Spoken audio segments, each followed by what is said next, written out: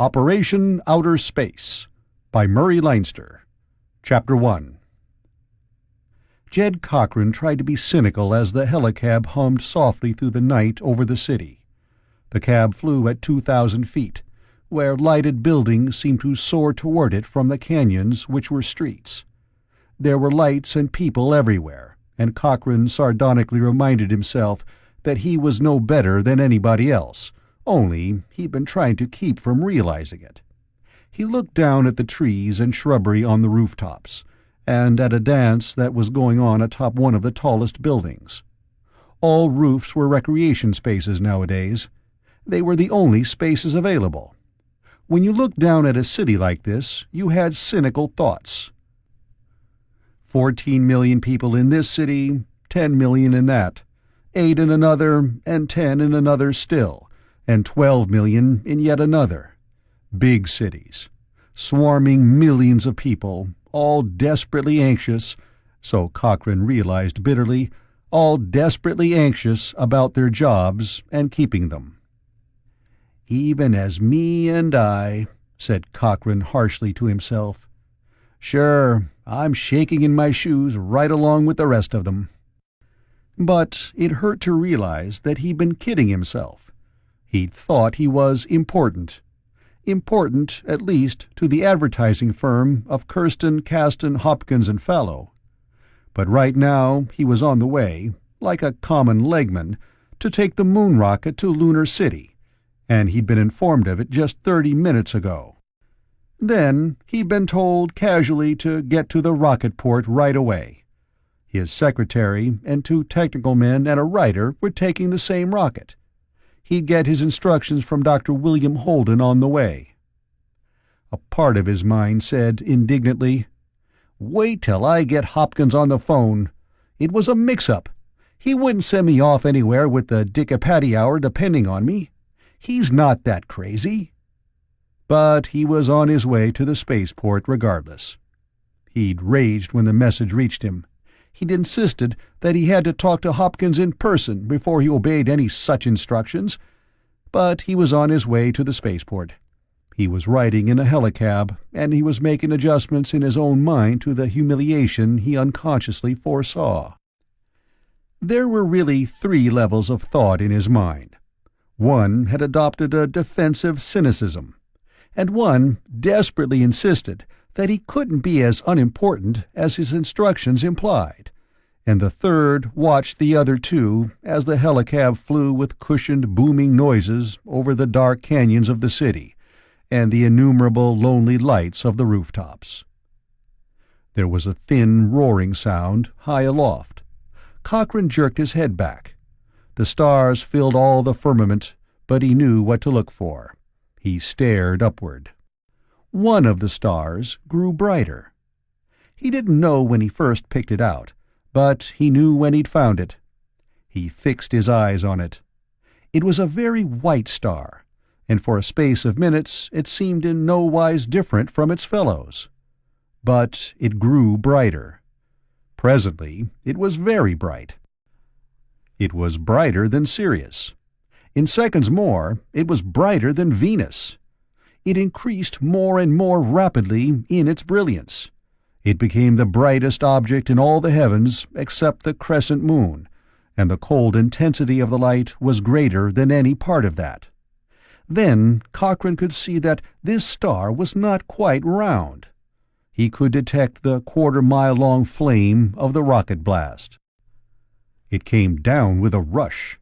He saw the vertical, stabbing pencil of light plunge earthward. It slowed remarkably as it plunged, with all the flying aircraft above the city harshly lighted by its glare. The spaceport itself showed clearly.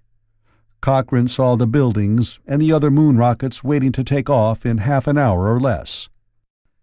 The white flame hit the ground and splashed. It spread out in a wide, flat disk of intolerable brightness. The sleek hull of the ship which still rode the flame down glinted vividly as it settled into the inferno of its own making. Then the light went out. The glare cut off abruptly. There was only a dim redness where the spaceport tarmac had been made incandescent for a little while. That glow faded, and Cochrane became aware of the enormous stillness. He had not really noticed the rocket's deafening roar until it ended. The helicab flew onward almost silently, with only the throbbing pulses of its overhead vanes making any sound at all. "I kidded myself about those rockets, too," said Cochrane bitterly to himself. "I thought getting to the moon meant starting to the stars. New worlds to live on. I had a lot more fun before I found out the facts of life." But he knew that this cynicism and this bitterness came out of the hurt to the vanity that still insisted everything was a mistake. He'd received orders which disillusioned him about his importance to the firm and to the business to which he'd given years of his life. It hurt to find out that he was just another man, just another expendable. Most people fought against making the discovery, and some succeeded in avoiding it. But Cochrane saw his own self-deceptions with a savage clarity, even as he tried to keep them. He did not admire himself at all. The helicab began to slant down toward the spaceport buildings. The sky was full of stars. The Earth, of course, was covered with buildings. Except for the spaceport, there was no unoccupied ground for 30 miles in any direction. The cab was down to 1,000 feet, to 500. Cochrane saw the just-arrived rocket with tender vehicles running busily to and fro and hovering around it. He saw the rocket he should take, standing upright on the faintly lighted field. The cab touched ground. Cochrane stood up and paid the fare. He got out, and the cab rose 4 or 5 feet and flitted over to the waiting line. He went into the spaceport building. He felt himself growing more bitter still. Then he found Bill Holden, Dr. William Holden, standing dejectedly against a wall. "I believe you've got some orders for me, Bill," said Cochrane sardonically. "And just what psychiatric help can I give you?" Holden said tiredly, "I don't like this any better than you do, Jed. I'm scared to death of space travel. But go get your ticket, and I'll tell you about it on the way up. It's a special production job. I'm roped in on it, too." "Happy holiday," said Cochrane, because Holden looked about as miserable as a man could look. He went to the ticket desk. He gave his name. On request, he produced identification. Then he said sourly, "While you're working on this, I'll make a phone call." He went to a pay visiphone. And again there were different levels of awareness in his mind. One, consciously and defensively cynical, and one, frightened at the revelation of his unimportance, and the third, finding the others an unedifying spectacle. He put the call through with an over-elaborate confidence, which he angrily recognized as an attempt to deceive himself. He got the office. He said calmly, "This is Jed Cochrane. I asked for a visiphone contact with Mr. Hopkins." He had a secretary on the phone screen. She looked at memos and said pleasantly, "Oh yes, Mr. Hopkins is at dinner. He said he couldn't be disturbed, but for you to go on to the moon according to your instructions, Mr. Cochrane." Cochrane hung up and raged, with one part of his mind. Another part, and he despised it, began to argue that, after all, he had better wait before thinking there was any intent to humiliate him. After all, his orders must have been issued with due consideration. The third part disliked the other two parts intensely, one for raging without daring to speak, and one for trying to find alibis for not even raging. He went back to the ticket desk. The clerk said heartily, "Here you are. The rest of your party's already on board, Mr. Cochrane. You'd better hurry. Takeoff's in 5 minutes." Holden joined him. They went through the gate and got into the tender vehicle that would rush them out to the rocket. Holden said heavily, "I was waiting for you and hoping you wouldn't come. I'm not a good traveler, Jed." The small vehicle rushed. To a city man, the dark expanse of the spaceport was astounding. Then a spidery metal framework swallowed the tender truck and them. The vehicle stopped. An elevator accepted them and lifted an indefinite distance through the night toward the stars. A sort of gangplank with a canvas side rail reached out across emptiness. Cochrane crossed it and found himself at the bottom of a spiral ramp inside the rocket's passenger compartment. A stewardess looked at the tickets. She led the way up and stopped. "This is your seat, Mr. Cochrane," she said professionally. "I'll strap you in this first time. You'll do it later." Cochrane lay down in a contoured chair with an 8-inch mattress of foam rubber. The stewardess adjusted straps. He thought bitter, ironic thoughts. A voice said, "Mr. Cochrane." He turned his head. There was Babs Dean, his secretary, with her eyes very bright. She regarded him from a contoured chair exactly opposite his. She said happily, "Mr. West and Mr. Jameson are the science men, Mr. Cochrane. I got Mr. Bell as the writer." "A great triumph," Cochrane told her. "Did you get any idea what all this is about? Why are we going up?" "No," admitted Babs cheerfully. "I haven't the least idea. But I'm going to the moon. It's the most wonderful thing that ever happened to me." Cochrane shrugged his shoulders. Shrugging was not comfortable in the straps that held him. Babs was a good secretary. She was the only one Cochrane had ever had who did not try to make use of her position as secretary to the producer of the Dick-a-Patty Hour on television. Other secretaries had used their nearness to him to wangle acting or dancing or singing assignments on other and lesser shows. As a rule, they lasted just 4 public appearances before they were back at desks, spoiled for further secretarial use by their taste of fame. But Babs hadn't tried that. Yet she jumped at a chance for a trip to the moon. A panel up toward the nose of the rocket, the upper end of this passenger compartment, glowed suddenly. Flaming red letters said, "Takeoff, 90 seconds." Cochrane found an ironic flavor in the thought that splendid daring and incredible technology had made this coming journey possible. Heroes had ventured magnificently into the emptiness beyond Earth's atmosphere. Uncountable millions of dollars had been spent. Enormous intelligence and infinite pains had been devoted to making possible a journey of 236,000 miles through sheer nothingness. This was the most splendid achievement of human science, the reaching of a satellite of Earth and the building of a human city there. And for what? Undoubtedly so that one Jed Cochrane could be ordered by telephone, by somebody's secretary, to go and get on a passenger rocket and get to the moon. Go, having failed to make a protest because his boss wouldn't interrupt dinner to listen, so he could keep his job by obeying. For this splendid purpose, scientists had labored and dedicated men had risked their lives. Of course, Cochrane reminded himself with conscious justice, of course there was the very great value of moon mail cachets to the devotees of philately. There was the value of the tourist facilities to anybody who could spend that much money for something to brag about afterward.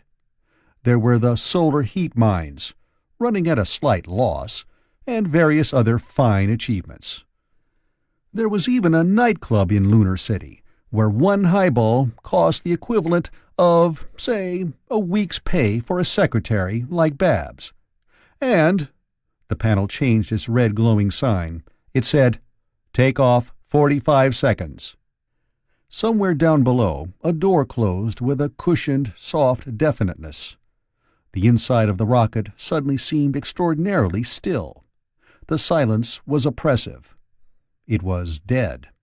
Then there came the whirring of very many electric fans stirring up the air. The stewardess' voice came matter-of-factly from below him in the upended cylinder which was the passenger space. "We take off in 45 seconds. You will find yourself feeling very heavy. There is no cause to be alarmed.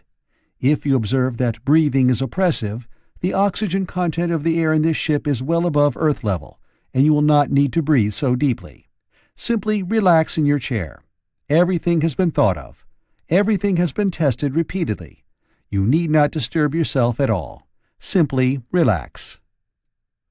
Silence. 2 heartbeats. 3. There was a roar. It was a deep, booming, numbing roar that came from somewhere outside the rocket's hull. Simultaneously, something thrust Cochrane deep into the foam cushions of his contour chair. He felt the cushion piling up on all sides of his body so that it literally surrounded him. It resisted the tendency of his arms and legs and abdomen to flatten out and flow sidewise, to spread him in a thin layer over the chair in which he rested. He felt his cheeks dragged back. He was unduly conscious of the weight of objects in his pockets. His stomach pressed hard against his backbone. His sensations were those of someone being struck a hard, prolonged blow all over his body. It was so startling a sensation, though he'd read about it, that he simply stayed still and blankly submitted to it. Presently, he felt himself gasp. Presently, again, he noticed that one of his feet was going to sleep. He tried to move it, and succeeded only in stirring it feebly. The roaring went on and on and on. The red letters in the panel said, "First stage ends in 5 seconds." By the time he'd read it, the rocket hiccoughed and stopped. Then he felt a surge of panic. He was falling. He had no weight. It was the sensation of a suddenly dropping elevator 100 times multiplied. He bounced out of the depression in the foam cushion. He was prevented from floating away only by the straps that held him. There was a sputter and a series of jerks. Then he had weight again as roarings began once more. This was not the ghastly continued impact of the takeoff, but still it was weight, considerably greater weight than the normal weight of Earth. Cochrane wiggled the foot that had gone to sleep. Pins and needles lessened their annoyance as sensation returned to it. He was able to move his arms and hands. They felt abnormally heavy, and he experienced an extreme and intolerable weariness. He wanted to go to sleep. This was the second stage rocket phase. The moon rocket had blasted off at 6 gravities acceleration until clear of atmosphere and a little more. Acceleration chairs of remarkably effective design, plus the pre-saturation of one's blood with oxygen, made so high an acceleration safe and not unendurable for the necessary length of time it lasted. Now, at 3 gravities, one did not feel on the receiving end of a violent thrust, but one did feel utterly worn out and spent. Most people stayed awake through the 6-gravity stage and went heavily to sleep under 3 gravities. Cochrane fought the sensation of fatigue. He had not liked himself for accepting the orders that had brought him here. They had been issued in bland confidence that he had no personal affairs which could not be abandoned to obey cryptic orders from the secretary of a boss he had actually never seen. He felt a sort of self-contempt, which it would have been restful to forget in 3-gravity sleep. But he grimaced and held himself awake to contemplate the unpretty spectacle of himself and his actions. The red light said, "Second stage ends 10 seconds." And in 10 seconds, the rockets hiccoughed once more and were silent, and there was that sickening feeling of free fall. But he grimly made himself think of it as soaring upward instead of dropping, which was the fact, too, and waited until the 3rd stage rockets boomed suddenly and went on and on and on. This was nearly normal acceleration. The effect of this acceleration was the feel of nearly normal weight. He felt about as one would feel in Earth in a contour chair tilted back so that one faced the ceiling.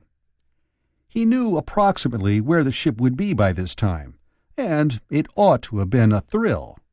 Cochrane was hundreds of miles above Earth and headed eastward, out and up. If a port were open at this height, his glance should span continents. No, the ship had taken off at night. It would still be in Earth's shadow. There would be nothing at all to be seen below, unless 1 or 2 small patches of misty light, which would be the Earth's too many great cities. But overhead there would be stars by myriads and myriads, of every possible color and degree of brightness. They would crowd each other for room in which to shine. The rocket ship was spiraling out and out and up to keep its rendezvous with the space platform. The platform, of course, was that artificial satellite of Earth which was 4,000 miles out and went around the planet in a little over 4 hours, traveling from west to east. It had been made because to break the bonds of Earth's gravity was terribly costly in fuel, when a ship had to accelerate slowly to avoid harm to human cargo. The space platform was a filling station in emptiness, at which the moon rocket would refuel for its next and longer and much less difficult journey of 230-odd thousand miles. The stewardess came up the ramp, moving briskly. She stopped and glanced at each passenger in each chair in turn. When Cochrane turned his open eyes upon her, she said, soothingly, "There's no need to be disturbed. Everything is going perfectly." "I'm not disturbed," said Cochrane. "I'm not even nervous. I'm perfectly all right." "But you should be drowsy," she observed, concerned. "Most people are. If you nap, you'll feel better for it." She felt his pulse in a business-like manner. It was normal. "Take my nap for me," said Cochrane. "Or put it back in stock. I don't want it. I'm perfectly all right." She considered him carefully. She was remarkably pretty, but her manner was strictly detached. She said, "There's a button. You can reach it if you need anything. You may call me by pushing it." He shrugged. He lay still as she went on to inspect the other passengers. There was nothing to do and nothing to see. Travelers were treated pretty much like parcels these days.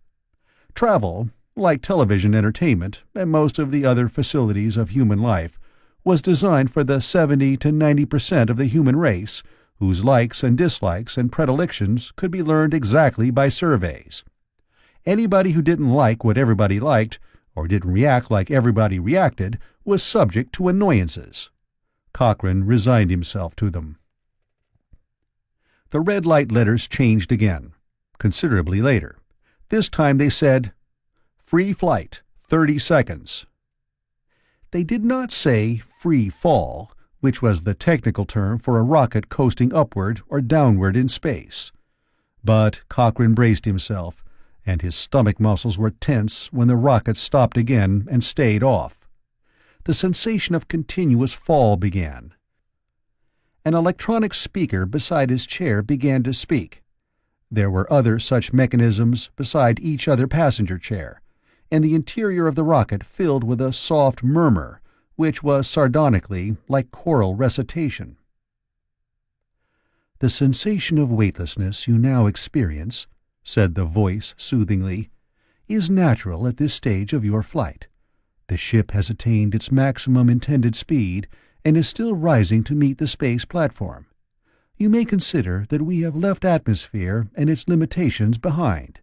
Now we have spread sails of inertia and glide on a wind of pure momentum toward our destination. The feeling of weightlessness is perfectly normal. You will be greatly interested in the space platform. We will reach it in something over 2 hours of free flight. It is an artificial satellite. With an airlock, our ship will enter for refueling. You will be able to leave the ship and move about inside the platform. To lunch if you choose, to buy souvenirs and mail them back, and to view Earth from a height of 4,000 miles through quartz glass windows. Then, as now, you will feel no sensation of weight. You will be taken on a tour of the space platform if you wish. There are restrooms." Cochrane grimly endured the rest of the taped lecture. He thought sourly to himself, "I'm a captive audience without even an interest in the production tricks." Presently he saw Bill Holden's head. The psychiatrist had squirmed inside the straps that held him, and now was staring about within the rocket. His complexion was greenish. "I understand you're to brief me," Cochrane told him, "on the way up. Do you want to tell me now what all this is about? I'd like a nice dramatic narrative, with gestures." Holden said sickly, "Go to hell, won't you?" His head disappeared. Space nausea was, of course, as definite an ailment as seasickness. It came from no weight. But Cochrane seemed to be immune. He turned his mind to the possible purposes of his journey. He knew nothing at all. His own personal share in the activities of Kirsten, Caston, Hopkins and Fallow, the biggest advertising agency in the world, was the production of the Dicky Patty Hour Top Talent television show, regularly every Wednesday night between 8:30 and 9:30 o'clock Central U.S. Time. It was a good show. It was among the 10 most popular shows on 3 continents. It was not reasonable that he be ordered to drop it and take orders from a psychiatrist, even one he'd known unprofessionally for years.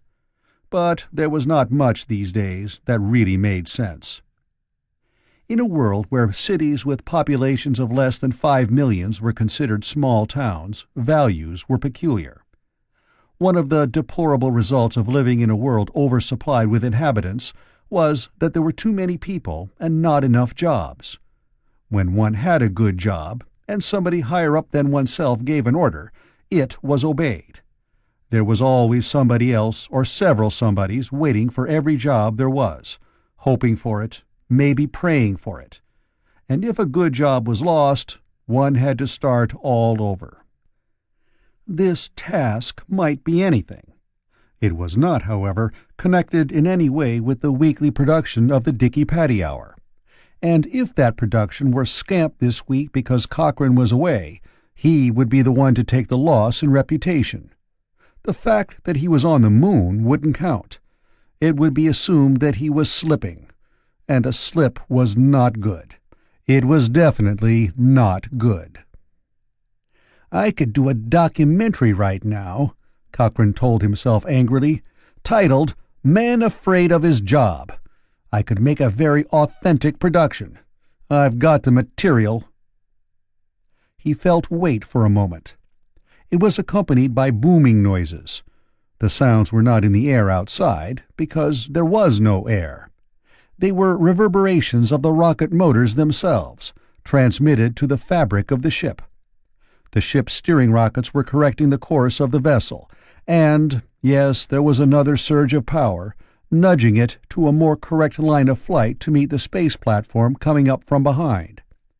The platform went around the world 6 times a day, 4,000 miles out. During 3 of its revolutions, anybody on the ground anywhere could spot it in daylight as an infinitesimal star, bright enough to be seen against the sky's blueness, rising in the west and floating eastward to set at the place of sunrise. There was again weightlessness. A rocket ship doesn't burn its rocket engines all the time. It runs them to get started, and it runs them to stop, but it does not run them to travel. This ship was floating above the Earth, which might be a vast, sunlit ball filling half the universe below the rocket, or might be a blackness, as of the pit. Cochrane had lost track of time, but not of the shattering effect of being snatched from the job he knew, and thought important, to travel incredibly to do something he had no idea of. He felt in his mind like somebody who climbs stairs in the dark and tries to take a step that isn't there. It was a shock to find that his work wasn't important even in the eyes of Kirsten, Caston, Hopkins, and Fallow. That he didn't count. That nothing counted. There was another dull booming outside and another touch of weight. Then the rocket floated on endlessly. A long time later, something touched the ship's outer hull. It was a definite, positive clanking sound. And then there was the gentlest and vaguest of tuggings, and Cochrane could feel the ship being maneuvered. He knew it had made contact with the space platform and was being drawn inside its lock. There was still no weight. The stewardess began to unstrap the passengers one by one, supplying each with magnetic-soled slippers. Cochrane heard her giving instructions in their use. He knew the airlock was being filled with air from the huge, globular platform. In time, the door at the back, bottom, base of the passenger compartment opened. Somebody said flatly, "Space platform, The ship will be in this airlock for some 3 hours plus for refueling. Warning will be given before departure. Passengers have the freedom of the platform and will be given every possible privilege." The magnetic-soled slippers did hold one's feet to the spiral ramp, but one had to hold on to a handrail to make progress. On the way down to the exit door, Cochrane encountered Babs. She said breathlessly, "I can't believe I'm really here." "I can believe it," said Cochrane, without even liking it particularly. "Babs, who told you to come on this trip? Where'd all the orders come from?" "Mr. Hopkins' secretary," said Babs happily. "She didn't tell me to come. I managed that. She said for me to name 2 science men and 2 writers who could work with you. I told her 1 writer was more than enough for any production job, but you'd need me. I assumed it was a production job, so she changed the orders and here I am." "Fine," said Cochrane. His sense of the ironic deepened.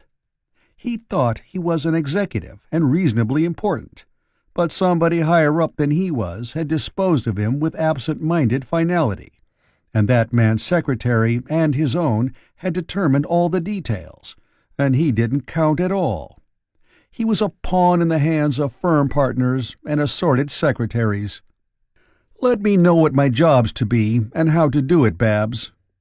Babs nodded. She didn't catch the sarcasm. But she couldn't think very straight just now. She was on the space platform, which was the second most glamorous spot in the universe. The most glamorous spot, of course, was the moon. Cochrane hobbled ashore into the platform, having no weight whatever. He was able to move only by the curious sticky adhesion of his magnetic-soled slippers to the steel floor plates beneath him. Or were they beneath? There was a crew member walking upside down on a floor which ought to be a ceiling directly over Cochrane's head. He opened a door in a side wall and went in, still upside down. Cochrane felt a sudden dizziness at that. But he went on, using hand grips. Then he saw Dr. William Holden looking greenish and ill, and trying sickishly to answer questions from West and Jameson and Bell, who had been plucked from their private lives, just as Cochrane had, and were now clamorously demanding of Bill Holden that he explain what had happened to them. Cochrane snapped angrily, "Leave the man alone. He's space-sick. If you get him too much upset, this place will be a mess." Holden closed his eyes and said gratefully, "Shoo them away, Jed, and then come back." Cochrane waved his hands at them. They went away, stumbling and holding on to each other in the eerie dreamlikeness and nightmarish situation of no weight whatever. There were other passengers from the moon rocket in this great central space of the platform. There was a fat woman looking indignantly at the picture of a weighing scale painted on the wall. Somebody had painted it with a dial hand pointing to 0 pounds. A sign said, "Honest weight, no gravity." There was the stewardess from the rocket, off duty here. She smoked a cigarette in the blast of an electric fan. There was a party of moon tourists giggling foolishly and clutching at everything and buying souvenirs to mail back to Earth. "All right, Bill," said Cochrane, "they're gone. Now tell me why all the not inconsiderable genius in the employ of Kirsten, Caston, Hopkins, and Fallow, in my person, has been mobilized and sent up to the moon." Bill Holden swallowed. He stood up with his eyes closed, holding onto a side rail in the great central room of the platform. "I have to keep my eyes shut," he explained queasily. "It makes me ill to see people walking on sidewalls and across ceilings." A stout tourist was doing exactly that at the moment. If one could walk anywhere at all with magnetic-soled shoes, one could walk everywhere. The stout man did walk up the side wall. He had ventured onto the ceiling, where he was head down to the balance of his party. He stood there looking up, down at them, and he wore a peculiarly astonished and half-frightened and wholly foolish grin. His wife squealed for him to come down, that she couldn't bear looking at him so. "All right," said Cochrane. "You're keeping your eyes closed. But I'm supposed to take orders from you. What sort of orders are you going to give?" "I'm not sure yet," said Holden thinly. "We are sent up here on a private job for Hopkins, one of your bosses. Hopkins has a daughter. She's married to a man named Dabney. He's neurotic. He's made a great scientific discovery, and it isn't properly appreciated. So you and I and your team of tame scientists are on our way to the moon to save his reason." "Why save his reason?" asked Cochrane cynically. "If it makes him happy to be a crackpot—" "It doesn't," said Holden, with his eyes still closed. He gulped. "Your job, and a large part of my practice, depends on keeping him out of a loony bin. It amounts to a public relations job, a production, with me merely censoring aspects that might be bad for Dabney's psyche. Otherwise, he'll be frustrated." "Aren't we all?" demanded Cochrane. "Who in Hades does he think he is? Most of us want appreciation, but we have to be glad when we do our work and get paid for it. We—" Then he swore bitterly. He had been taken off the job he'd spent years learning to do acceptably to phony up personal satisfaction for the son-in-law of one of the partners of the firm he worked for. It was humiliation to be considered merely a lackey who could be ordered to perform personal services for his boss, without regard to the damage to the work he was really responsible for. It was even more humiliating to know he had to do it because he couldn't afford not to. Babs appeared, obviously gloating over the mere fact that she was walking in magnetic-soled slippers on the steel decks of the space platform. Her eyes were very bright. She said, "Mr. Cochrane, hadn't you better come look at the Earth out of the quartz Earthside windows?" "Why?" demanded Cochrane bitterly. "If it wasn't that I'd have to hold on to something with both hands in order to do it, I'd be kicking myself. Why should I want to do tourist stuff?" "So," said Babs, "so later on you can tell when a writer or a scenic designer tries to put something over on you in a space platform show." Cochrane grimaced. "In theory, I should. But do you realize what all this is about? I just learned." When Babs shook her head, he said sardonically, "We are on the way to the moon to stage a private production out of sheer cruelty. We're hired to rob a happy man of the luxury of feeling sorry for himself. We're under Holden's orders to cure a man of being a crackpot." Babs hardly listened. She was too much filled with the zest of being where she'd never dared hope to be able to go. "I wouldn't want to be cured of being a crackpot," protested Cochrane. "If only I could afford such a luxury. I'd—" Babs said urgently, "You'll have to hurry, really. They told me it starts in 10 minutes, so I came to find you right away." "What starts?" "We're in eclipse now," explained Babs, starry-eyed. "We're in the Earth's shadow. In about 5 minutes we'll be coming out into sunlight again, and we'll see the new Earth." "Guarantee that it will be a new Earth," Cochrane said morosely, "and I'll come. I didn't do too well on the old one." But he followed her in all the embarrassment of walking on magnetic-soled shoes in a total absence of effective gravity. It was quite a job simply to start off. Without precaution, if he merely tried to march away from where he was, his feet would walk out from under him, and he'd be left lying on his back in mid-air. Again, to stop without putting one foot out ahead for a prop would mean that after his feet paused, his body would continue onward, and he would achieve a full-length, face-down flop. And besides, one could not walk with a regular up-and-down motion, or in seconds he would find his feet churning emptiness in complete futility. Cochrane tried to walk, and then irritably took a handrail and hauled himself along it, with his legs trailing behind him like the tail of a swimming mermaid. He thought of the simile, and was not impressed by his own dignity. Presently Babs halted herself in what was plainly a metal blister in the outer skin of the platform. There was a round quartz window, showing the inside of steel plate windows beyond it.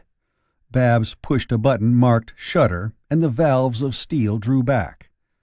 Cochrane blinked, lifted even out of his irritableness by the sight before him. He saw the immensity of the heavens, studded with innumerable stars. Some were brighter than others, and they were of every imaginable color. Tiny glintings of lurid tint. Through the Earth's atmosphere they would blend into an indefinite faint luminosity, appear so close together that there seemed no possible interval. However tiny the appearance of a gap, one had but to look at it for an instant to perceive infinitesimal flecks of colored fire there also. Each tiniest glimmering was a sun. But that was not what made Cochrane catch his breath. There was a monstrous space of nothingness immediately before his eyes. It was round and vast and near.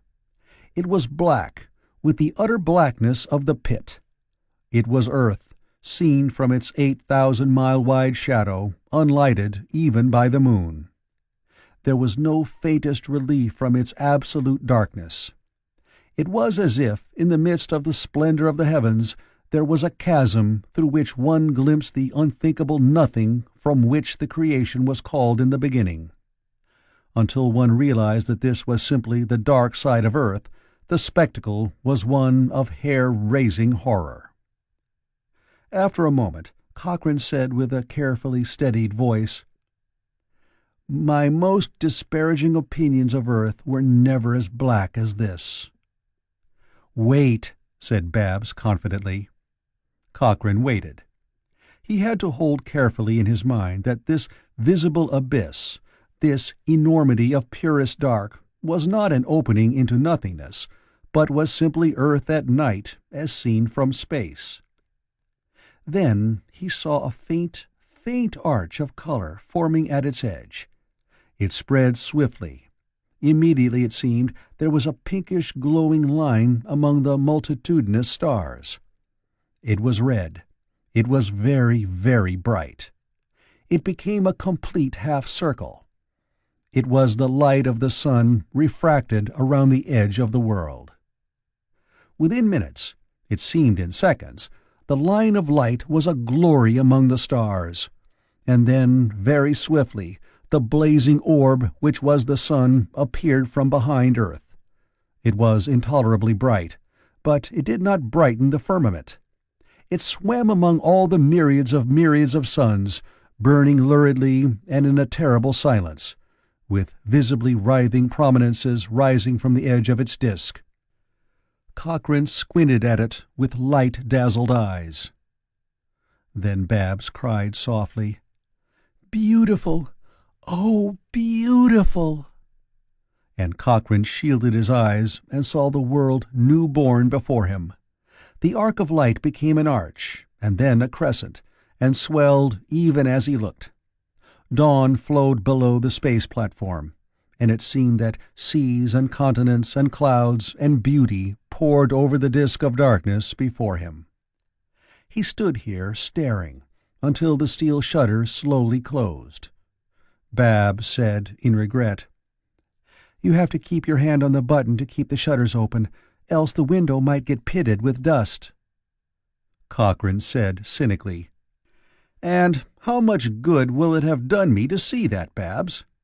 How can that be faked in a studio, and how much would a television screen show of it?" He turned away. Then he added sourly, "You stay and look if you like, Babs. I've already had my vanity smashed to little bits. If I look at that again, I'll want to weep in pure frustration, because I can't do anything even faintly as well worth watching. I prefer to cut down my notions of the cosmos to a tolerable size. But you go ahead and look." He went back to Holden. Holden was painfully dragging himself back to the rocket ship. Cochrane went with him. They returned, weightless, to the admirably designed contour chairs in which they had traveled to this place, and in which they would travel farther. Cochrane settled down to stare numbly at the wall above him. He had been humiliated enough by the actions of one of the heads of an advertising agency. He found himself resenting, even as he experienced, the humbling which had been imposed upon him by the cosmos itself. Presently the other passengers returned, and the moonship was maneuvered out of the lock and to emptiness again, and again presently rockets roared, and there was the further feeling of intolerable weight. But it was not as bad as the take-off from Earth. There followed some 96 hours of pure tedium. After the first accelerating blasts, the rockets were silent. There was no weight. There was nothing to hear except the droning murmur of unresting electric fans, stirring the air ceaselessly so that excess moisture from breathing could be extracted by the dehumidifiers. But for them, if the air had been left stagnant, the journey would have been insupportable.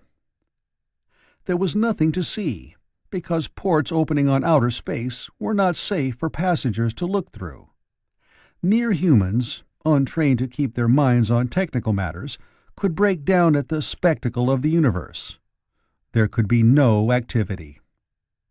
Some of the passengers took dozy pills. Cochrane did not. It was against the law for dozy pills to produce a sensation of euphoria, of well-being. The law considered that pleasure might lead to addiction. But if a pill merely made a person drowsy, so that he dozed for hours halfway between sleeping and awake, no harm appeared to be done. Yet there were plenty of dozy pill addicts. Many people were not especially anxious to feel good. They were quite satisfied not to feel anything at all. Cochrane couldn't take that way of escape. He lay strapped in his chair and thought unhappily of many things. He came to feel unclean, as people used to feel when they traveled for days on end on railroad trains. There was no possibility of a bath. One could not even change clothes, because baggage went separately to the moon in a robot freight rocket, which was faster and cheaper than a passenger transport, but would kill anybody who tried to ride it. 15 and 20 gravity acceleration is economical of fuel, and 6 gravity is not, but nobody can live through a 20 gravity liftoff from Earth. So passengers stayed in the clothes in which they entered the ship, and the only possible concession to fastidiousness was the disposable underwear one could get and change to in the restrooms. Babs Dean did not take dozy pills either, but Cochrane knew better than to be more than remotely friendly with her outside of office hours. He did not want to give her any excuse to tell him anything for his own good. So he spoke pleasantly and kept company only with his own thoughts. But he did notice that she looked rapt and starry-eyed even through the long and dreary hours of free flight. She was mentally tracking the moonship through the void. She'd know when the continents of Earth were plain to see, and the tints of vegetation on the two hemispheres, northern and southern, and she'd know when Earth's ice caps could be seen and why. The stewardess was not too much of a diversion. She was brisk and calm and soothing, but she became a trifle reluctant to draw too near the chairs in which her passengers rode. Presently Cochrane made deductions and maliciously devised a television commercial. In it, a moon rocket stewardess, in uniform and looking fresh and charming, would say sweetly that she went without bathing for days at a time on moon trips and did not offend because she used Huzit's anti-stinkum. And then he thought pleasurably of the heads that would roll did such a commercial actually get on the air. But he didn't make plans for the production job he'd been sent to the moon to do. Psychiatry was specialized these days, as physical medicine had been before it. An extremely expensive diagnostician had been sent to the moon to tap Dabney's reflexes, and he'd gravely diagnosed frustration and suggested young Dr. Holden for the curative treatment. Frustration was the typical neurosis of the rich anyhow, and Bill Holden had specialized in its cure. His main reliance was on the making of a dramatic production centering about his patient, which was expensive enough and effective enough to have made him a quick reputation. But he couldn't tell Cochrane what was required of him. Not yet. He knew the disease, but not the case. He'd have to see and know Dabney before he could make use of the extra special production crew his patient's father-in-law had provided from the staff of Kirsten, Caston, Hopkins, and Fallow. 90-some hours after blastoff from the space platform, the rocket ship turned end for end and began to blast to kill its velocity toward the moon. It began at half gravity. The red glowing sign gave warning of it, and rose to 1 gravity and then to 2. After days of no weight, 2 gravities was punishing. Cochrane thought to look at Babs. She was rapt, lost in pictures of what must be outside the ship, which she could not see. She'd be imagining what the television screens had shown often enough from film tapes. The great, pock-marked face of Luna, with its ring mountains in incredible numbers and complexity, and the vast open seas, which were solidified oceans of lava, would be clear to her mind's eye. She would be imagining the gradual changes of the moon's face with nearness, when the colorings appear. From a distance, all the moon seems tan or sandy in tint. When one comes closer, there are tawny reds and slate colors in the mountain cliffs, and even blues and yellows, and everywhere there is the ashy, whitish-tan color of the moon dust. Glancing at her, absorbed in her satisfaction, Cochrane suspected that, with only half an excuse, she would explain to him how the several hundreds of degrees difference in the surface temperature of the moon between midnight and noon made rocks split and resplit and fracture, so that stuff as fine as talcum powder covered every space not too sharply tilted for it to rest on.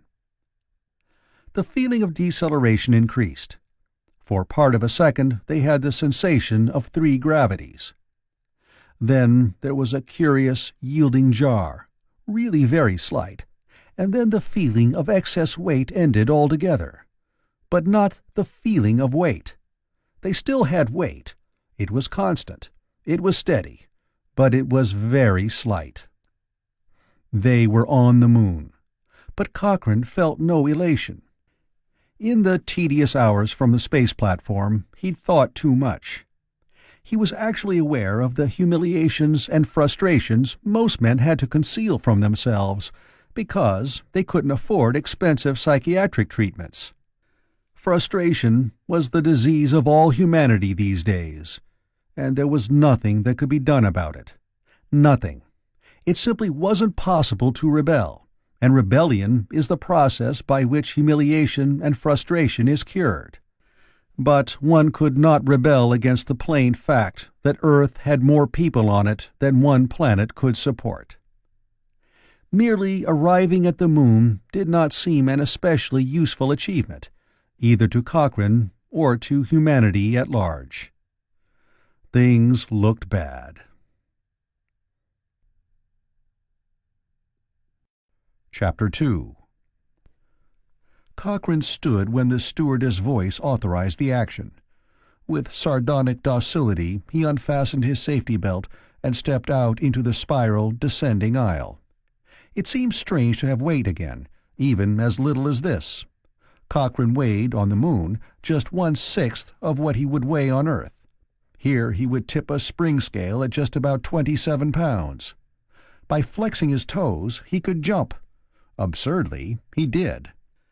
And he rose very slowly and hovered, feeling singularly foolish, and descended with a vast deliberation.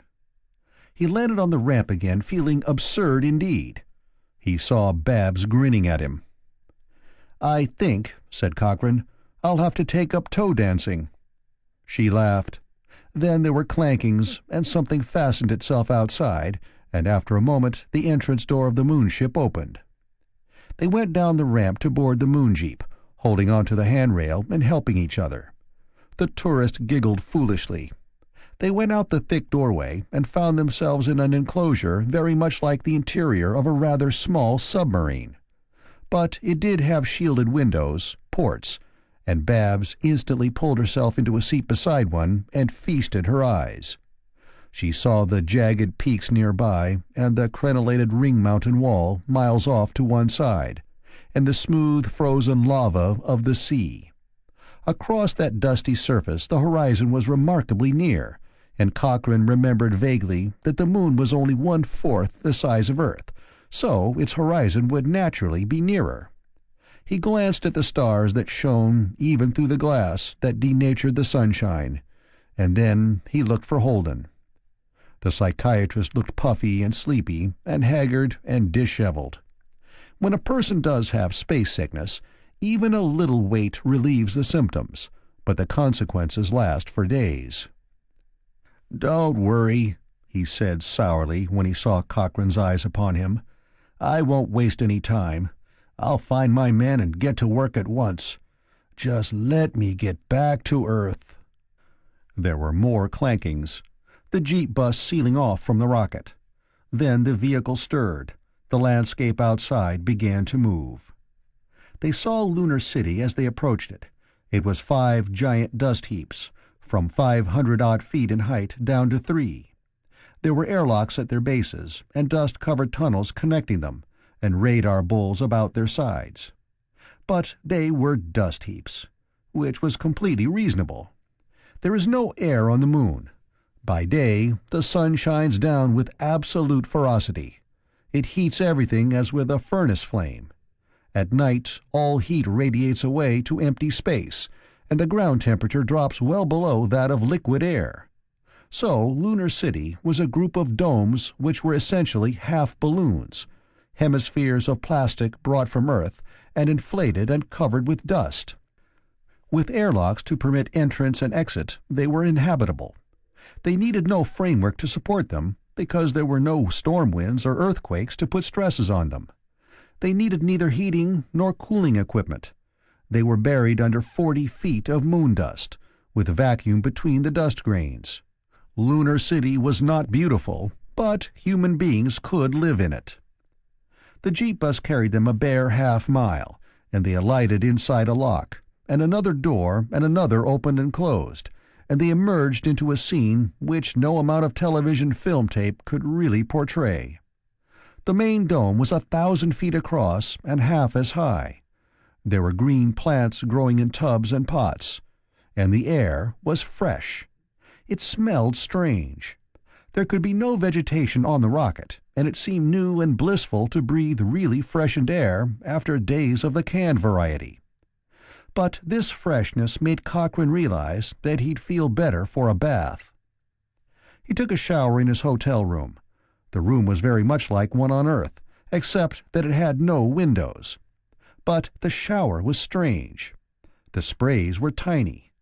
Cochrane felt as if he were being sprayed by atomizers rather than shower nozzles, until he noticed that the water ran off him very slowly and realized that a normal shower would have been overwhelming.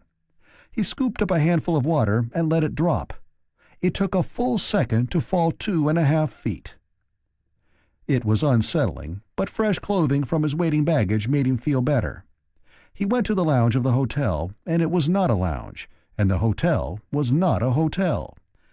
Everything in the dome was indoors, in the sense that it was under a globular ceiling 50 stories high.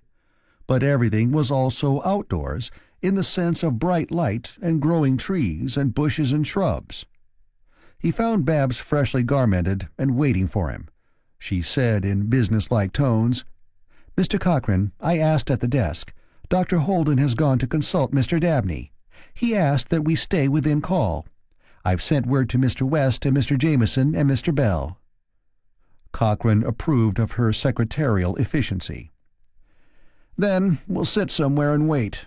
Since this isn't an office, we'll find some refreshment."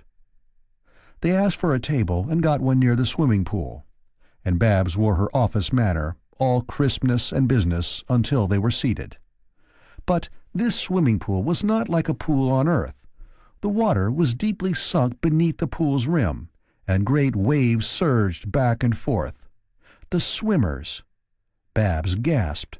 A man stood on a board quite 30 feet above the water. He prepared to dive. "That's Johnny Sims," she said, awed. "Who's he?"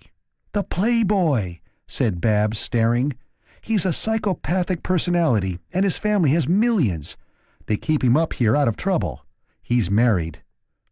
"Too bad, if he has millions," said Cochrane.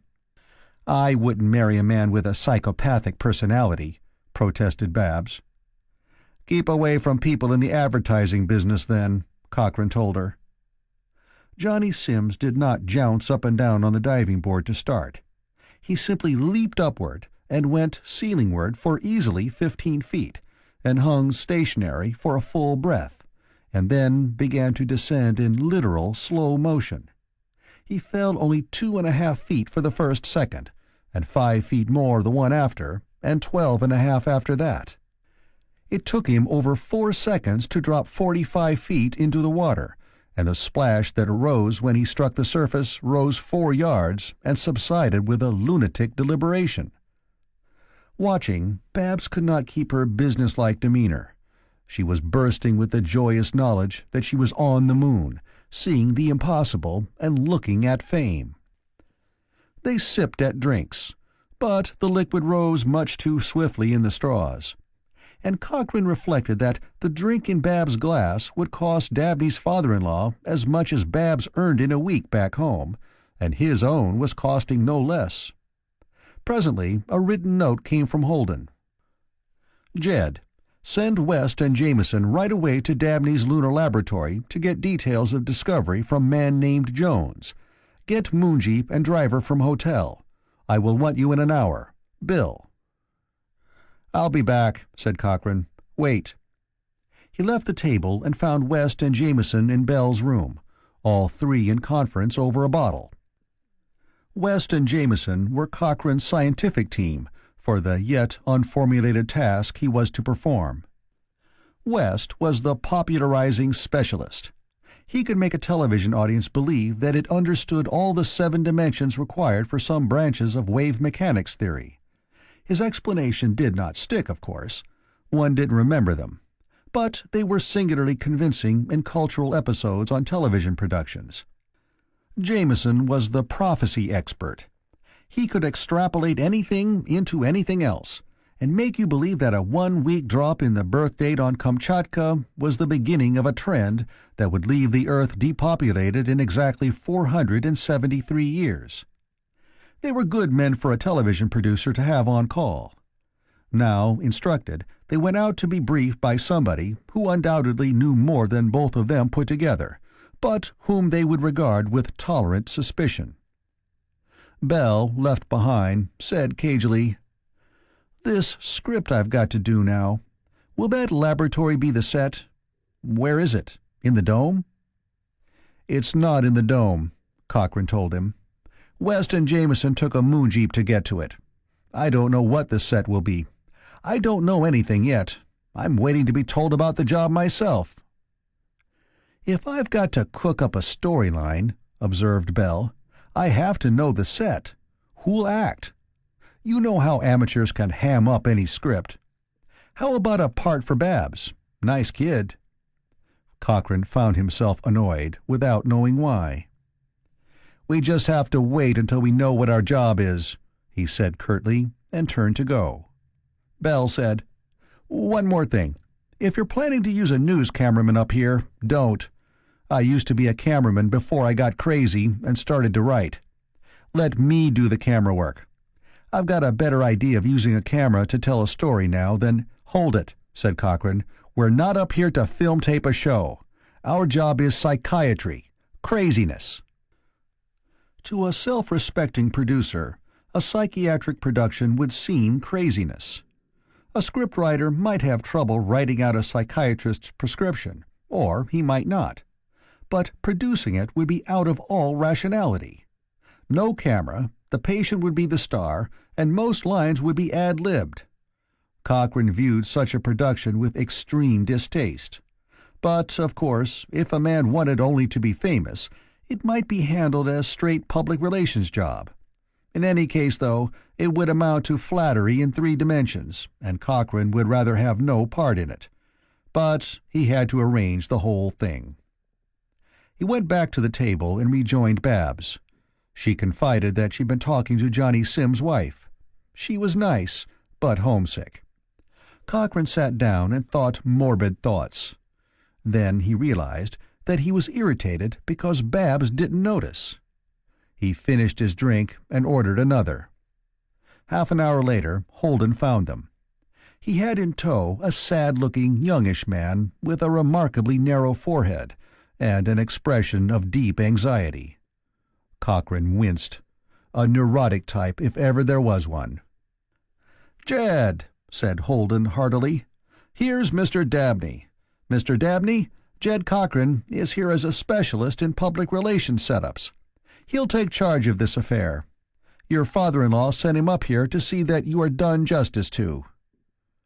Dabney seemed to think earnestly before he spoke. "It's not for myself," he explained in an anxious tone. "It's my work. That is important. After all, this is a fundamental scientific discovery. But nobody pays any attention. It is extremely important, extremely. Science itself is held back by the lack of attention paid to my discovery." "Which," Holden assured him, "is about to be changed. It's a matter of public relations. Jed's a specialist. He'll take over." The sad-faced young man held up his hand for attention. He thought, visibly. Then he said, worriedly, "I would take you over to my laboratory, but I promised my wife I would call her in half an hour from now. Johnny Sim's wife just reminded me. My wife is back on Earth. So you'll have to go to the laboratory without me and have Mr. Jones show you the proof of my work. A very intelligent man, Jones, in a subordinate way, of course. Yes, I will get you a jeep and you can go there at once, and when you come back you can tell me what you plan. But you understand that it is not for myself that I want credit. It is my discovery. It is terribly important. It is vital. It must not be overlooked." Holden escorted him away, while Cochrane carefully controlled his features. After a few moments, Holden came back, his face sagging. "This your drink, Jed?" he asked dispiritedly. "I need it." He picked up the glass and emptied it. "The history of that case would be interesting, if one could really get to the bottom of it. Come along." His tone was dreariness itself. "I've got a jeep waiting for us." Babs stood up, her eyes shining. "May I come, Mr. Cochrane?" Cochrane waved her along. Holden tried to stalk gloomily, but nobody can stalk in 1/6 gravity. He reeled, and then depressedly accommodated himself to conditions on the moon. There was an airlock with a smaller edition of the moon jeep that had brought them from the ship to the city. It was a brightly polished metal body, raised some 10 feet off the ground on outrageously large wheels. It was very similar to the straddle trucks used in lumber yards on Earth. It would straddle boulders in its path. It could go anywhere in spite of dust and detritus, and its metal body was airtight and held air for breathing, even out on the moon's surface. They climbed in. There was the sound of pumping, which grew fainter. The outer lock door opened, the moon jeep rolled outside. Babs stared with passionate rapture out of a shielded port. There were impossibly jagged stones, preposterously steep cliffs. There had been no weather to remove the sharp edge of anything in 100 million years. The awkward-seeming vehicle trundled over the lava sea toward the rampart of mighty mountains, towering over Lunar City. It reached a steep ascent. It climbed. And the way was remarkably rough, and the vehicle springless, but it was nevertheless a cushioned ride. A bump cannot be harsh in light gravity. The vehicle rode as if on wings. "All right," said Cochrane. "Tell me the worst. What's the trouble with him? Is he the result of 6 generations of keeping the money in the family, or is he a freak?" Holden groaned a little. "He's practically a stock model of a rich young man without brains enough for a job in the family firm, and too much money for anything else. Fortunately for his family, he didn't react like Johnny Sims, though they're good friends. 100 years ago, Dabney'd gone in for the arts, but it's hard to fool yourself that way now. 50 years ago, he'd have gone in for left-wing sociology, But we really are doing the best that can be done with too many people and not enough world. So he went in for science. It's non-competitive. Incapacity doesn't show up. But he has stumbled on something. It sounds really important. It must have been an accident. The only trouble is that it doesn't mean a thing. Yet, because he's accomplished more than he ever expected to, he's frustrated because it's not appreciated. What a joke. Cochrane said cynically, "You paint a dark picture, Bill. Are you trying to make this thing into a challenge?" "You can't make a man famous for discovering something that doesn't matter," said Holden hopelessly. "And this is that." "Nothing's impossible to public relations if you spend enough money," Cochrane assured him. "What's this useless triumph of his?" The jeep bounced over a small cliff and fell gently for a half-second and rolled on. Babs beamed. "He's found," said Holden discouragedly, "a way to send messages faster than light. It's a detour around Einstein stuff. Not denying it, but evading it. Right now, it takes not quite 2 seconds for a message to go from the moon to Earth. That's at the speed of light. Dabney has proof, we'll see it, that he can cut that down some 95%. Only, it can't be used for Earth-Moon communication, because both ends have to be in a vacuum. It could be used to the space platform, but what's the difference? It's a real discovery for which there's no possible use. There's no place to send messages to." Cochrane's eyes grew bright and hard. There were some 3,000 million suns in the immediate locality of Earth, and more only a relatively short distance away, and it had not mattered to anybody. The situation did not seem likely to change. But the moon jeep climbed and climbed. It was a mile above the bay of the lava sea and the dust heaps that were a city. It looked like 10 miles, because of the curve of the horizon. The mountains all about looked like a madman's dream. "But he wants appreciation," said Holden angrily. "People on Earth almost trampling on each other for lack of room, and people like me trying to keep them sane when they've every reason for despair. And he wants appreciation." Cochrane grinned. He whistled softly. "Never underestimate a genius, Bill," he said kindly. "I refer modestly to myself. In 2 weeks, your patient, I'll guarantee it, will be acclaimed the hope, the blessing, the greatest man in all the history of humanity. It'll be phony, of course, but we'll have Marilyn Winters, little Aphrodite herself, making passes at him in hopes of a publicity break. It's a natural." "How'll you do it?" demanded Holden. The moon jeep turned in its crazy, bumping progress. A flat area had been blasted in rock which had been unchanged since the beginning of time. Here there was a human structure. Typically, it was a dust heap leaning against a cliff. There was an airlock, and another jeep waited outside, and there were eccentric metal devices on the flat space, shielded from direct sunshine with cables running to them from the airlock door. "How?" repeated Cochrane. "I'll get the details here. Let's go. How do we manage?" It was a matter, he discovered, of vacuum suits, and they were tricky to get into and felt horrible when one was in. Struggling, Cochrane thought to say, "You can wait here in the jeep, Babs." But she was already climbing into a suit very much oversized for her, with the look of high excitement that Cochrane had forgotten anybody could wear. They got out of a tiny airlock that held just one person at a time. They started for the laboratory. And suddenly, Cochrane saw Babs staring upward through the dark, almost opaque glass that a spacesuit helmet needs in the moon's daytime if its occupant isn't to be fried by sunlight. Cochrane automatically glanced up too. He saw Earth. It hung almost in mid-sky. It was huge. It was gigantic. It was colossal. It was 4 times the diameter of the moon as seen from Earth, and it covered 16 times as much of the sky. Its continents were plain to see, and its seas and the ice caps at its poles gleamed whitely, and over all of it there was a faintly bluish haze which was like a glamour, a fey and eerie veiling which made Earth a sight to draw at one's heartstrings. Behind it, and all about it, there was the background of space, so thickly jeweled with stars that there seemed no room for another tiny gem. Cochrane looked. He said nothing. Holden stumbled onto the airlock.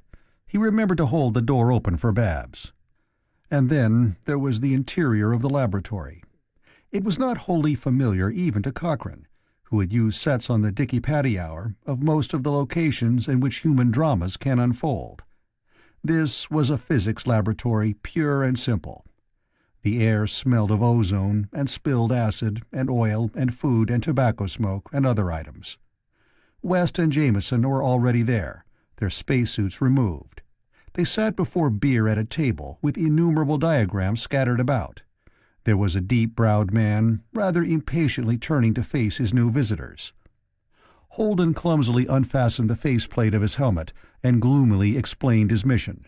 He introduced Cochrane and Babs, verifying in the process that the dark man was the Jones he had come to see. A physics laboratory high in the fastnesses of the lunar Apennines is an odd place for a psychiatrist to introduce himself on professional business. But Holden only explained unhappily that Dabney had sent them to learn about his discovery and arrange for a public relations job to make it known. Cochrane saw Jones' expression flicker sarcastically just once during Holden's explanation. Otherwise, he was poker-faced. "I was explaining the discovery to these two," he observed. "Shoot it," said Cochrane to West. It was reasonable to ask West for an explanation, because he would translate everything into televisable terms. West said briskly, exactly as if before a television camera, that Mr. Dabney had started from the well-known fact that the properties of space are modified by energy fields. Magnetic and gravitational and electrostatic fields rotate polarized light, or bend light, or do this or that as the case may be. But all previous modifications of the constants of space had been in essentially spherical fields. All previous fields had extended in all directions, increasing in intensity as the square of the distance. "Cut," said Cochrane. West automatically abandoned his professional delivery. He placidly readdressed himself to his beer. "How about it, Jones?" asked Cochrane. "Dabney's got a variation. What is it?"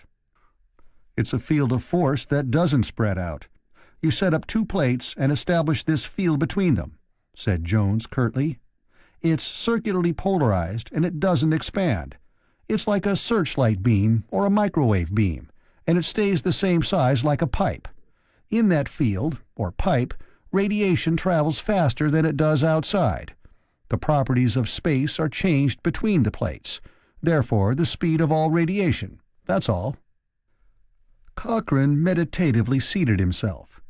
He approved of this Jones, whose eyebrows practically met in the middle of his forehead. He was not more polite than politeness required. He did not express employer-like rapture at the mention of his employer's name. "But what can be done with it?" asked Cochrane practically. "Nothing," said Jones succinctly. "It changes the properties of space, but that's all. Can you think of any use for a faster-than-light radiation pipe? I can't." Cochrane cocked an eye at Jameson, who could extrapolate at the drop of an equation. But Jameson shook his head. "Communication between planets," he said morosely, "when we get to them. Chats between sweethearts on Earth and Pluto. Broadcasts to the stars when we find that another one set up a similar plate and is ready to chat with us. There's nothing else." Cochrane waved his hand. It is a good policy to put a specialist in his place occasionally. "Demonstration?" he asked Jones. "There are plates across the crater out yonder," said Jones without emotion. 20 miles clear each. I can send a message across and get it relayed twice and back through two angles in about 5% of the time radiation ought to take." Cochrane said with a benign cynicism, Jameson, you work by guessing where you can go. Jones works by guessing where he is. But this is a public relations job. I don't know where we are or where we can go, but I know where we want to take this thing." Jones looked at him, not hostilely, but with the detached interest of a man accustomed to nearly exact science, when he watches somebody work in one of the least precise of them all. Holden said, "You mean you've worked out some sort of production?" "No production," said Cochrane blandly. "It isn't necessary. A straight public relations setup. We concoct a story and then let it leak out. We make it so good that even the people who don't believe it can't help spreading it." He nodded at Jameson. "Right now, Jameson, we want a theory that the sending of radiation at 20 times the speed of light means that there is a way to send matter faster than light, as soon as we work it out. It means that the inertia mass which increases with speed, Einstein stuff, is not a property of matter, but of space, just as the air resistance that increases when an airplane goes faster is a property of air and not of the plane. Maybe we need to work out a theory that all inertia is a property of space. We'll see if we need that. But anyhow, just as a plane can go faster in thin air, so matter, any matter, will move faster in this field as soon as we get the trick of it. You see?" Holden shook his head. "What's that got in it to make Dabney famous?" he asked. "Jameson will extrapolate from there," Cochrane assured him. "Go ahead, Jameson, you're on." Jameson said promptly, with the hypnotic smoothness of the practiced professional, "When this development has been completed, not only will messages be sent at multiples of the speed of light, but matter, ships, the barrier to the high destiny of mankind, the limitation of our race to a single planet of a minor sun, these handicaps crash and will shatter as the great minds of humanity bend their efforts to make the Dabney faster-than-light principle the operative principle of our ships. There are thousands of millions of suns in our galaxy, and not less than 1 in 3 has planets, and among these myriads of unknown worlds there will be thousands with seas and land and clouds and continents, fit for men to enter upon, there to rear their cities. There will be starships roaming distant sun clusters, and landing on planets in the Milky Way. We ourselves will see freight lines to Rigel and Arcturus, and journey on passenger liners singing through the void to Andromeda and Aldebaran. Dabney has made the first breach in the barrier to the illimitable greatness of humanity." Then he stopped and said professionally, "I can polish that up a bit, of course, all right?" "Fair," conceded Cochrane. He turned to Holden. "How about a public relations job on that order? Won't that sort of publicity meet the requirements? Will your patient be satisfied with that grade of appreciation?" Holden drew a deep breath. He said, unsteadily, "As a neurotic personality, he won't require that it be true. All he'll want is the seeming. But, Jed, could it really be true? Could it?"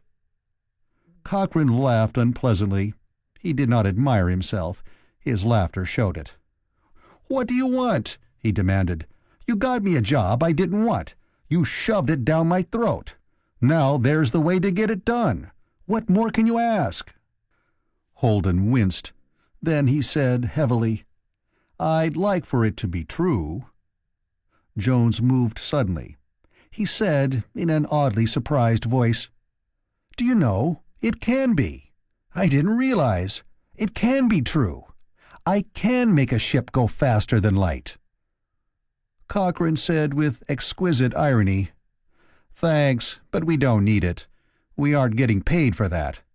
All we need is a modicum of appreciation for a neurotic son-in-law of a partner of Kirsten, Caston, Hopkins, and Fallow. A public relations job is all that's required. You give West the theory, and Jameson will do the prophecy, and Bell will write it out."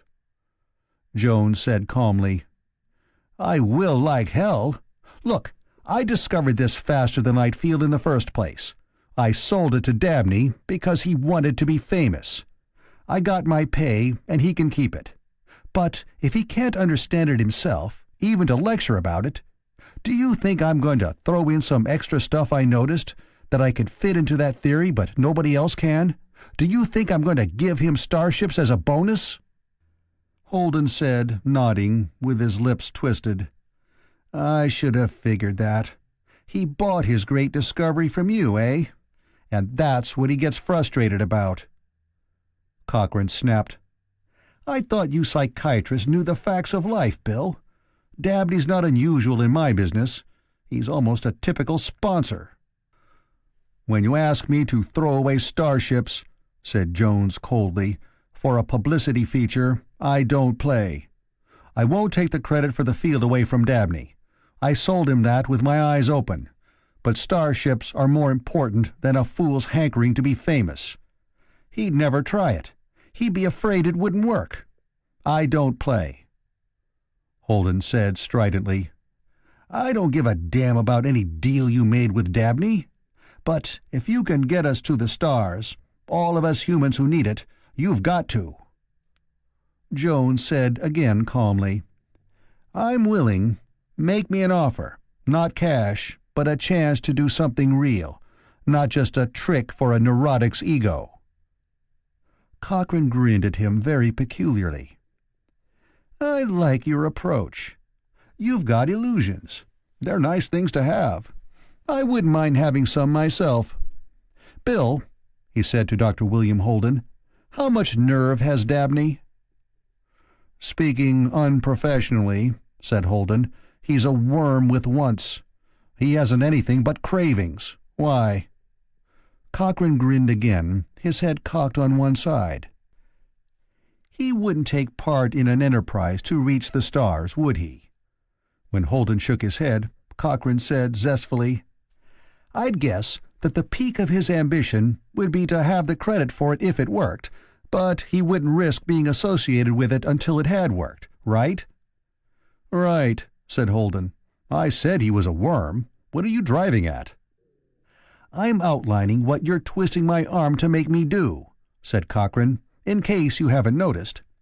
Bill, if Jones can really make a ship go faster than light—" "I can," repeated Jones. "I simply didn't think of the thing in connection with travel. I only thought of it for signaling." "Then," said Cochrane, "I'm literally forced, for Dabney's sake, to do something that he'd scream shrilly at if he heard about it. We're going to have a party, Bill. A party after your and my and Jones's hearts." "What do you mean?" demanded Holden. "We make a production after all," said Cochrane, grinning. "We're going to take Dabney's discovery, the one he bought publicity rights to, very seriously indeed. I'm going to get him a claim. First we break a story of what Dabney's field means for the future of mankind, and then we prove it. We take a journey to the stars. Want to make your reservations now?" "You mean," said West incredulously, "a genuine trip? Why?" Cochrane snapped at him suddenly. "Because I can't kid myself any more," he rasped. "I found out how little I count in the world and the estimation of Hurston, Caston, Hopkins, and Fallow. I found out I'm only a little man when I thought I was a big one, and I won't take it. Now I've got an excuse to try to be a big man. That's reason enough, isn't it?" Then he glared around the small laboratory under the dust heap. He was irritated because he did not feel splendid emotions after making a resolution and a plan which ought to go down in history, if it worked. He wasn't uplifted. He wasn't aware of any particular feeling of being the instrument of destiny, or anything else. He simply felt peevish and annoyed and obstinate about trying the impossible trick. It annoyed him additionally, perhaps, to see the expression of starry-eyed admiration on Bab's face as she looked at him across the untidy laboratory table, cluttered up with beer cans. Chapter 3. It is a matter of record that the American continents were discovered because iceboxes were unknown in the 15th century. There being no refrigeration, meat did not keep. But meat was not too easy to come by, so it had to be eaten, even when it stank. Therefore it was a noble enterprise, and to the glory of the kingdoms of Castile and Aragon, to put up the financial backing for even a crackpot who might get spices cheaper, and thereby make the consumption of slightly spoiled meat less unpleasant. Which was why Columbus got 3 ships and crews of jailbirds for them from a government still busy trying to drive the Moors out of the last corner of Spain. This was a precedent for the matter on hand now.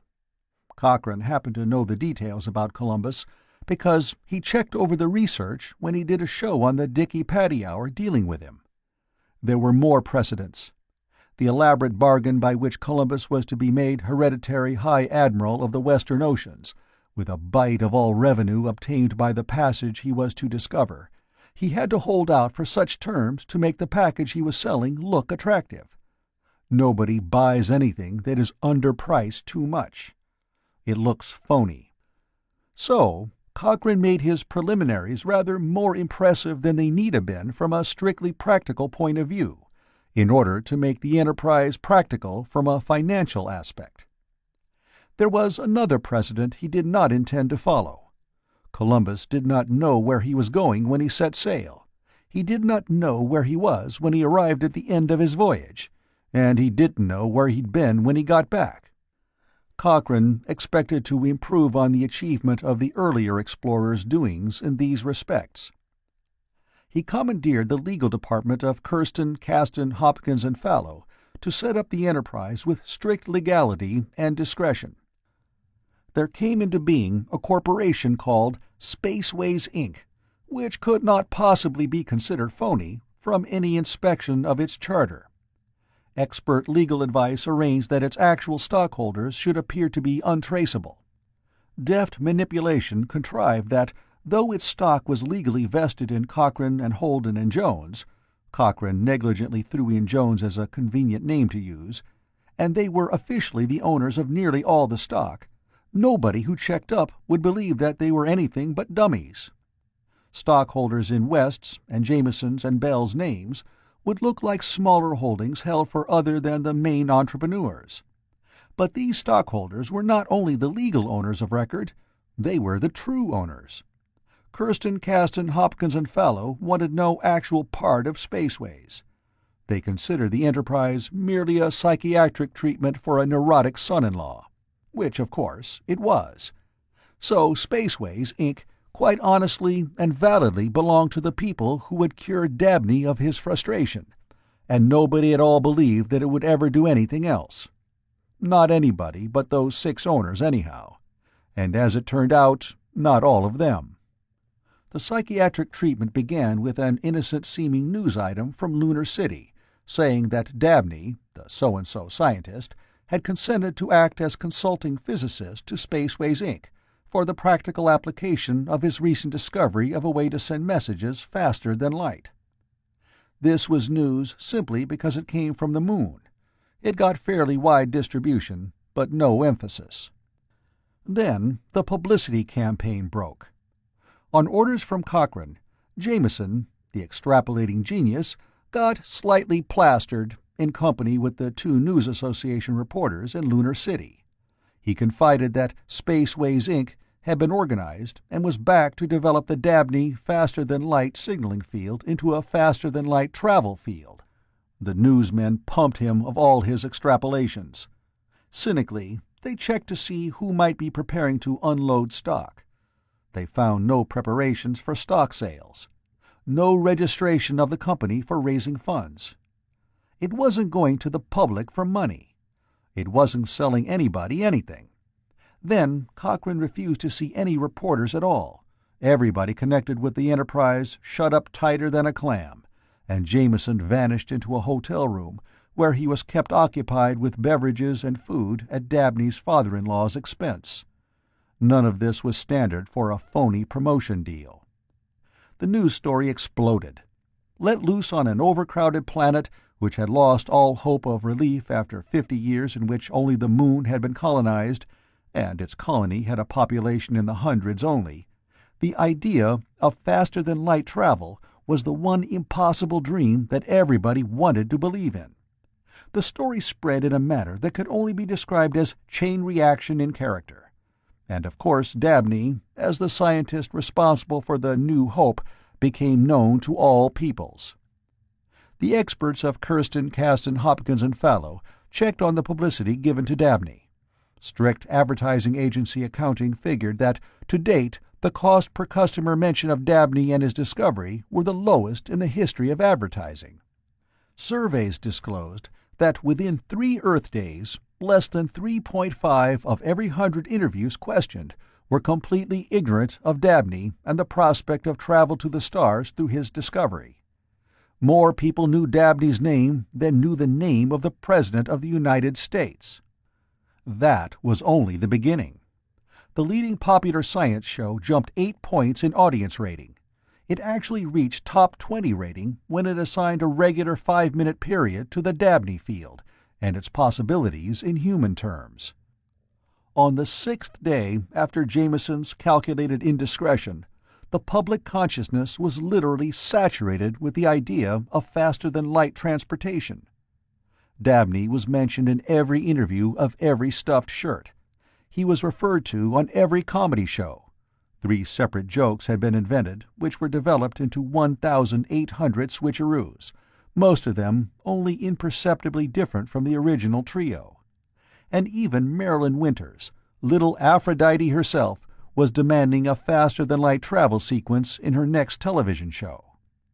On the 7th day, Bill Holden came into the office where Cochrane worked feverishly.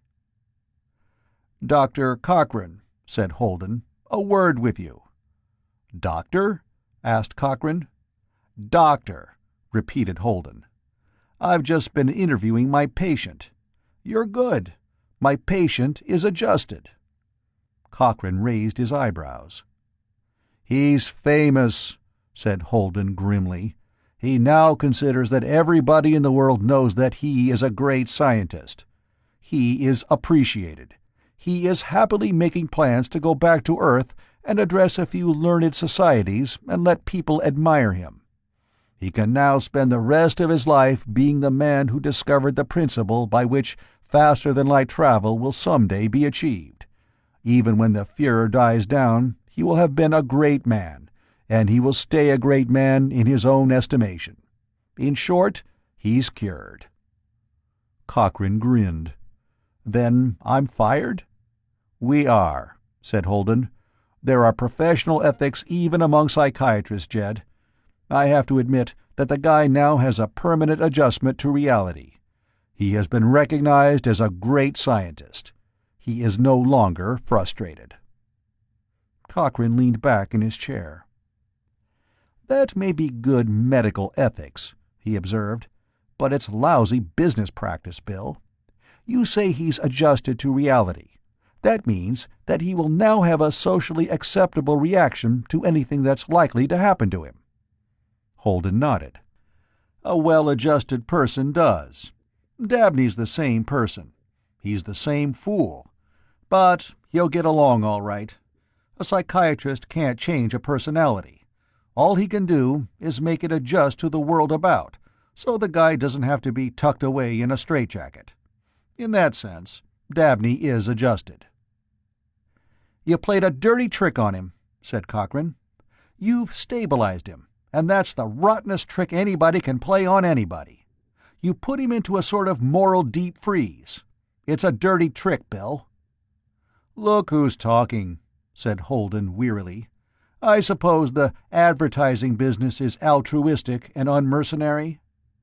"The devil, no," said Cochrane indignantly. "We serve a useful purpose. We tell people that they smell bad, so give them an alibi for the unpopularity their stupidity has produced.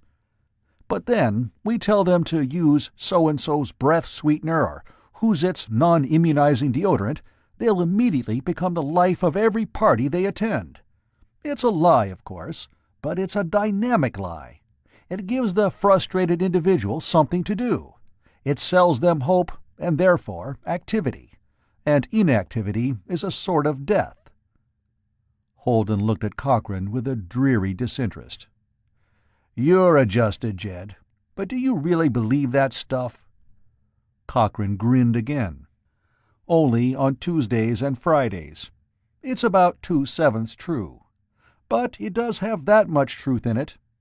Nobody ever gets anything done while they merely make socially acceptable responses to the things that happen to them. Take Dabney himself. We've got a hell of a thing coming along now just because he wouldn't make the socially acceptable response to having a rich wife and no brains. He rebelled, so mankind will start moving to the stars." "You still believe it?" Cochrane grimaced. "Yesterday morning I sweated blood in a spacesuit out in the crater beyond Jones' laboratory. He tried his trick. He made a small signal rocket mounted on the far side of that crater, 20-some miles. It was in front of the field plate that established the Dabney field across the crater to another plate near us. Jones turned on the field. He ignited the rocket by remote control. I was watching with a telescope. I gave him the word to fire. How long do you think it took that rocket to cross the crater in that field that works like a pipe, smashed into the plate at the lab?" Holden shook his head. "It took slightly," said Cochrane, "slightly under 3/5 of a second." Holden blinked. Cochrane said, "A signal rocket has an acceleration of about 600 feet per second, level flight, no gravity component, mass acceleration only. It should have taken 100 seconds plus to cross that crater, over 20 miles. It shouldn't have stayed on course. It did stay on course, inside the field. It did take under 3/5 of a second. The gadget works!" Holden drew a deep breath.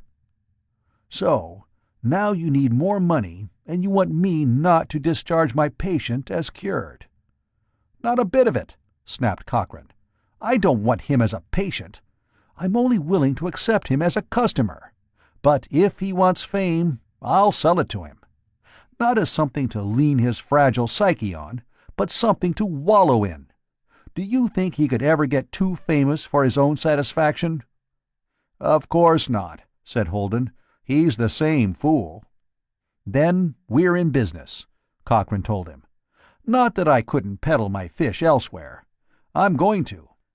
But I'll give him old customer preference. I'll want him out at the distress torp tests this afternoon. They'll be public." "This afternoon?" asked Holden. "Distress torp?" "A lunar day is 2 Earth weeks long. A lunar night is equally long drawn out," Cochrane said impatiently. "I got out of bed 4 hours ago. To me, that's morning. I'll eat lunch in an hour. That's noon. Say 3 hours from now, whatever o'clock it is lunar time." Holden glanced at his watch and made computations. He said, "That'll be 2:03 o'clock, if you're curious. But what's a distress torp?" "Shoo!" said Cochrane. "I'll send Babs to find you and load you on the jeep. You'll see then. Now I'm busy." Holden shrugged and went away, and Cochrane stared at his own watch. Since a lunar day and night together fill 28 Earth days of time, a strictly lunar day contains nearly 340 Earth hours. To call 1/12 of that period an hour would have been an affectation. To call each 24 Earth hours a day would have been absurd. So the actual period of the moon's rotation was divided into familiar time intervals, and a bulletin board in the hotel lobby in Lunar City notified those interested that Sunday will be from 1:43 o'clock to 1:67 o'clock a.m. There would be another Sunday sometime during the lunar afternoon. Cochrane debated momentarily whether his information could be used in the publicity campaign of Spaceways Inc. Strictly speaking, there was some slight obligation to throw extra fame Dabney's way regardless, because the corporation had been formed as a public relations device. Any other features, such as changing the history of the human race, were technically incidental. But Cochrane put his watch away. To talk about horology on the moon wouldn't add to Dabney's stature as a phony scientist. It didn't matter.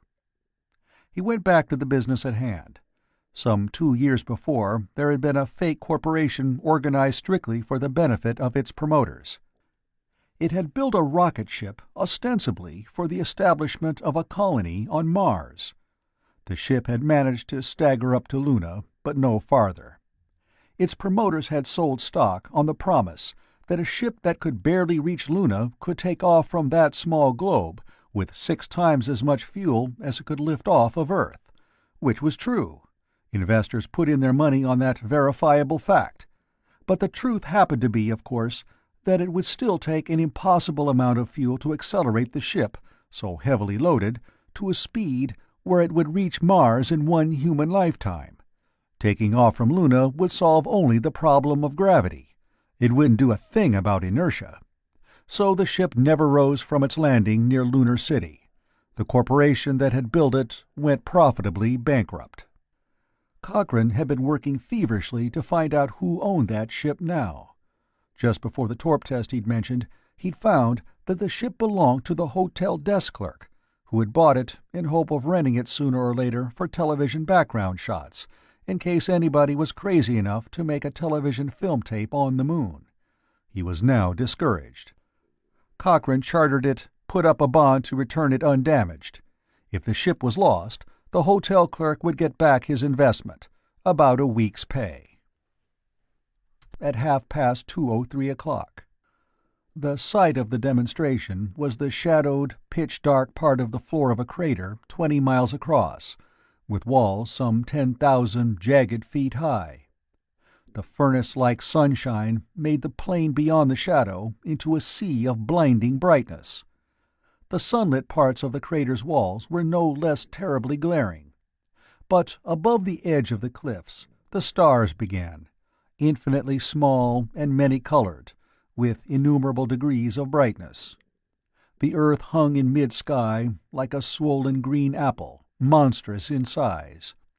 And the figures which moved about the scene of the test could be seen only faintly by reflected light from the lava plain, because one's eyes had to be adjusted to the white-hot moon dust on the plain and mountains. There were not many persons present. 3 jeeps waited in the semi-darkness, out of the burning sunshine. There were no more than a dozen moon-suited individuals to watch and to perform the test of the Dabney field. Cochrane had scrupulously edited all forenews of the experiment to give Dabney the credit he had paid for. There were present, then, the party from Earth, Cochrane and Babs and Holden, with the 2 tame scientists and Bell the writer, and the only 2 reporters on the moon. Only news syndicates could stand the expense account of a field man in Lunar City. And then there were Jones and Dabney, and 2 other figures, apparently brought by Dabney. There was, of course, no sound at all on the moon itself. There was no air to carry it. But from each plastic helmet, a 6-inch antenna projected straight upward, and the microwaves of suit talkies made a jumble of slightly metallic sounds in the headphones of each suit. As soon as Cochrane got out of the jeep's airlock and was recognized, Dabney said agitatedly, Mr. Cochrane, I have to discuss something with you. It is of the utmost importance. Will you come into the laboratory?" Cochrane helped Babs to the ground and made his way to the airlock in the dust heap against the cliff. He went in, with 2 other space-suited figures who detached themselves from the rest to follow him. Once inside the odorous, cramped laboratory, Dabney opened his faceplate and began to speak before Cochrane was ready to hear him. His companion beamed amiably. "And therefore, Mr. Cochrane," Dabney was saying agitatedly, "I insist that measures be taken to protect my scientific reputation. If this test should fail, it will militate against the acceptance of my discovery. I warn you, and I have my friend Mr. Sims here as witness, that I will not be responsible for the operation of an apparatus made by a subordinate who does not fully comprehend the theory of my discovery. I will not be involved." Cochrane nodded. Dabney, of course, didn't understand the theory of the field he'd bought fame rights to, but there was no point in bringing that up. Johnny Sims beamed at both of them. He was the swimmer Babs had pointed out in the swimming pool. His face was completely unlined and placid, like the face of a college undergraduate. He had never worried about anything. He'd never had a care in the world. He merely listened with placid interest. "I take it," said Cochrane, "that you don't mind the test being made, so long as you don't have to accept responsibility for its failure, and so long as you get credit for its success if it works. That's right, isn't it?" "If it fails, I'm not responsible," insisted Dabney stridently. "If it succeeds, it will be because of my discovery." Cochrane sighed a little. This was a shabby business, but Dabney would have convinced himself by now that he was the genius he wanted people to believe him. "Before the test," said Cochrane gently, "you make a speech. It will be recorded. You disclaim the crass and vulgar mechanical details, and emphasize that you are like Einstein, dealing in theoretic physics only. That you are naturally interested in attempts to use your discovery, but your presence is a sign of your interest but not your responsibility."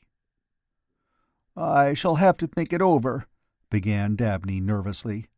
"You can say," promised Cochrane, "that if it does not work, you will check over what Jones did and tell him why."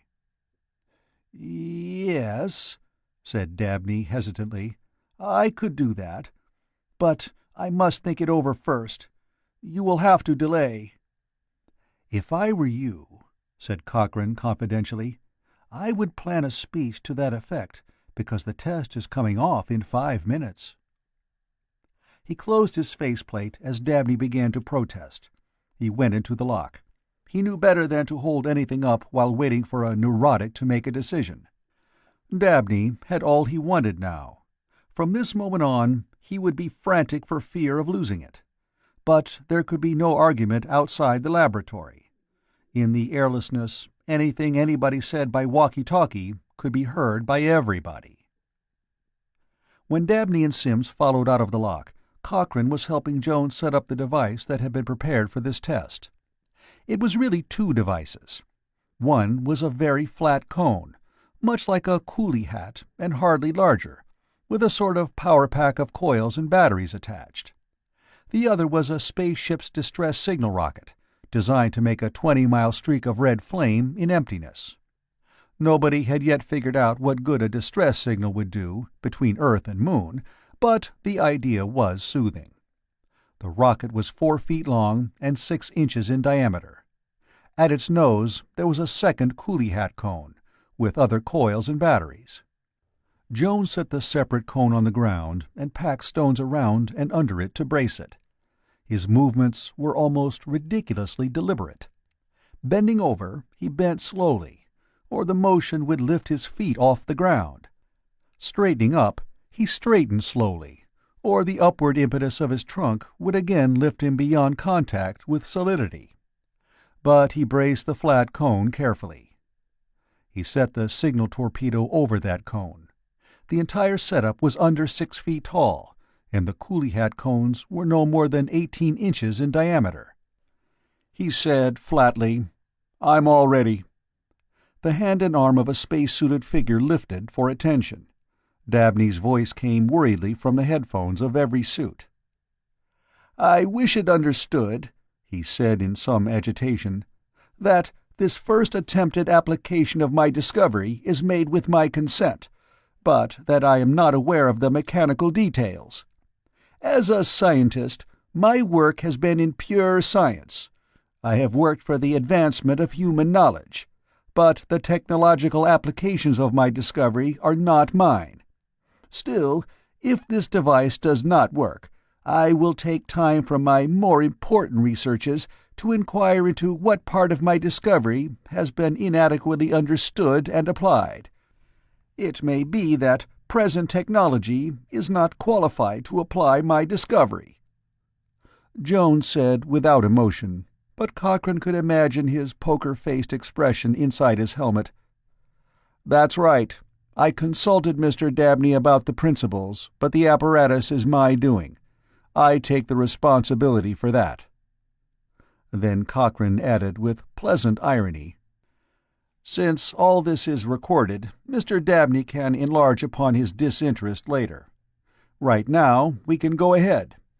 Mr. Dabney disavows us unless we are successful. Let us let it go at that." Then he said, "The observatory set to track?" A muffled voice said boredly, by short wave from the observatory up on the crater's rim, "We're ready. Visual and records, and we've got the timer set to clock the auto-beacon signals as they come in." The voice was not enthusiastic. Cochrane had had to put up his own money to have the near-side lunar observatory put a low-power telescope to watch the rocket's flight. In theory, this distress rocket should make a 20-mile streak of relatively long-burning red sparks. A tiny auto-beacon in its nose was set to send microwave signals at 10-second intervals. On the face of it, it had looked like a rather futile performance. "Let's go," said Cochrane. He noted with surprise that his mouth was suddenly dry. This affair was out of all reason. A producer of television shows should not be the person to discover, in an abstruse scientific development, the way to reach the stars. A neurotic son-in-law of an advertising tycoon should not be the instrument by which the discovery should come about. A psychiatrist should not be the means of associating Jones, a very junior physicist with no money, and Cochrane and the things Cochrane was prepared to bring about, if only this unlikely-looking gadget worked. "Jones," said Cochrane with a little difficulty, "let's follow an ancient tradition. Let Babs christen the enterprise by throwing the switch." Jones pointed there in the shadow of the crater wall, and Babs moved to the switch he indicated. She said absorbedly, 5, 4, 3, 2, 1. She threw the switch. There was a spout of lurid red flame. The rocket vanished. It vanished. It did not rise, visibly. It simply went away from where it was, with all the abruptness of a light going out. There was a flurry of the most brilliant imaginable carmine flame. That light remained, but the rocket did not so much rise as disappear. Cochrane jerked his head up. He was close to the line of the rocket's ascent. He could see a trail of red sparks which stretched to invisibility. It was an extraordinarily thin line. The separate flecks of crimson light which comprised it were distant in space. They were so far from each other that the signal rocket was a complete failure as a device making a streak of light that should be visible. The muffled voice in the helmet phone said, blankly, "Hey, what do you do to that rocket?" The others did not move. They seemed stunned. The vanishing of the rocket was no way for a rocket to act. In all expectation, it should have soared skyward with a reasonable velocity, and should have accelerated rather more swiftly from the moon's surface than it would have done from the earth. But it should have remained visible during all its flight. Its trail should have been a thick red line. Instead, the red sparks were so far separated, the trail was so attenuated, that it was visible only from a spot near its base. The observatory voice said more blankly still, "Hey, I've picked up the trail. I can't see it nearby, but it seems to start, thin, about 50 miles up and go on away from there. That rocket shouldn't have gone more than 20 miles. What happened?" "Watch for the microwave signals," said Jones' voice in Cochrane's headphones. The voice from the observatory squeaked suddenly. This was not one of the highly placed astronomers, but part of the mechanical staff who'd been willing to do an unreasonable chore for pay. "Here's the blip. It's crazy. Nothing can go that fast." And then in the phones there came the relayed signal of the auto-beacon in the vanished rocket. The signal sound was that of a radar pulse, beginning at low pitch and rising 3 octaves in the 10th of a second. At middle C, the middle of the range of a piano, there was a momentary spurt of extra volume. But in the relayed signal, that louder instant had dropped 4 tones. Cochrane said crisply, "Jones, what speed would that be?" "It'd take a slide rule to figure it," said Jones' voice very calmly. "But it's faster than anything ever went before." Cochrane waited for the next beep. It did not come in 10 seconds. It was easily 15. Even he could figure out what that meant.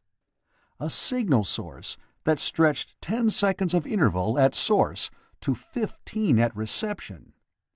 The voice from the observatory wailed, "It's crazy! It can't be going like that!" They waited. 15 seconds more. 16, 18, 20. The beep sounded. The spurt of sound had dropped a full octave. The signal rocket, traveling normally, might have attained a maximum velocity of some 2,000 feet per second.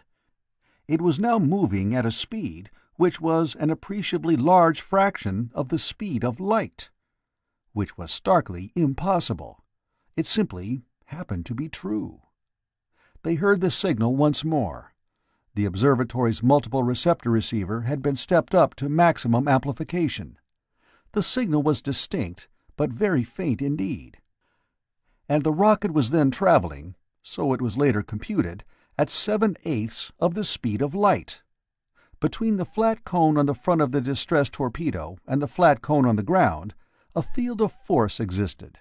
The field was not on the back surface of the torpedo's cone, but before the front surface.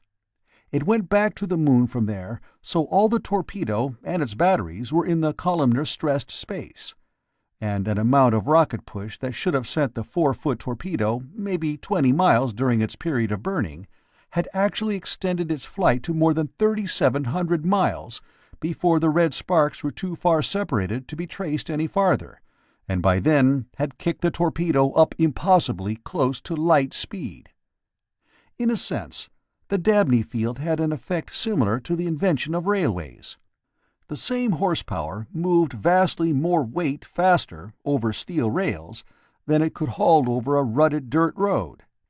The same rocket thrust moved more weight faster in the Dabney field than in normal space.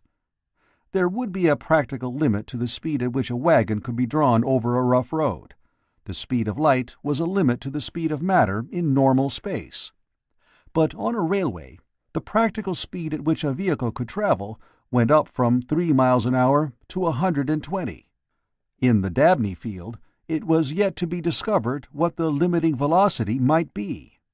But old formulas for acceleration and increase of mass with velocity simply did not apply in a Dabney field. Jones rode back to Lunar City with Cochrane and Holden and Babs. His face was deadpan. Babs tried to recover the mien and manner of the perfect secretary. "Mr. Cochrane," she said professionally, "will you want to read the publicity releases Mr. Bell turns out from what Mr. West and Mr. Jameson tell him?" "I don't think it matters," said Cochrane. "The newsmen will pump West and Jameson empty anyhow. It's all right. In fact, it's better than our own releases would be.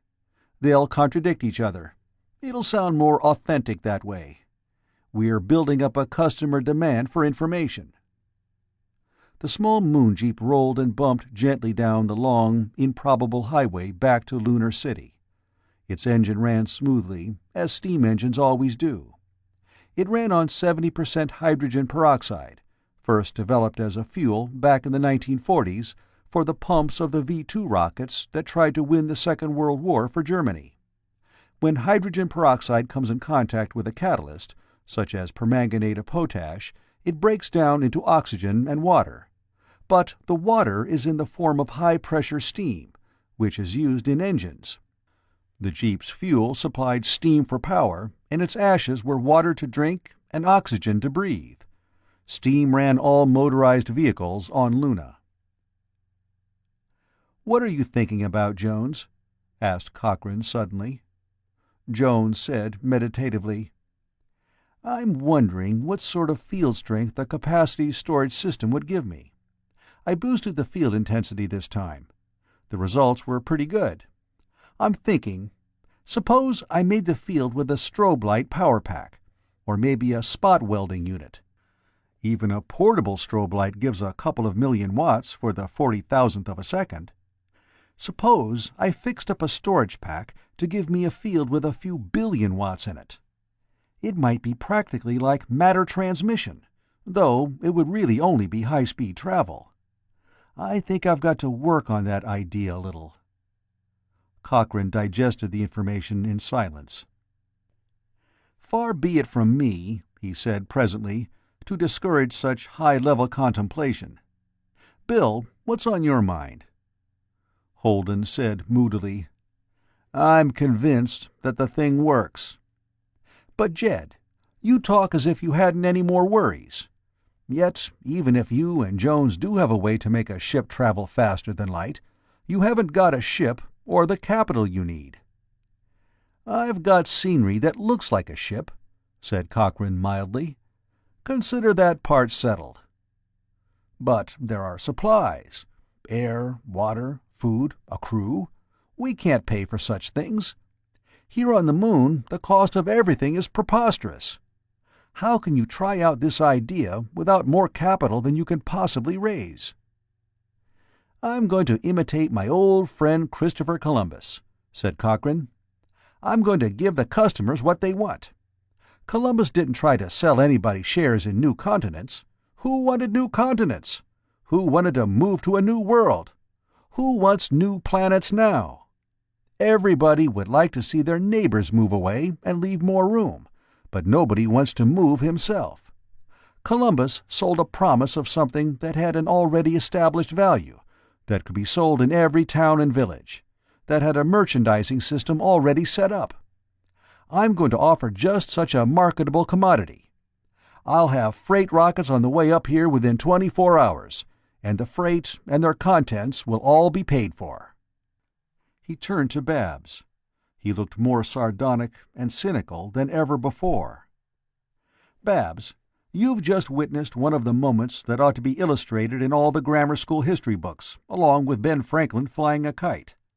What's topmost in your mind?" She hesitated and then flushed. The moon jeep crunched and clanked loudly over the trail that led downhill. There was no sound outside, of course. There was no air. But the noise inside the moon vehicle was notable. The steam motor, in particular, made a highly individual racket. "I'd rather not say," said Babs awkwardly. "What's your own main feeling, Mr. Cochrane?" "Mine?" Cochrane grinned. "I'm thinking what a hell of a funny world this is, when people like Dabney and Bill and Jones and I are the ones who have to begin Operation Outer Space."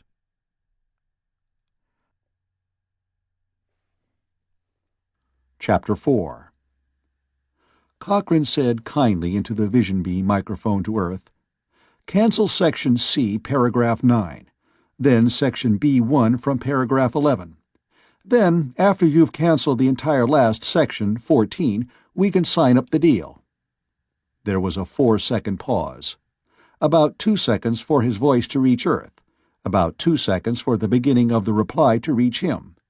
The man at the other end protested wildly.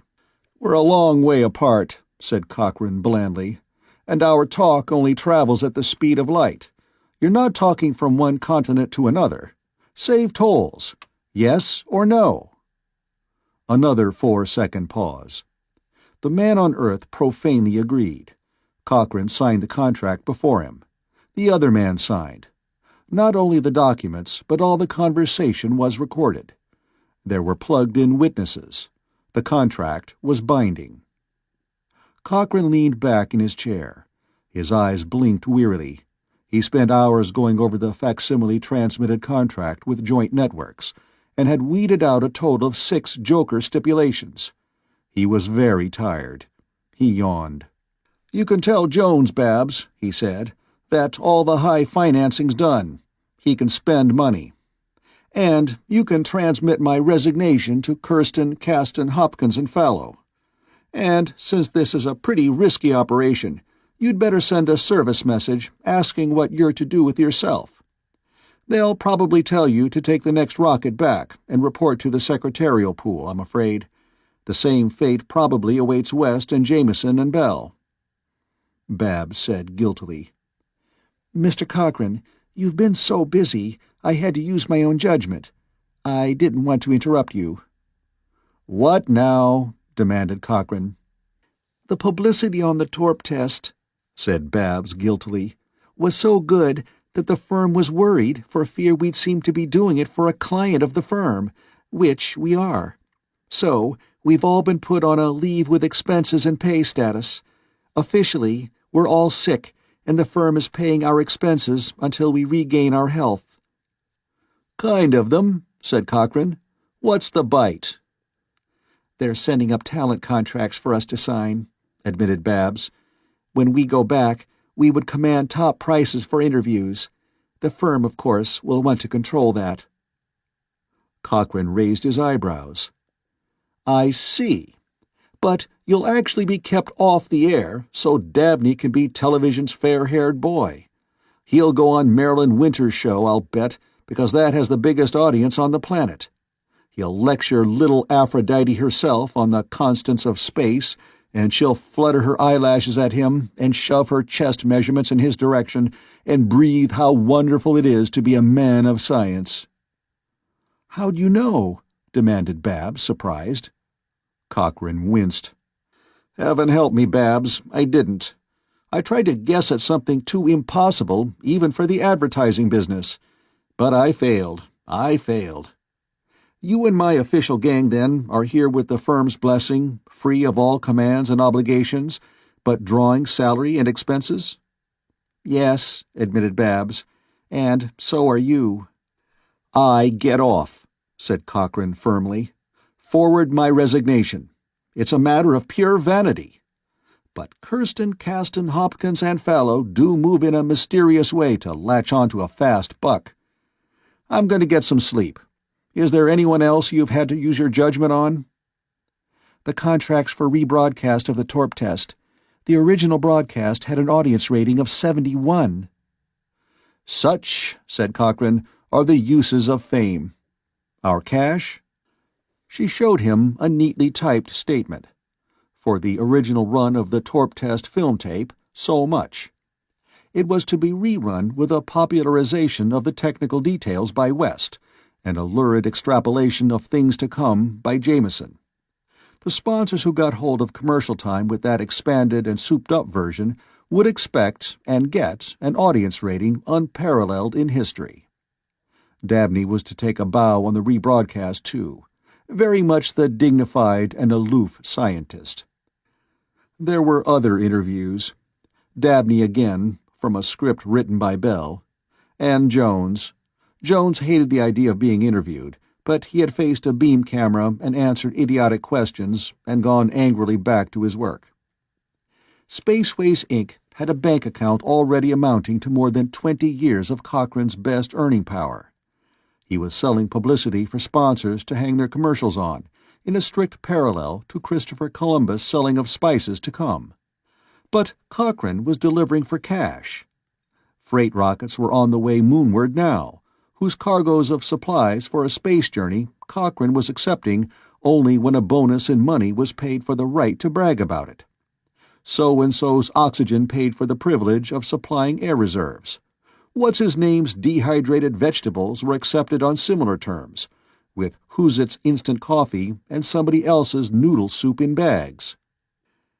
"If," said Cochrane tiredly, looking up from the statement, "we could always start off in a fleet instead of a single ship, Babs, we'd not only be equipped, but so rich before we started that we'd want to stay home to enjoy it."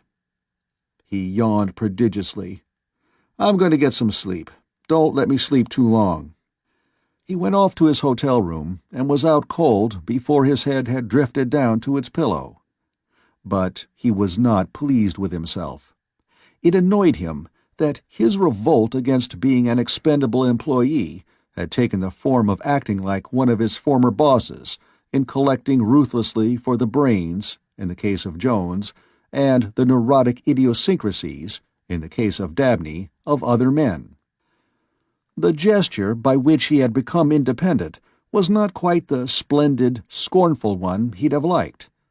The fact that this sort of gesture worked, and nothing else would have, did not make him feel better. But he slept.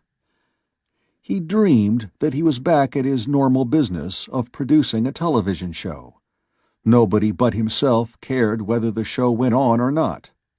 The actual purpose of all his subordinates seemed to be to cut as many throats among their fellow workers as possible, in a business way, of course, so that by their own survival they might succeed to a better job and higher pay. This is what is called the fine spirit of teamwork by which things get done, both in private and public enterprise.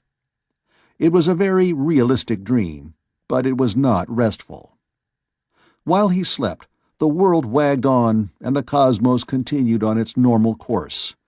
The 2 moons of Earth, one natural and one artificial, swung in splendid circles about.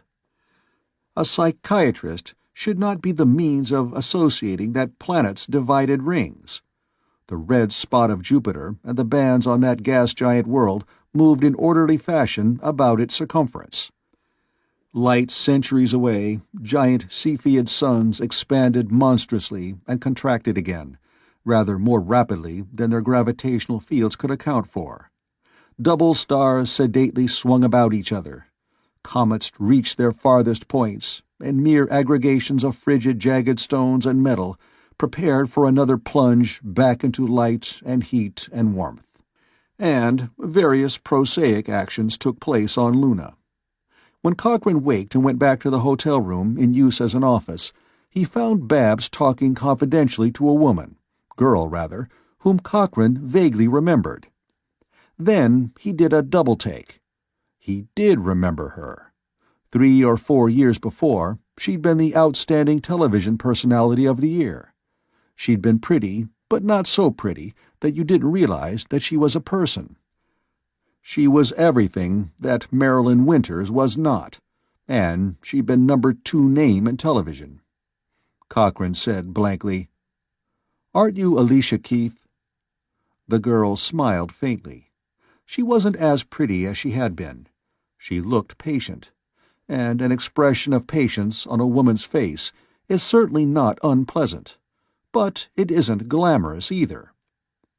"I was," she said. "I married Johnny Sims." Cochrane looked at Babs.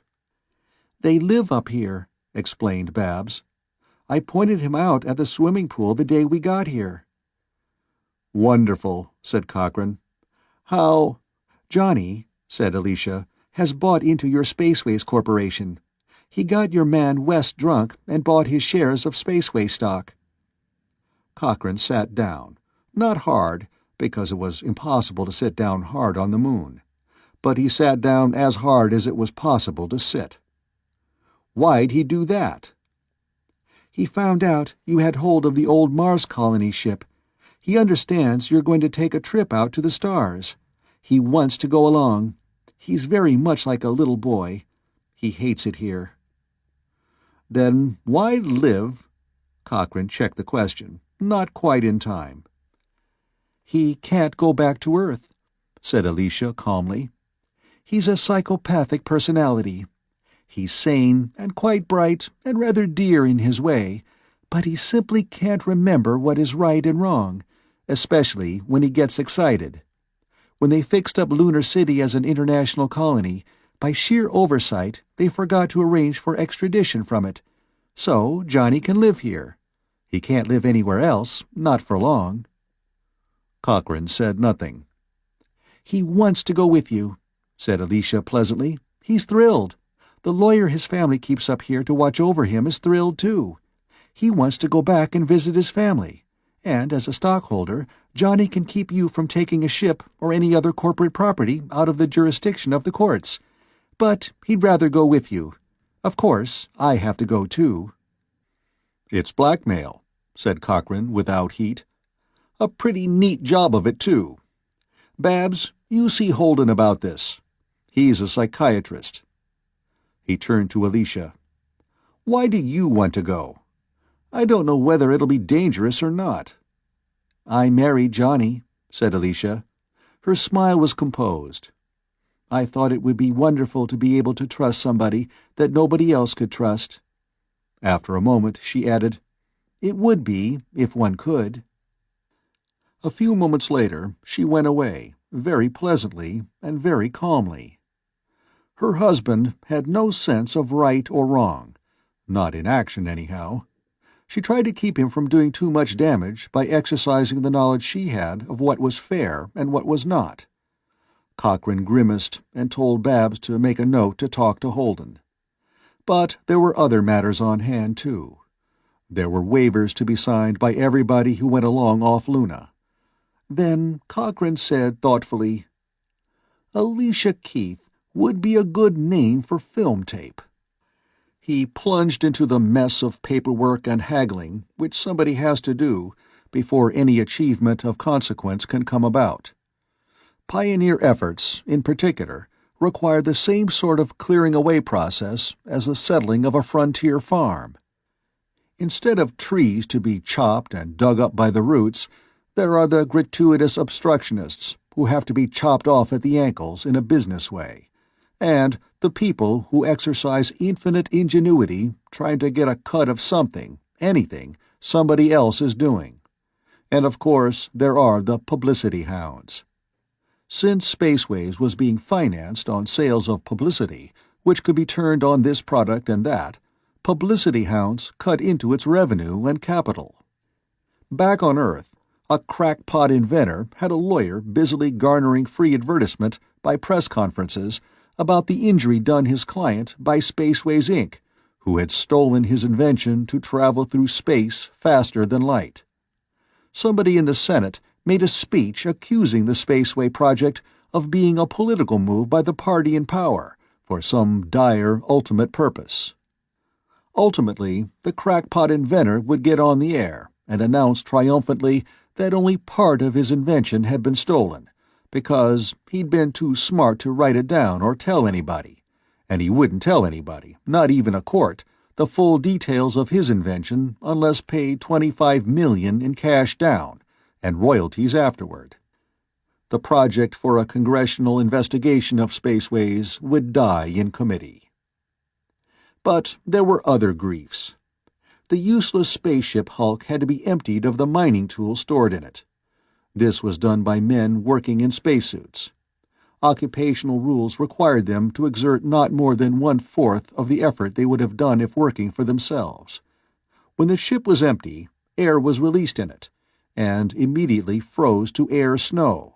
So, radiant heaters had to be installed and powered to warm up the hull to where an atmosphere could exist in it. Its generators had to be thawed from the metal ice stage of brittleness and warmed to where they could be run without breaking themselves to bits.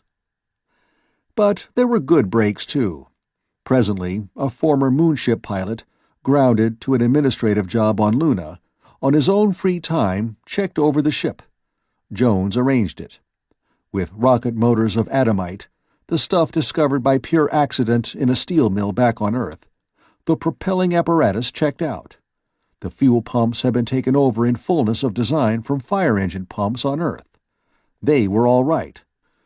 The air-regenerating apparatus had been developed from the aerating culture tanks in which antibiotics were grown on Earth.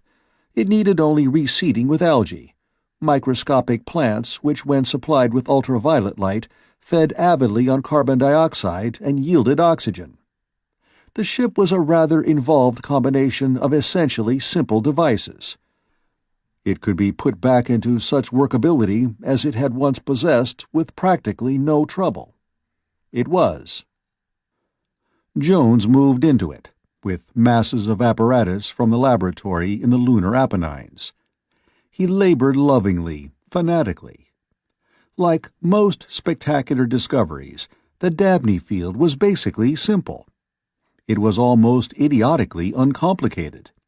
In theory, it was a condition of the space just outside one surface of a sheet of metal. It was like that conduction layer on the wires of a cross-country power cable, when electricity is transmitted in the form of high-frequency alterations and travels on the skins of many strands of metal, because high-frequency current simply does not flow inside of wires, but only on their surfaces. The Dabney field formed on the surface, or infinitesimally beyond it, of a metal sheet in which eddy currents were induced in such and such a varying fashion. That was all there was to it. So Jones made the exterior forward surface of the abandoned spaceship into a generator of the Dabney field. It was not only simple, it was too simple.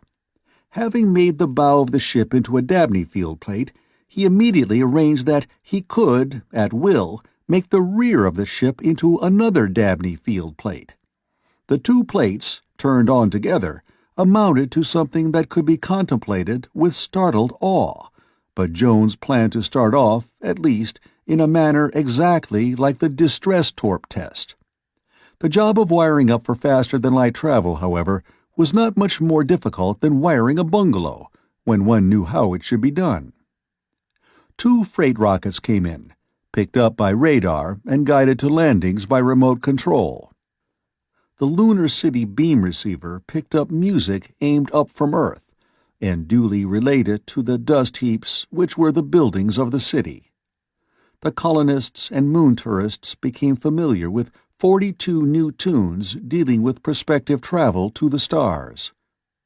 One work of genius tied in a just-released film tape drama titled Child of Hate to the lunar operation, and charmed listener saw and heard the latest youthful tenor gently plead, "Child of hate, come to the stars and love."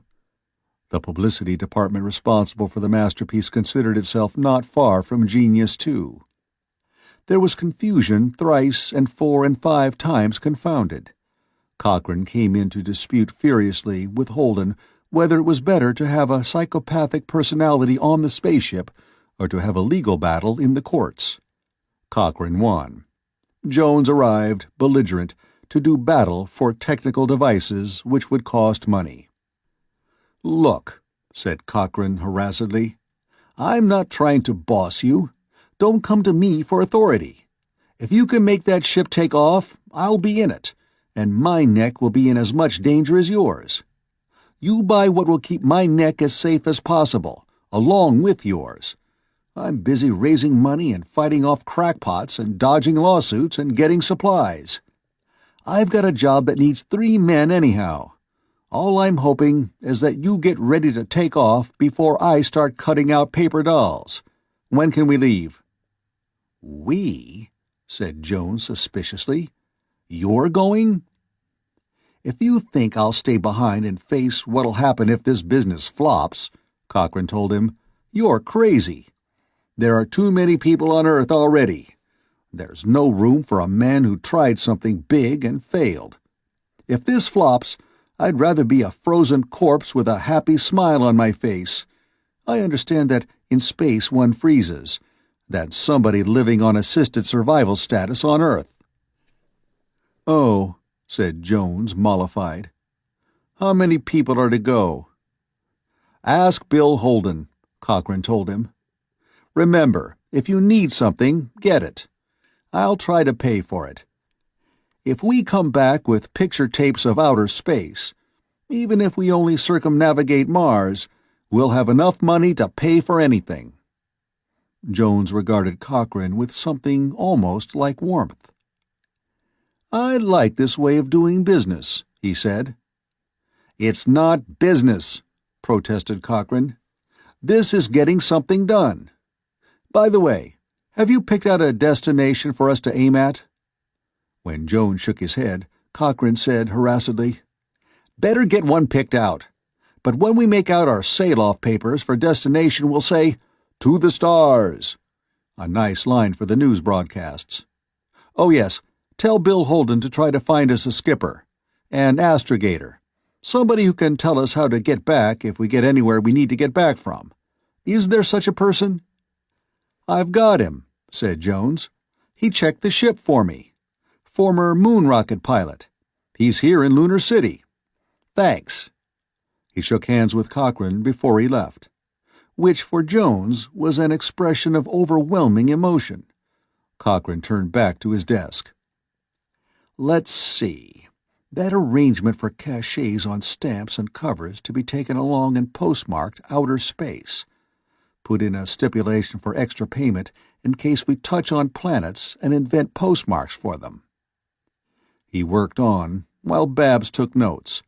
Presently, he was dictating, and as he talked, frowning, he took a fountain pen from his pocket and absently worked the refill handle. It made ink exude from the pen point. On the Moon, the surface tension of the ink was exactly the same as on Earth, but the gravity was 5/6 less. So, a drop of ink of really impressive size could be formed before the Moon's weak gravity made it fall. Dictating as he worked the pen, Cochrane achieved a pear-shaped mass of ink which was quite the size of a large grape before it fell into his wastebasket. It was the largest he'd made to date. It fell, slow motion, and splashed, violently, as he regarded it with harried satisfaction. More time passed. A moon rocket arrived from Earth. There were new tourists under the 1,000-foot plastic dome. Out by the former Mars ship, Jones made experiments with small plastic balloons coated with a conducting varnish. In a vacuum, a cubic inch of air at Earth pressure will expand to make many cubic feet of near vacuum. If a balloon can sustain an internal pressure of 1 ounce to the square foot, a thimbleful of air will inflate a sizable globe to that pressure. Jones was arranging tiny Dabney field robot generators with tiny atomic batteries to power them. Each such balloon would be a Dabney field plate when cast adrift in emptiness, and its little battery would keep it in operation for 20 years or more. Baggage came up from Earth for Johnny Sims. It was mostly elephant guns and ammunition for them. Johnny, as the heir to innumerable millions back on Earth, had had a happy life, but hardly one to give him a practical view of things. To him, star travel meant landing on such exotic planets as the fictioneers had been writing about for 100 years or so. He really looked upon the venture into space as a combined big game expedition and escape from Lunar City. And he did look forward, too, to freedom from his family's legal representative and the constant reminder of ethical and moral values, which Johnny preferred happily to ignore. Film tape came up and cameras to use it in. Every imaginable item an expedition to space could use, or even might use, was thrust upon Spaceway's Inc. Manufacturers yearned to have their products used in connection with the hottest news story in decades. There was a steady trailing of moon jeeps from the airlocks of Lunar City to the ship. The time of lunar sunset arrived, 5:03:30 o'clock, 5:03 hours. Time was measured from midnight to midnight, astronomical fashion. The great blazing sun, whose streamer prominences even were too bright to be looked at with the naked eye, the sun neared and reached the horizon. There was no change in the star-studded sky. There were no sunset colorings. The incandescent brightness on the mountains was not lessened in the least. Only in the direction of the stark black shadows shifted. The glaring sun descended. Its motion was almost infinitely slow.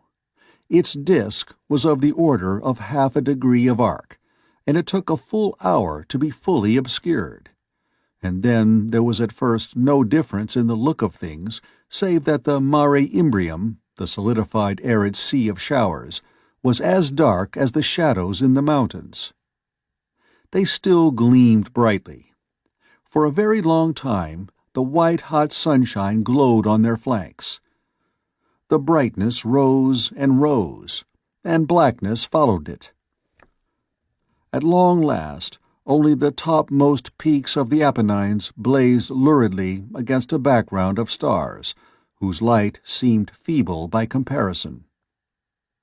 Then it was night indeed.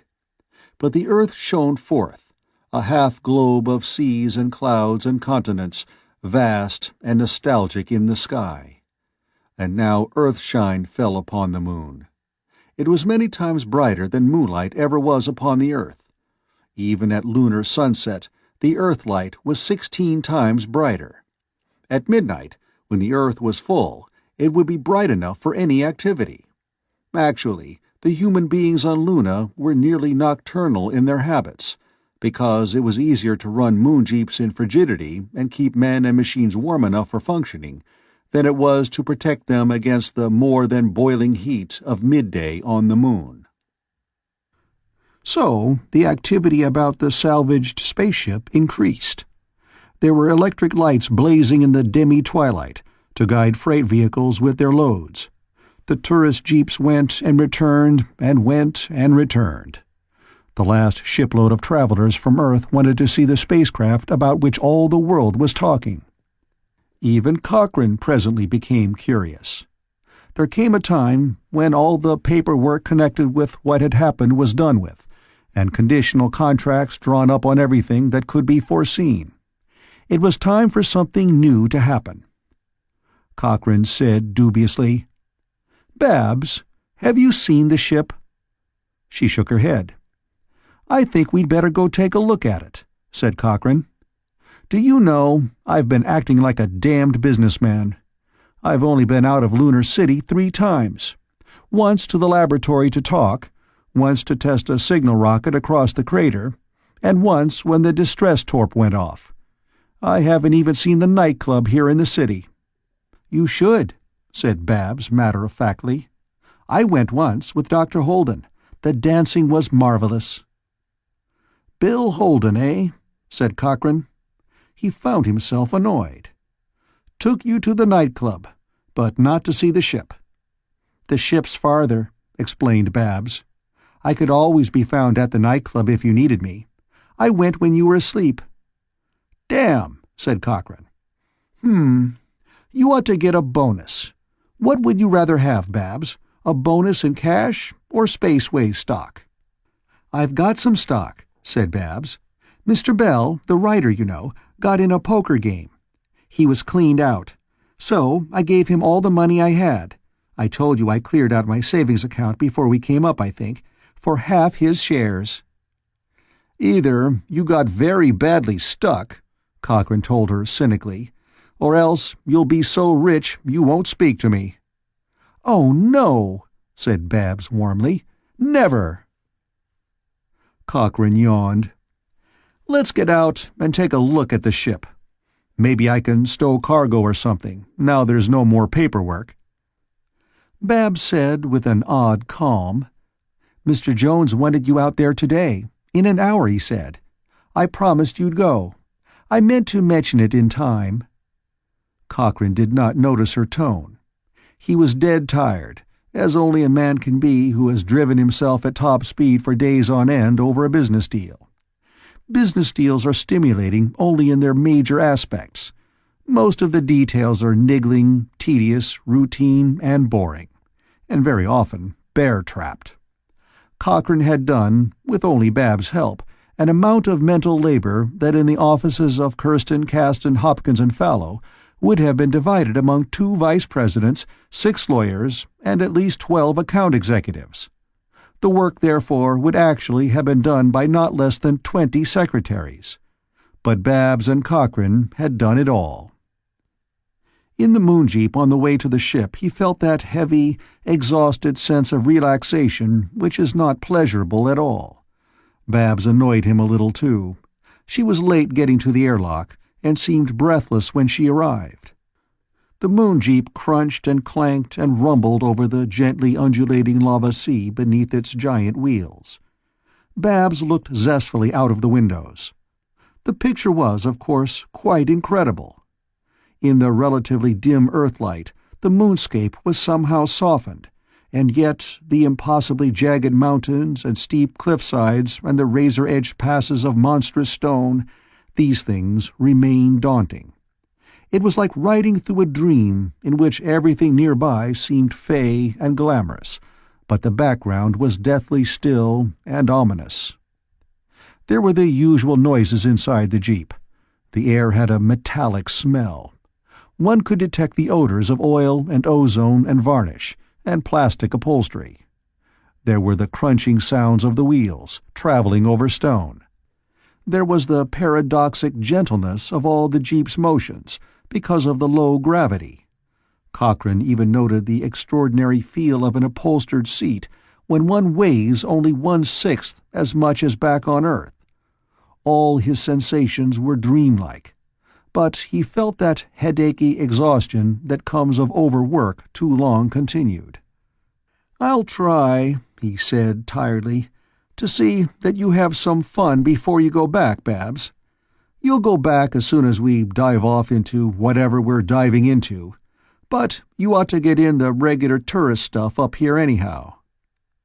Babs said nothing, pointedly. The moon jeep clanked and rumbled onward. The hissing of steam was audible. The vehicle swung around a pinnacle of stone, and Cochrane saw the spaceship. In the pale earthlight, it was singularly beautiful. It had been designed to lure investors in a now-defunct promotion. It was streamlined and gigantic, and it glittered like silver.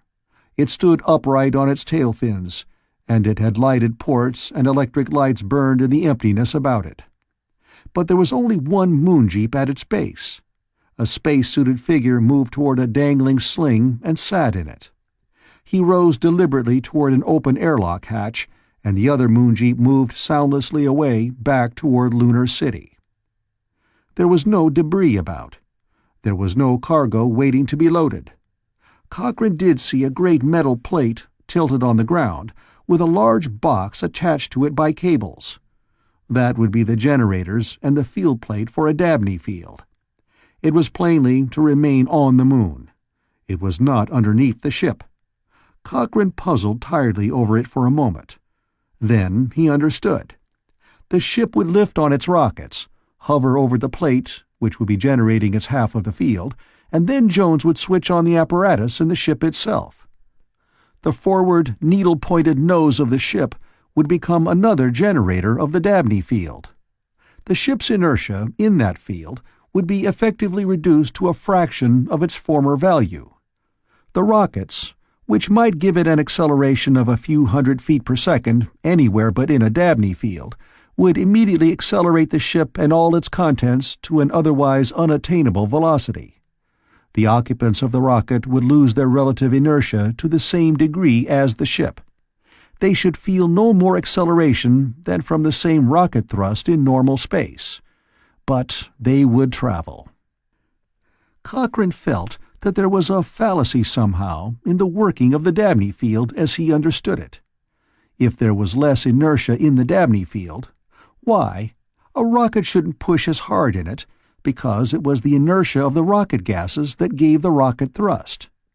But Cochrane was much too tired to work out a theoretic objection to something he knew did work. He was almost dozing when Babs touched his arm. "Spacesuits, Mr. Cochrane."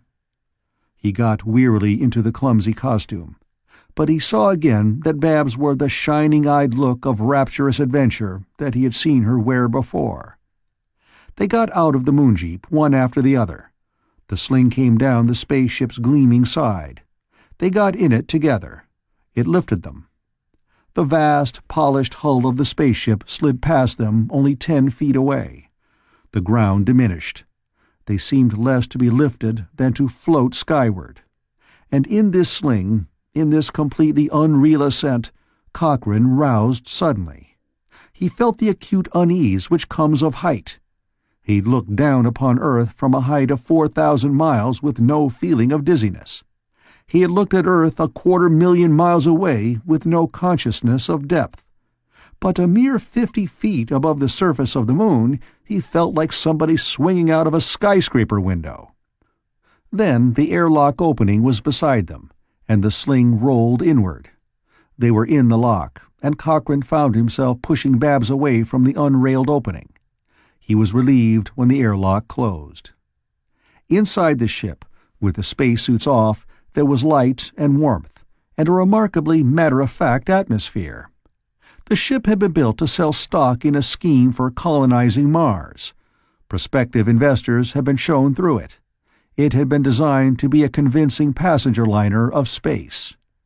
It was. But Cochrane found himself not needed for any consultation, and Jones was busy, and Bill Holden highly preoccupied. He saw Alicia Keith, but her name was Sims now. She smiled at him, but took Babs by the arm. They went off somewhere. Cochrane waited for somebody to tell him what to look at and to admire. He saw Jameson and Bell, and he saw a man he had not seen before. He settled down in a deeply upholstered chair. He felt neglected. Everybody was busy, but mostly he felt tired. He slept. Then Babs was shaking his arm, her eyes shining. "Mr. Cochrane," she cried urgently. "Mr. Cochrane, wake up! Go on up to the control room. We're going to take off." He blinked at her. "We?" Then he started up and went 5 feet into the air from the violence of his uncalculated movement. "We? No, you don't. You go back to Lunar City where you'll be safe." Then he heard a peculiar drumming, rumbling noise. He had heard it before, in the moonship. It was rockets being tested, being burned. Rockets in the very last seconds of preparation before takeoff for the stars. He didn't drop back to the floor beside the chair he'd occupied. The floor rose to meet him. "I've had our baggage brought on board," said Babs happily. "I'm going because I'm a stockholder. Hold on to something and climb those stairs if you want to see us go up. I'm going to be busy."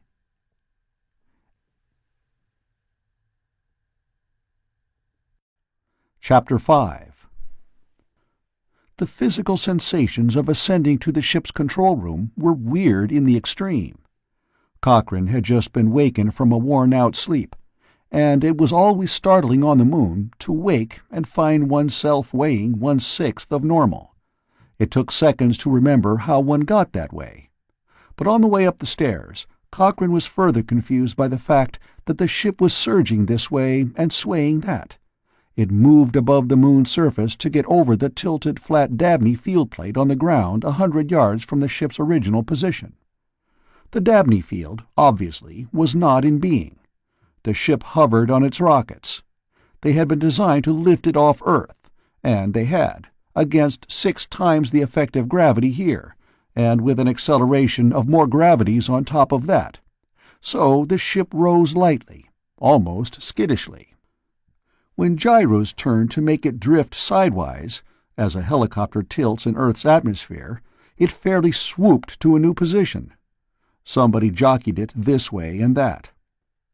Cochrane got to the control room by holding on with both hands to railings. He was angry and appalled. The control room was a hemisphere, with vertical vision screens picturing the stars overhead. Jones stood in an odd sort of harness beside a set of control switches that did not match the smoothly designed other controls of the ship. He looked out of a plastic blister, by which he could see around and below the ship. He made urgent signals to a man Cochrane had never seen before, who sat in a strap chair before many other complex controls with his hands playing back and forth upon them. A loudspeaker blatted unmusically. It was Dabney's voice, highly agitated and uneasy. "My work for the advancement of science has been applied by other minds. I need to specify that if the experiment now about to begin does not succeed, it will not invalidate my discovery, which has been amply verified by other means. It may be, indeed, that my discovery is so far ahead of present engineering—" "See here," raged Cochrane. "You can't take off with Babs on board. This is dangerous." Nobody paid any attention. Jones made frantic gestures to indicate the most delicate of adjustments. The man in the strap chair obeyed the instruction with an absorbed attention. Jones suddenly threw a switch. Something lighted somewhere. There was a momentary throbbing sound which was not quite a sound. "Take it away," said Jones in a flat voice. The man in the strap chair pressed hard on the controls. Cochrane glanced desperately out of one of the side ports. He saw the moonscape, the frozen lava sea with its layer of whitish-tan moondust. He saw many moon-jeeps gathered near, as if most of the population of Lunar City had been gathered to watch this event. He saw the extraordinary nearness of the moon's horizon. But it was the most momentary of glimpses. As he opened his mouth to roar a protest, he felt the upward, curiously comforting thrust of acceleration to one full Earth gravity. The moonscape was snatched away from beneath the ship. It did not descend. The ship did not seem to rise. The moon itself diminished and vanished like a pricked bubble. The speed of its disappearance was not, it specifically was not, attributable to one Earth gravity of lift applied on a 1/6 gravity moon. The loudspeaker hiccoughed and was silent. Cochrane uttered the roar he had started before the added acceleration began. But it was useless. Out the sideport he saw the stars. They were not still and changeless and winking as they appeared from the moon. These stars seemed to stir uneasily, to shift ever so slightly among themselves, like flecks of bright color drifting on a breeze. Jones said in an interested voice, "Now we'll try the booster." He threw another switch, and again there was a momentary throbbing sound which was not quite a sound.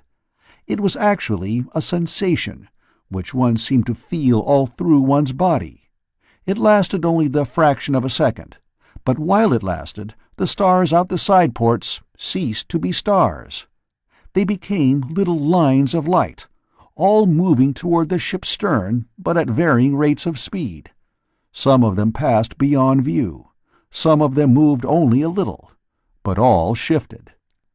Then they were again tiny spots of light, of innumerable tints and colors, of every conceivable degree of brightness, stirring and moving ever so slightly with relation to each other.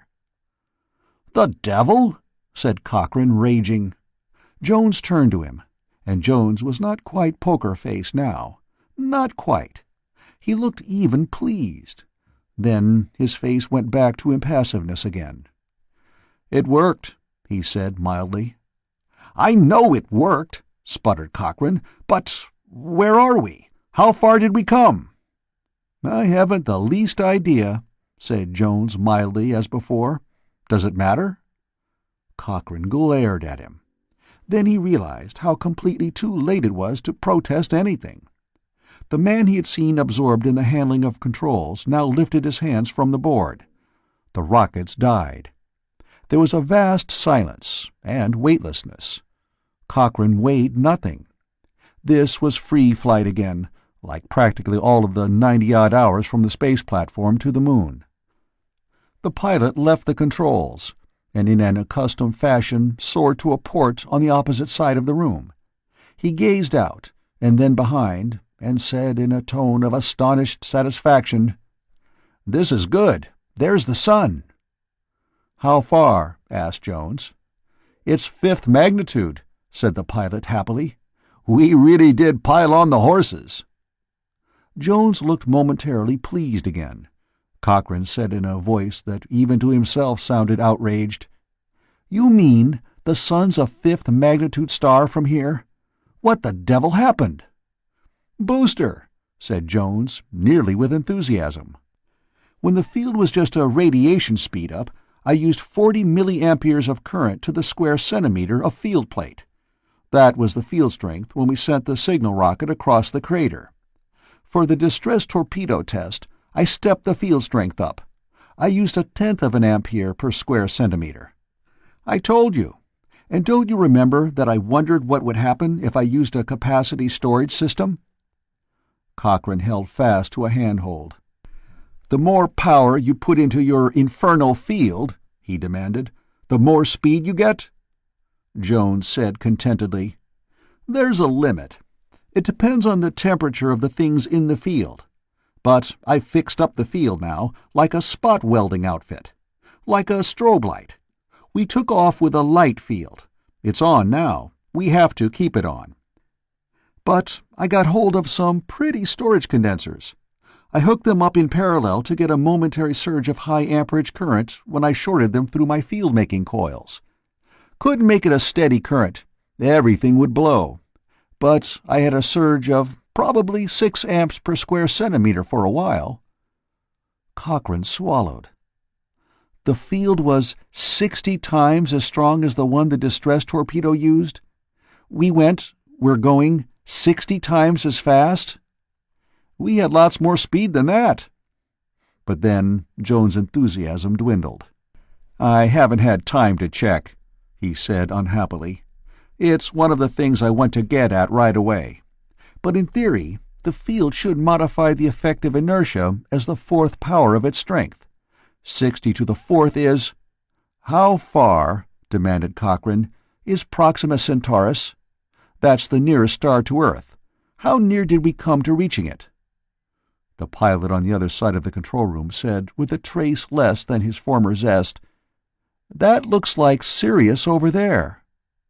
"We didn't head for Proxima Centaurus," said Jones mildly. "It's too close. And we have to keep the field plate back on the moon lined up with us, more or less, so we headed out roughly along the moon's axis, toward where its north pole points." "Then where are we headed? Where are we going?" "We're not going anywhere just yet," said Jones without interest. "We have to find out where we are, and from that—" Cochrane ran his hand through his hair. "Look," he protested, "who's running this show? You didn't tell me you were going to take off. You didn't pick out a destination. You didn't—" Jones said very patiently, "We have to try out the ship. We have to find out how fast it goes, with how much field and how much rocket thrust. We have to find out how far we went and if it was in a straight line. We even have to find out how to land. The ship's a new piece of apparatus. We can't do things with it until we find out what it can do." Cochrane stared at him. Then he swallowed. "I see," he said. "The Financial and Business Department of Spaceways, Inc. has done its stuff for the time being." Jones nodded. "The technical stuff now takes over?" Jones nodded again. "I still think," said Cochrane, "that we could have done with a little interdepartmental cooperation. How long before you know what you're about?" Jones shook his head. "I can't even guess. Ask Babs to come up here, will you?" Cochrane threw up his hands. He went toward the spiral ladder with handholds that led below. He went down into the main saloon. A tiny green light winked on and off, urgently, on the far side. Babs was seated at a tiny board there. As Cochrane looked, she pushed buttons with professional skill. Bill Holden sat in a strap chair, with his face a greenish hue. "We took off," said Holden in a strained voice. "We did," said Cochrane, "and the sun's a fifth magnitude star from where we've got to, which is no place in particular. And I've just found out that we started off at random, and Jones and the pilot he picked are now happily about to do some pure science research." Holden closed his eyes. "When you want to cheer me up," he said feebly, "you can tell me we're about to crash somewhere, and all this misery will soon be over." Cochrane said bitterly, "Taking off without a destination. Letting Babs come along. They don't know how far we've come, and they don't know where we're going. This is a hell of a way to run a business." "Who called it a business?" asked Holden, as feebly as before. "It started out as a psychiatric treatment." Babs' voice came from the side of the saloon where she sat at a vision tube and microphone. She was saying professionally, "I assure you it's true. We are linked to you by the Dabney field, in which radiation travels much faster than light. When you were a little boy, didn't you ever put a string between two tin cans and then talk along the string?" Cochrane stopped beside her, scowling. She looked up. "The Press Association men on Luna, Mr. Cochrane. They saw us take off, and their radar verified that we traveled some 100 of thousands of miles, but then we simply vanished. They don't understand how they can talk to us without even the time lag between Earth and Lunar City. I was explaining." "I'll take it," said Cochrane. "Jones wants you in the control room. Cameras? Who was handling the cameras?" "Mr. Bell," said Babs briskly. "It's his hobby, along with poker playing and children." "Tell him to get some pictures of the star fields around us," said Cochrane, "and then you can see what Jones wants. I will do a little business." He settled down in the seat Babs had vacated. He faced the two Press Association reporters in the screen. They had seen the ship's takeoff. It was verified beyond any reasonable question. the microwave beam to Earth was working at capacity to transmit statements from the Moon Observatory, which annoyedly conceded that the Spaceways Inc. salvaged ship had taken off with an acceleration beyond belief. But, the astronomer said firmly, the ship and all its contents must necessarily have been destroyed by the shock of their departure. The acceleration must have been as great as the shock of a meteor hitting Luna. "You can consider," Cochrane told them, "that I am now an angel, if you like. But how about getting a statement from Dabney?" A Press Association man back on Luna uttered the first profanity ever to travel faster than light. "All he can talk about," he said savagely, "is how wonderful he is. He agrees with the observatory that you must all be dead. He said so. Can you give us any evidence that you're alive and out in space? Visual evidence for broadcast?" At this moment, the entire fabric of the spaceship moved slightly. There was no sound of rockets. The ship seemed to turn a little, but that was all. No gravity, no acceleration. It was a singularly uncomfortable sensation, on top of the discomfort of weightlessness. Cochrane said sardonically, "If you can't take my word that I'm alive, I'll try to get you some proof." "I'll send you some pictures of the star fields around us. Shoot them to observatories back on Earth and let them figure out for themselves where we are. Displacement of the relative positions of the stars ought to let them figure things out." He left the communicator board. Holden still looked greenish in his strap chair. The main saloon was otherwise empty. Cochrane made his way gingerly to the stair going below. He stepped into thin air and descended by a pull on the handrail. This was the dining saloon. The ship having been built to impress investors in a stock sales enterprise, it had been beautifully equipped with trimmings, and having had to rise from Earth to Luna, and needing to take an acceleration of a good many gravities, it had necessarily to be reasonably well built. It had, in fact, to be an honest job of shipbuilding in order to put across a phony promotion. But there were trimmings that could have been spared. The ports opening upon emptiness, for example, were not really practical arrangements. But everybody but Holden and the two men in the control room now clustered at those ports, looking out at the stars. There was Jameson and Bell the writer, and Johnny Sims and his wife. Babs had been here and gone. "Hello," said Johnny Sims cheerfully. Cochrane nodded curtly. "I bought West stock in Spaceways," said Johnny Sims amusedly, "because I want to come along, right?" "So I heard," said Cochrane, as curtly as before. "West said," Johnny Sims told him gleefully, "that he was going back to Earth, punch Kirsten, Caston, Hopkins, and Fallow in their separate noses, and then go down to South Carolina and raise edible snails for the rest of his life." "An understandable ambition," said Cochrane. He frowned, waiting to talk to Bell, who was taking an infernally long time to focus a camera out of a side port. "It's going to be good when he tries to cash my check," said Johnny Sims delightedly. "I stopped payment on it when he wouldn't pick up the tab for some drinks I invited him to have." Cochrane forced his face to impassiveness. Johnny Sims was that way, he understood. He was a psychopathic personality. He was completely insensitive to notions of ethics.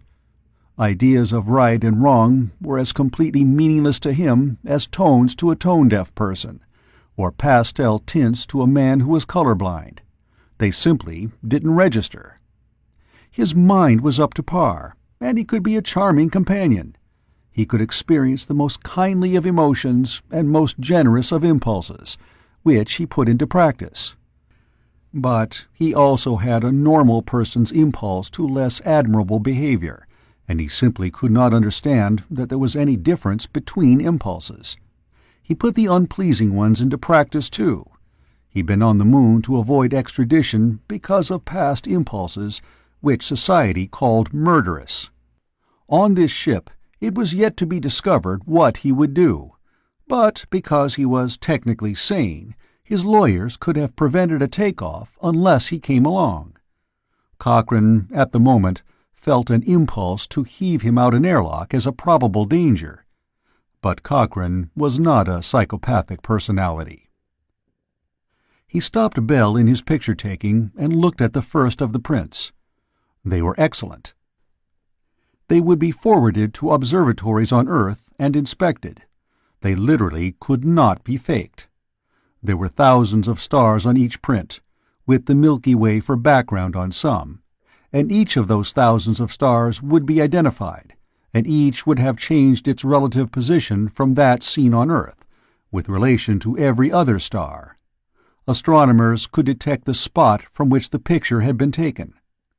But to fake a single print would have required years of computation, and almost certainly there would have been slip-ups somewhere.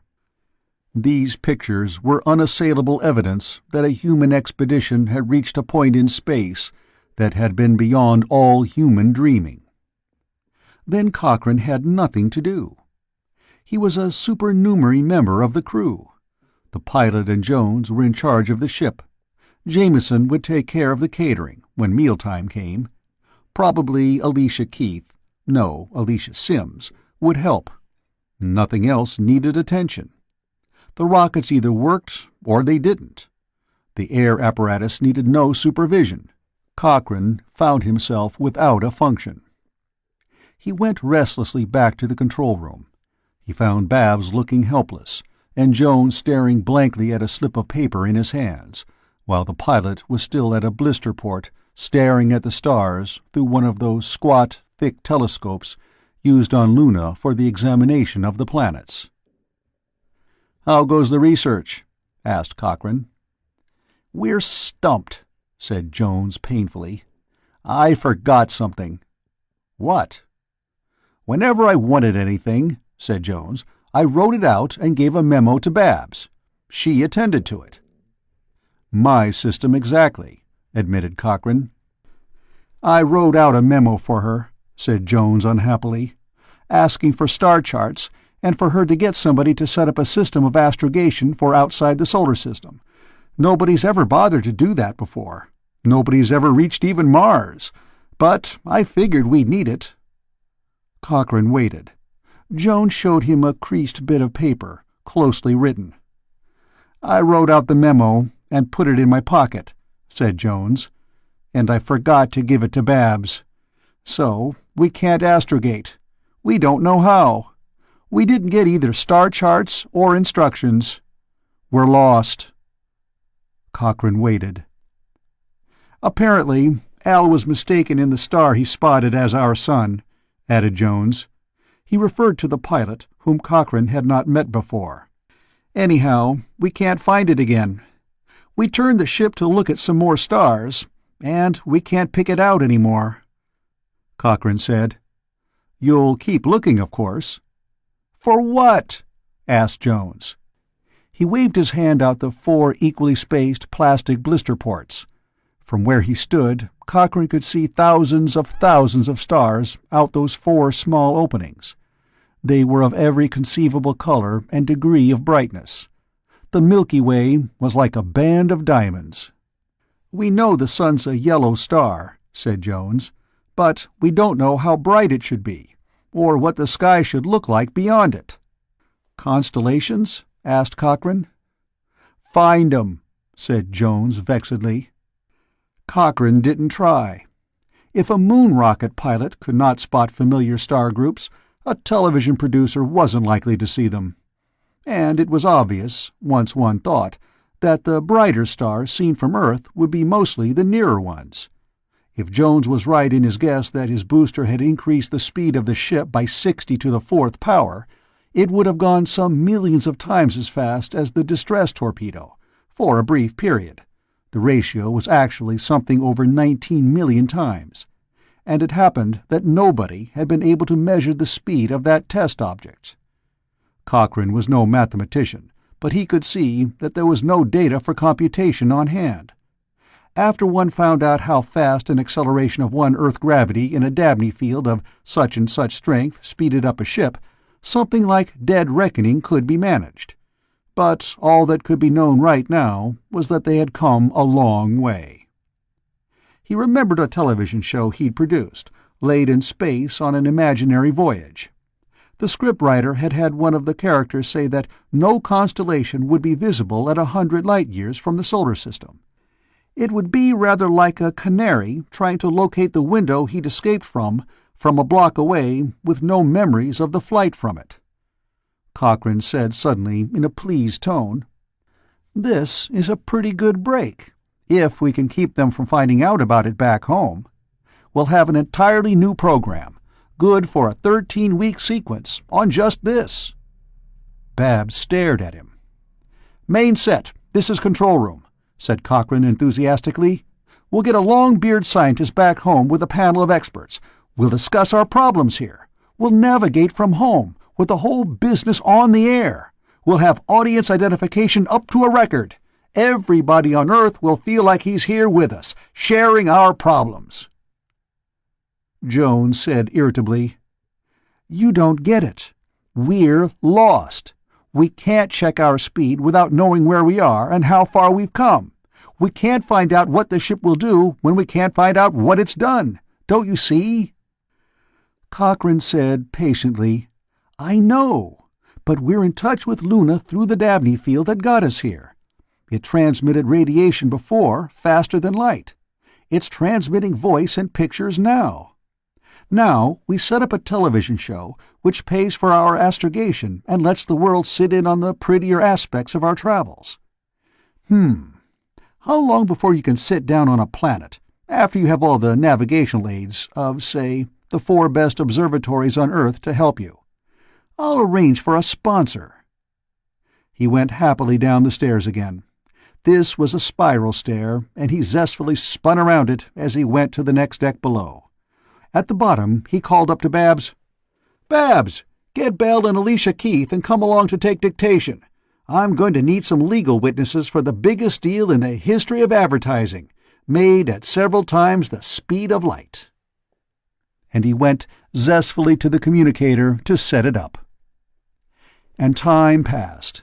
Data arrived, which at once solved Jones and the pilot's problem of where they were and how far they had come.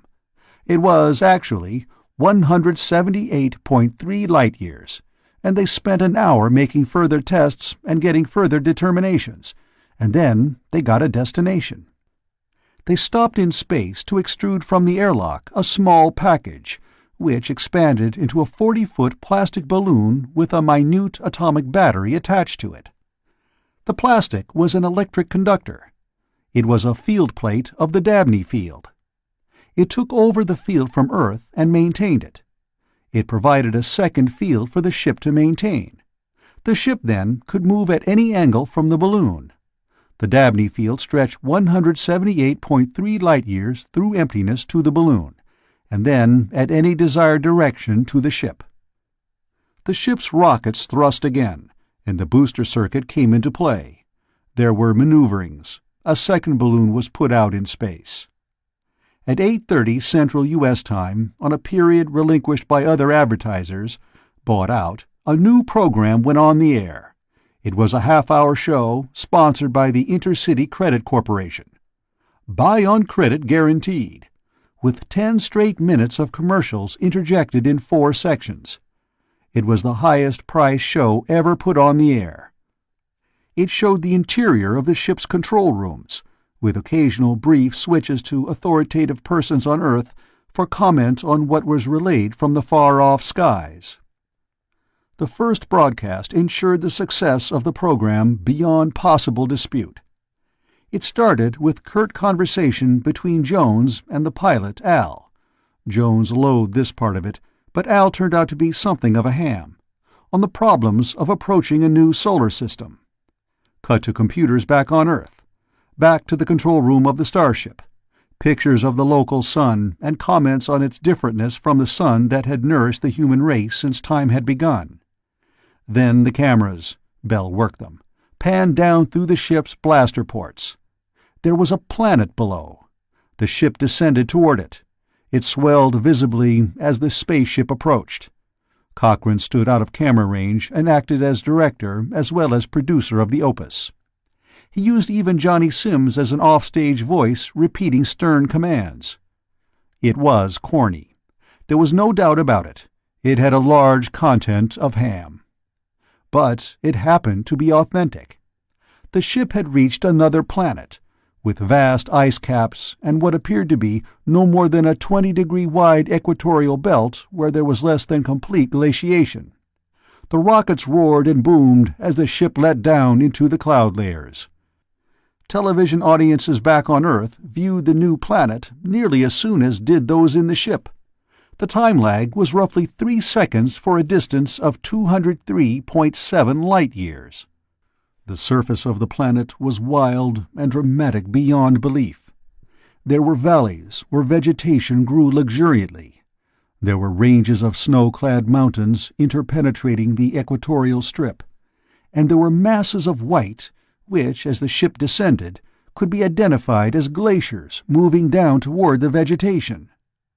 But as the ship sank lower and lower, and the sound of its rockets became thunderous because of the atmosphere around it, a new feature took over the central position in one's concept of what the planet was actually like. The planet was volcanic. There were smoking cones everywhere, in the snowfields, among the ice caps, in between the glaciers, and even among the tumbled areas, whose greenness proved that here was an environment which might be perilous, but where life should thrive abundantly. The ship continued to descend toward a great forest near a terminal moraine.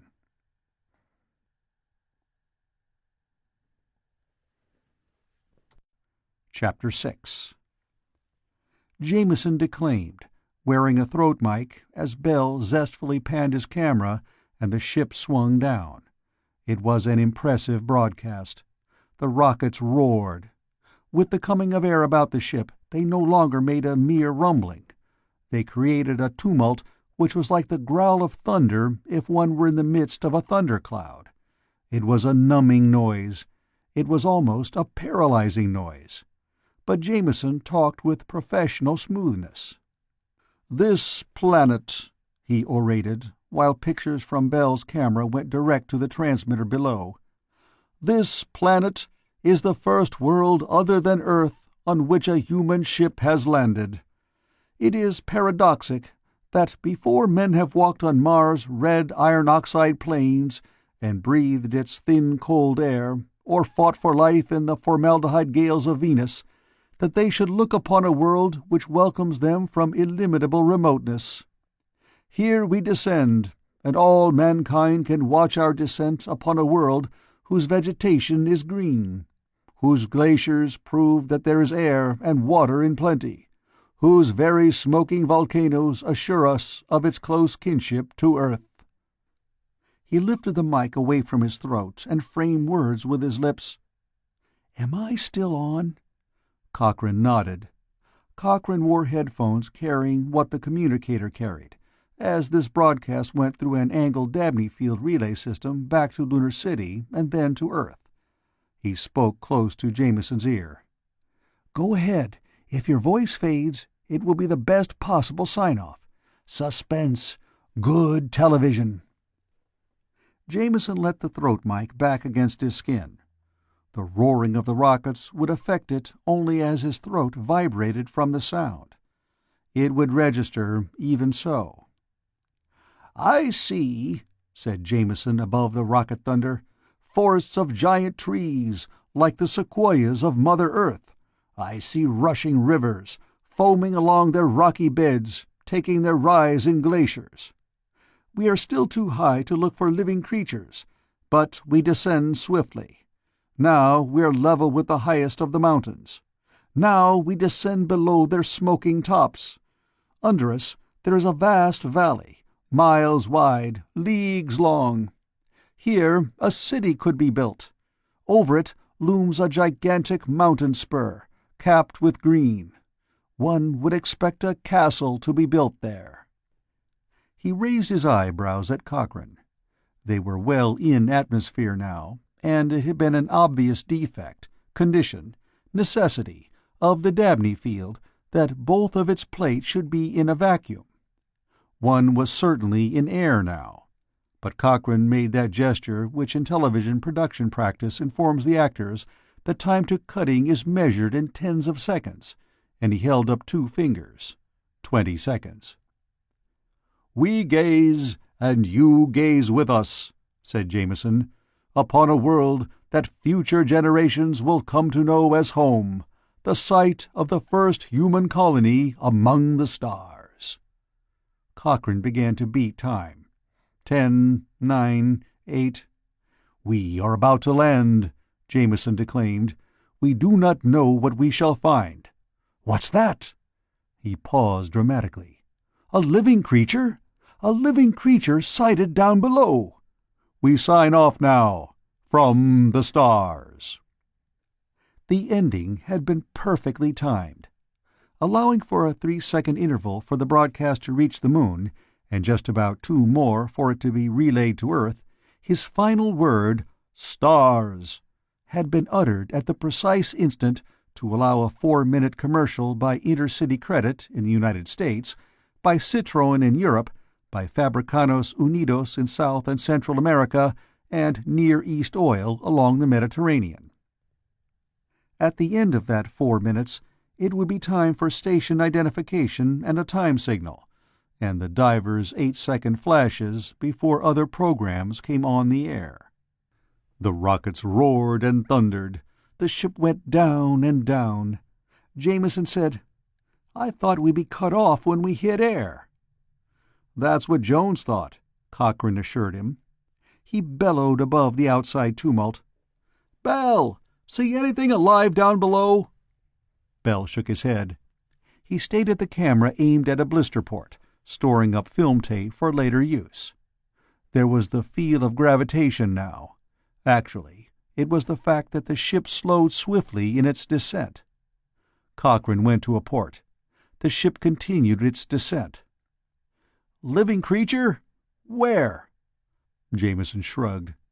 He had used it as a sign-off line, an extrapolation from the fact that there was vegetation below. He looked somehow distastefully out the port at a swiftly rising green ground below. He was a city man. He had literally never before seen what looked like habitable territory of such vast extent, with no houses on it. In a valley easily 10 miles long and 2 wide, there was not a square inch of concrete or of glass. There was not a man-made object in view. The sky was blue, and there were clouds, but to Jameson the sight of vegetation implied rooftops. There ought to be parapets where roofs ended to let light down to windows and streets below. He had never before seen grass save on elevated recreation areas, nor bushes not arranged as landscaping, and certainly not trees, other than the domesticated growths which can grow on the tops of buildings. To Jameson, this was desolation. On the moon, absence of structures was understandable. There was no air. But here there should be a city. The ship swayed a little as the rockets swung their blast to balance the descending mass. The intended Mars ship slowed, and hovered. And there was terrifying smoke and flame suddenly all about. And then there was a distinct crunching impact. The rockets continued to burn. Their ferocity diminished. They slackened again, and yet again. They were reduced to a mere faint murmur. There was a remarkable immobility of everything. It was the result of gravity. Earth value gravity, or very near it. There was a distinct pressure of one's feet against the floor, and a feeling of heaviness to one's body, which was very different from Lunar City, and more different still from free flight in emptiness. Nothing but swirling masses of smoke could be seen out the ports. They had landed in a forest, of sorts, and the rocket blasts had burned away everything underneath, down to solid soil. In a circle 40 yards about the ship, the ground was a mass of smoking, steaming ash. Beyond that, flames licked hungrily, creating more dense vapor.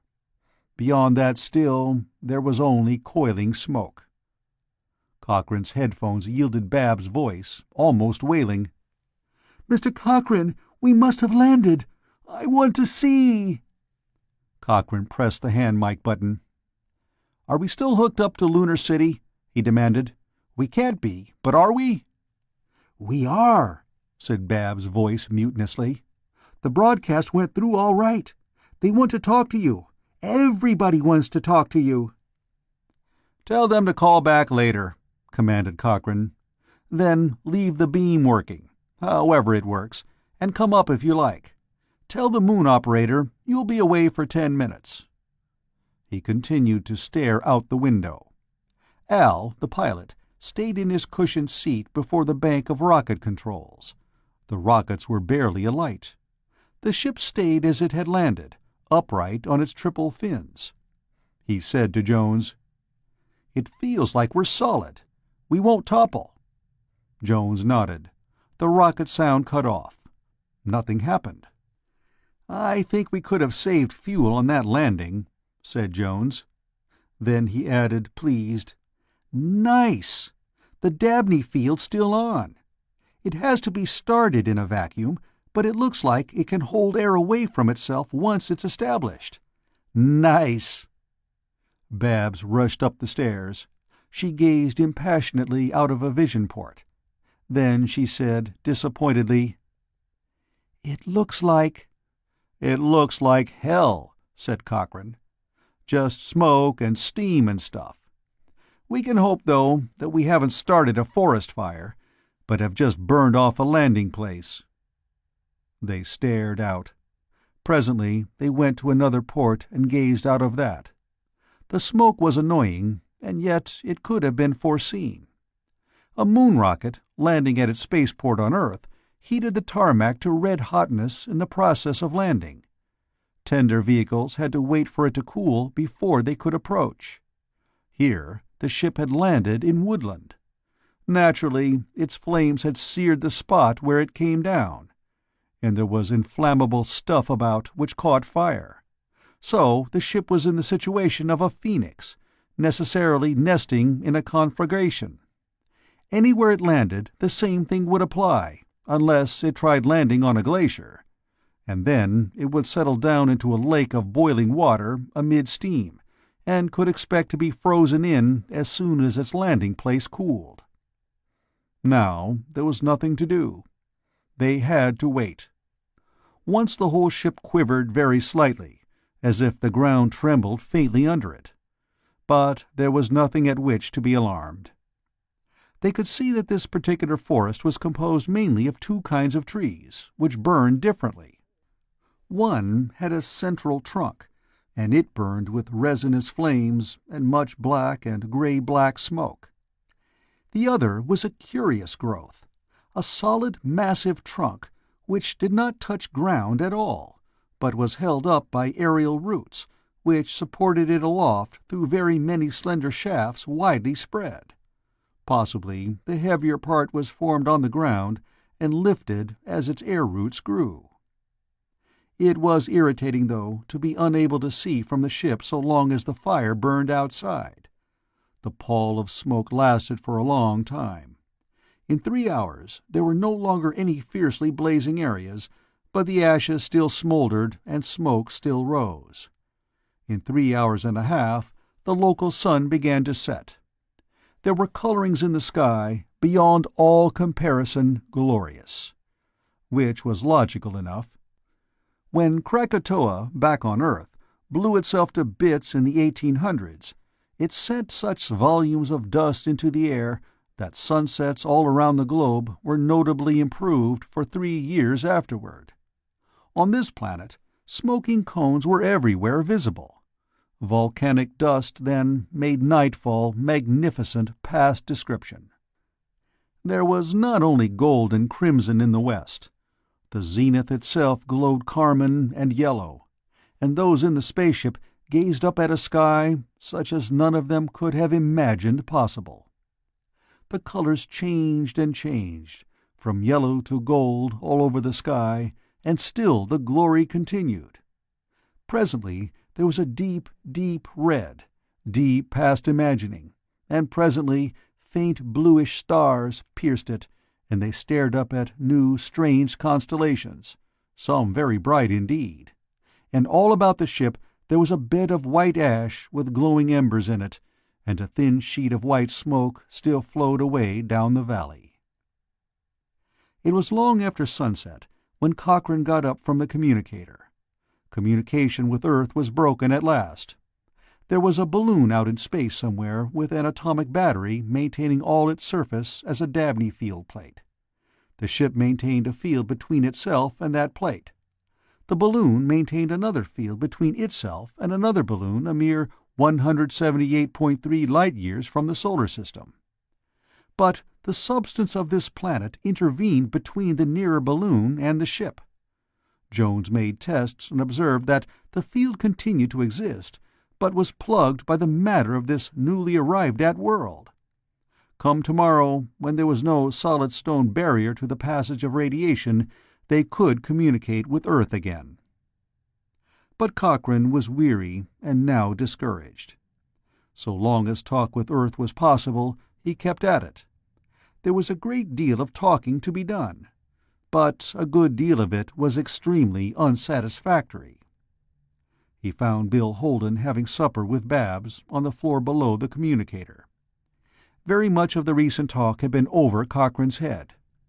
He felt humiliated by the indignation of scientists who would not tell him what he wanted to know without previous information he could not give. When he went over to the dining table, he felt that he creaked from weariness and dejection. Babs looked at him solicitously and then jumped up to get him something to eat. Everybody else was again watching out the ship's ports at the new, strange world of which they could see next to nothing. "Bill," said Cochrane fretfully, "I've just been given the dressing down of my life. You're expecting to get out of the airlock in the morning and take a walk. But I've been talking to Earth. I've been given the devil for landing on a strange planet without bringing along a bacteriologist, an organic chemist, an ecologist, an epidemiologist, and a complete laboratory to test everything with before daring to take a breath of outside air. I'm warned not to open a port." Holden said, "You sound as if you've been talking to a biologist with a reputation. You ought to know better than that." Cochrane protested. "I wanted to talk to somebody who knew more than I did. What could I do but get a man with a reputation?" Holden shook his head. "We psychiatrists," he observed, "go around peeping under the corners of rugs at what people try to hide from themselves. We have a worm's-eye view of humanity. We know better than to throw a difficult problem at a man with an established name. They're neurotic about their reputations. Like Dabney, they get panicky at the idea of anybody catching them in a mistake. No big name in medicine or biology would dare tell you that, of course, it's all right for us to take a walk in the rather pretty landscape outside." "Then who will?" demanded Cochrane. "We'll make what tests we can," said Holden comfortingly, "and decide for ourselves. We can take a chance. We're only risking our lives." Babs brought Cochrane a plate. He put food in his mouth and chewed and swallowed. "They say we can't afford to breathe the local air at all until we know its bacteriology. We can't touch anything until we test it as a possible allergen. We can't." Holden grunted. "What would those same authorities have told your friend Columbus? On a strange continent, he'd be sure to find strange plants and strange animals. He'd find strange races of men, and he ought to find strange diseases. They'd have warned him not to risk it. They wouldn't." Cochrane ate with a sort of angry vigor. Then he snapped, "If you want to know, we've got to land. We're sunk if we don't go outside and move around. We'll spoil our storyline. This is the greatest adventure serial anybody on Earth ever tuned in to follow. If we back down on exploration, our audience will be disgusted and resentful, and they'll take it out on our sponsors." Babs said softly to Holden, "That's my boss." Cochrane glared at her. He didn't know how to take the comment. He said to Holden, "Tomorrow, we'll try to figure out some sort of test and try the air. I'll go out in a spacesuit and crack the faceplate. I can close it again before anything lethal gets in. But there's no use stepping out into a bed of coals tonight. I'll have to wait till morning." Holden smiled at him. Babs regarded him with intent, enigmatic eyes. Neither of them said anything more. Cochrane finished his meal. Then he found himself without an occupation. Gravity on this planet was very nearly the same as on Earth. It felt like more, of course, because all of them had been subject only to moon gravity for nearly 3 weeks. Jones and the pilot had been in 1/6 gravity for a much longer time. And the absence of gravity had caused their muscles to lose tone by just about the amount that the same time spent in a hospital bed would have done. They felt physically worn out. It was a healthy tiredness, though, and their muscles would come back to normal as quickly as one recovers strength after illness. Rather faster, in fact. But tonight there would be no nightlife on the spaceship. Johnny Sims disappeared, after symptoms of fretfulness akin to those of an overtired small boy. Jameson gave up, and Bell and Al the pilot fell asleep while Jones was trying to discuss something technical with him. Jones himself yawned, and when Al snored in his face, he gave up. They retired to their bunks. There was no point in standing guard over the ship. If the bed of hot ashes did not guard it, it was not likely that an individual merely sitting up and staring out its ports would do much good. There were extremely minor, practically unnoticeable vibrations of the ship from time to time. They would be volcanic tremblers, to be expected. They were not alarming, certainly, and the forest outside was guarantee of no great violence to be anticipated. The trees stood firm and tall. There was no worry about the ship. It was perfectly practical, and even necessary simply to turn out the lights and go to sleep. But Cochrane could not relax. He was annoyed by the soreness of his muscles. He was irritated by the picture given him of the expedition as a group of heedless ignoramuses who'd taken off without star charts or bacteriological equipment, without even apparatus to test the air of planets they might land on, and who now were sternly warned not to make any use of their achievement. Cochrane was not overwhelmed by the achievement itself, though less than 18 hours since the ship and all its company had been aground on Luna, and now they were landed on a new world twice as far from Earth as the Pole Star. It is probable that Cochrane was not awed because he had a television producer's point of view. He regarded this entire affair as a production. He was absorbed in the details of putting it across. He looked at it from his own quite narrow professional viewpoint. It did not disturb him that he was surrounded by a wilderness. He considered the wilderness the set on which his production belonged, though he was as much a city man as anybody else. He went back to the control room. With the ship standing on its tail, that was the highest point, and as the embers burned out and the smoke lessened, it was possible to look out into the night. He stared at the dimly seen trees beyond the burned area, and at the dark masses of mountains which blotted out the stars. He estimated them, without quite realizing it, in view of what they would look like on a television screen. When light objects in the control room rattled slightly, he paid no attention. His rehearsal studio had been rickety back home. Babs seemed to be sleepless, too. There was next to no light where Cochrane was, merely the monitor lights which assured that the Dabney field still existed, though blocked for use by the substance of a planet. Babs arrived in the almost dark room only minutes after Cochrane.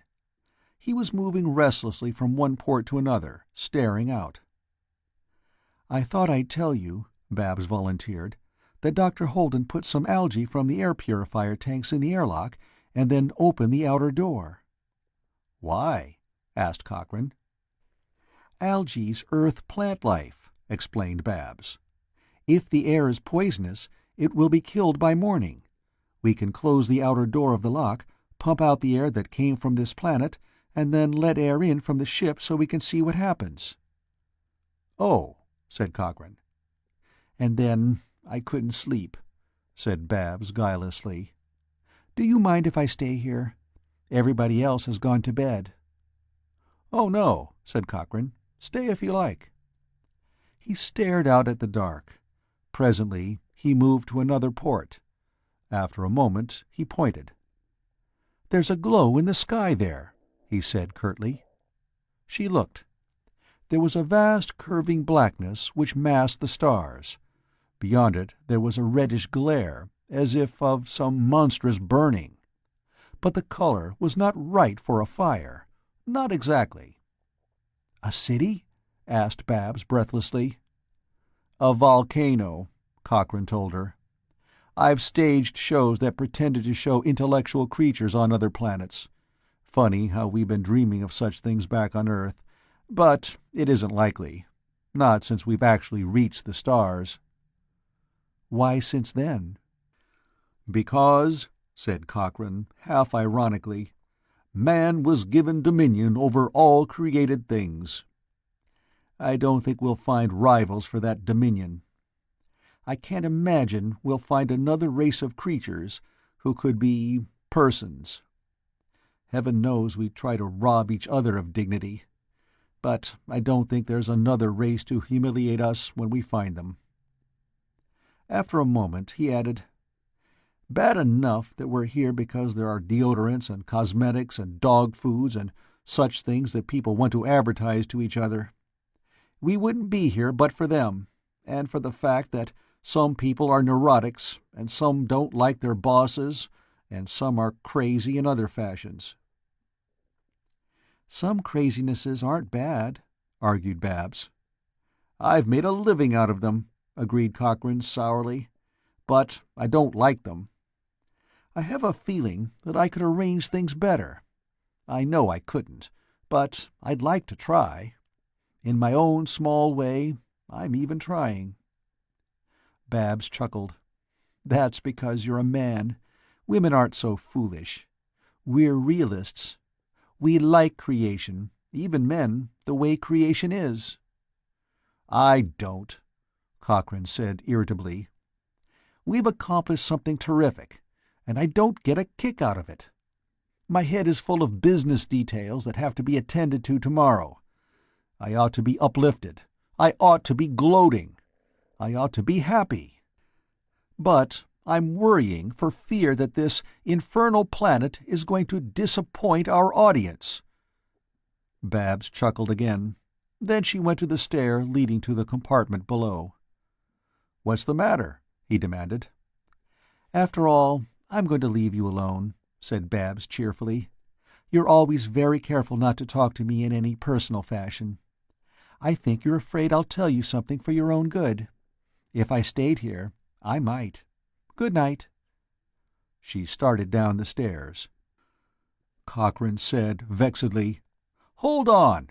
Confound it, I didn't know I was so transparent. I'm sorry, Babs. Look, tell me something for my own good." Babs hesitated, and then said very cheerfully, "You only see things the way a man sees them. This show, this trip, this whole business doesn't thrill you because you don't see it the way a woman would." "Such as how?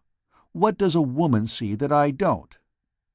"A woman," said Babs, "sees this planet as a place that men and women will come to live on. To live on. You don't.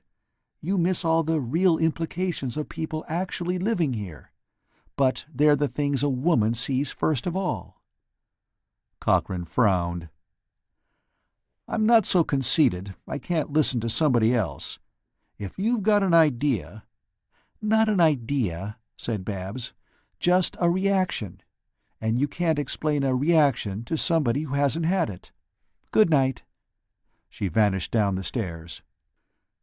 Some time later, Cochrane heard the extremely minute sound of a door closing on one of the cabins 3 decks down in the spaceship. He went back to his restless inspection of the night outside.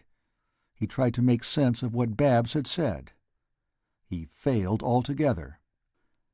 In the end, he settled in one of the over-elaborately cushioned chairs that had made this ship so attractive to deluded investors. He intended to think out what Babs might have meant. She was, after all, the most competent secretary he'd ever had, and he'd been wryly aware of how helpless he would be without her. Now he tried painstakingly to imagine what changes in one's view the inclusion of women among pioneers would involve. He worked out some seemingly valid points, but it was not a congenial mental occupation. He fell asleep without realizing it, and was waked by the sound of voices all about him. It was morning again, and Johnny Sims was shouting boyishly at something he saw outside. "Get at it, boy!" he cried enthusiastically. "Grab him! That's the way!" Cochrane opened his eyes. Johnny Sims gazed out and down from a blister port, waving his arms. His wife Alicia looked out of the same port without seeming to share his excited approval. Bell had dragged a camera across the control room and was in the act of focusing it through a particular window. "What's the matter?" demanded Cochrane. He struggled out of his chair, and Johnny Sims' pleasure evaporated abruptly. He swore nastily, viciously, at something outside the ship. His wife touched his arm and spoke to him in a low tone. He turned furiously upon her, mouthing foulnesses. Cochrane was formidably beside him, and Johnny Sims' expression of fury smoothed out instantly. He looked pleasant and amiable. "The fight stopped," he explained offhandedly. "It was a good fight, but one of the creatures wouldn't stay and take his licking."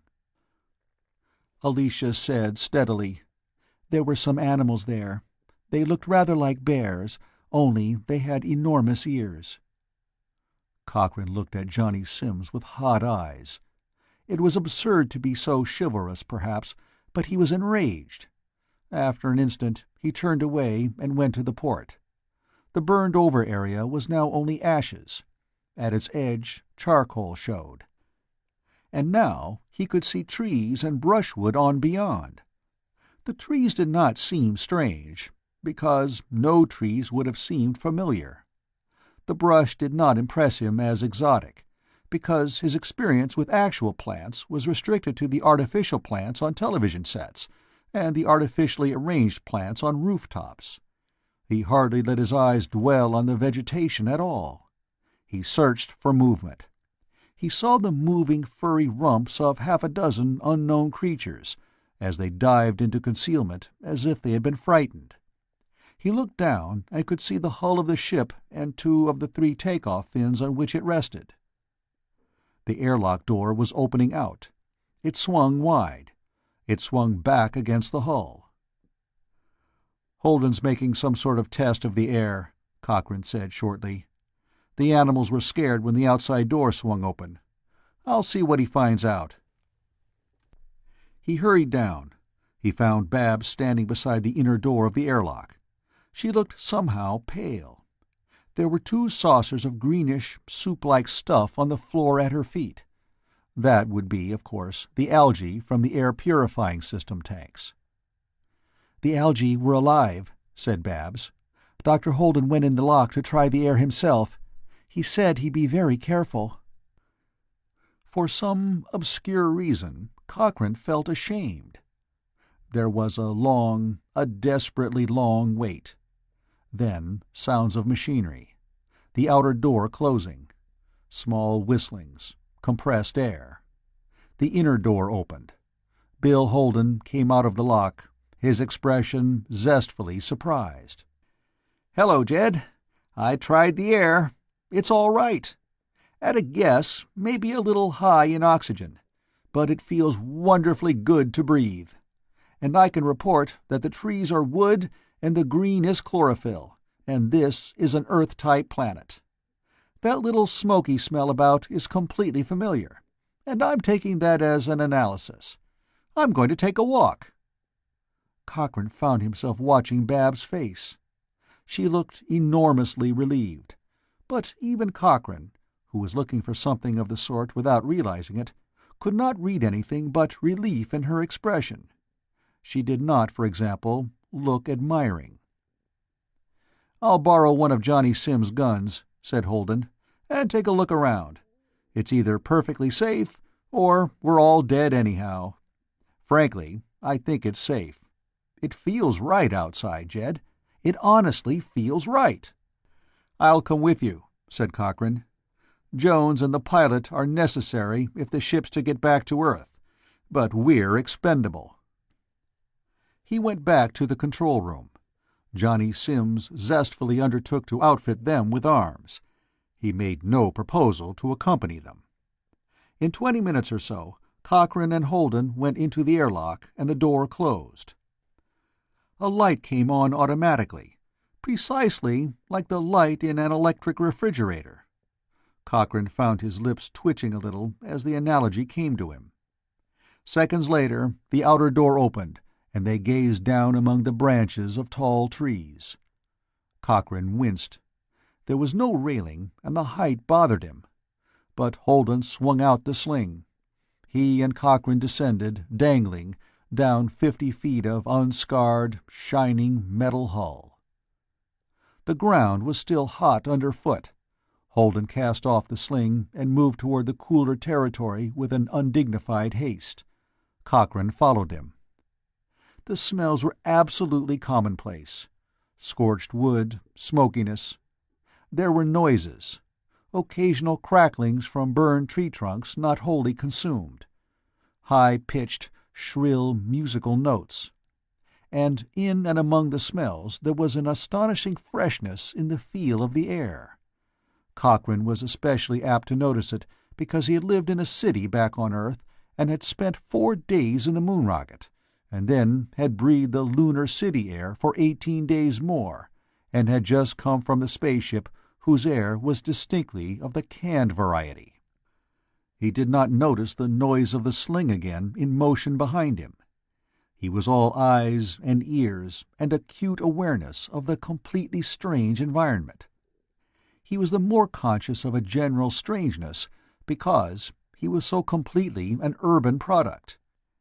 Yet he and Holden were vastly less aware of the real strangeness about them than men of previous generations would have been.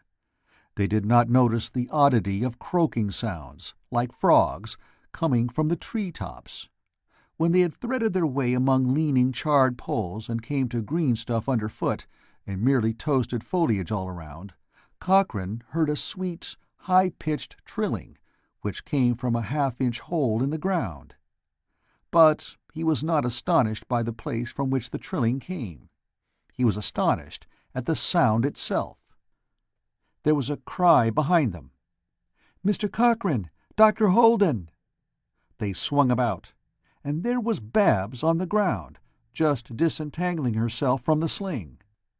She had followed them out, after waiting until they had left the airlock, and could not protest. Cochrane swore to himself. But when Babs joined them breathlessly, after a hopping run over the hot ground, he said only, "Fancy meeting you here." I couldn't resist it," said Babs in breathless apology. "And you do have guns. It's safe enough.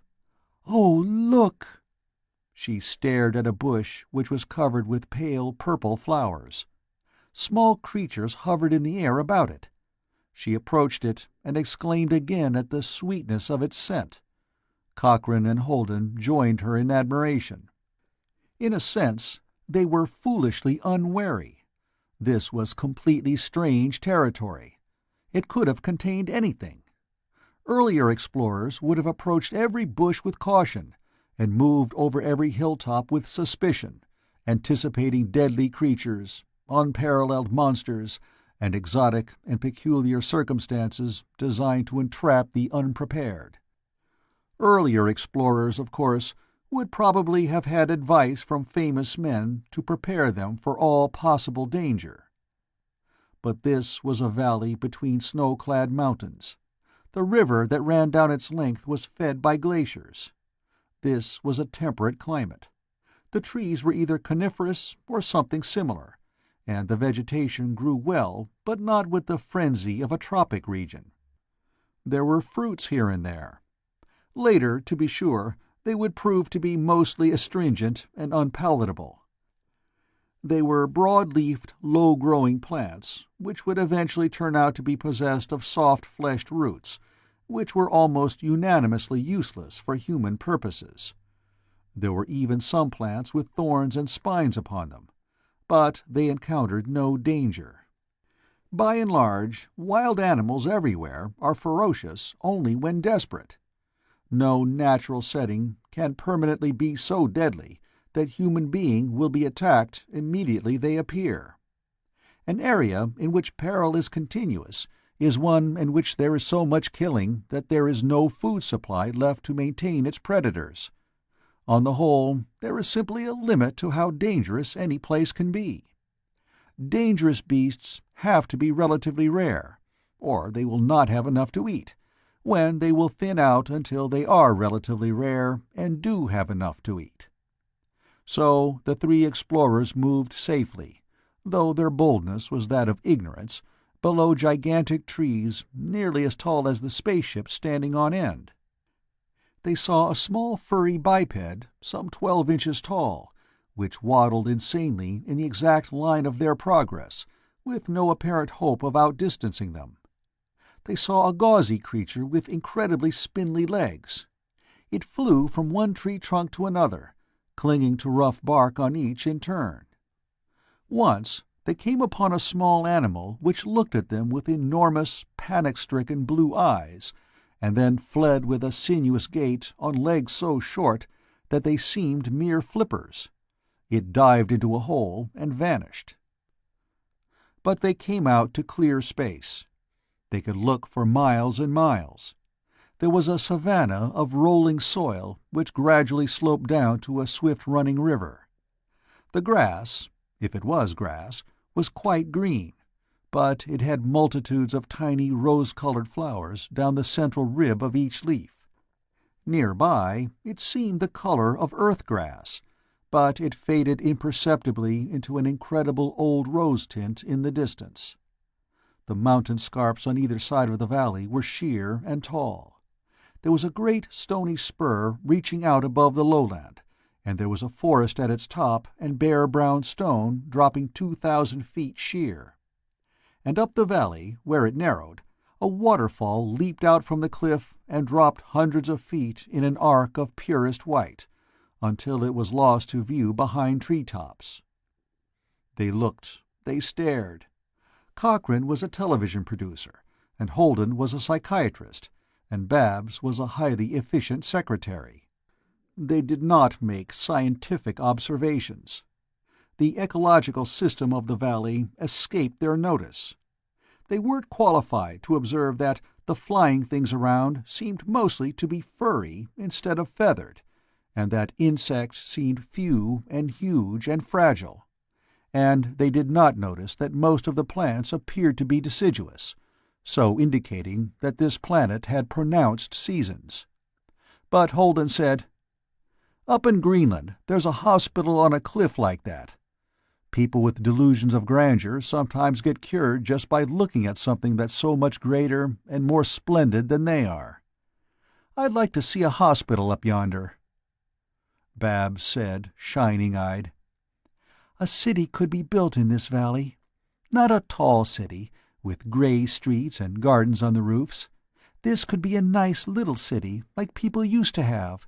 There would be little houses, all separate, and there'd be grass all around, and people could pluck flowers if they wanted to take inside.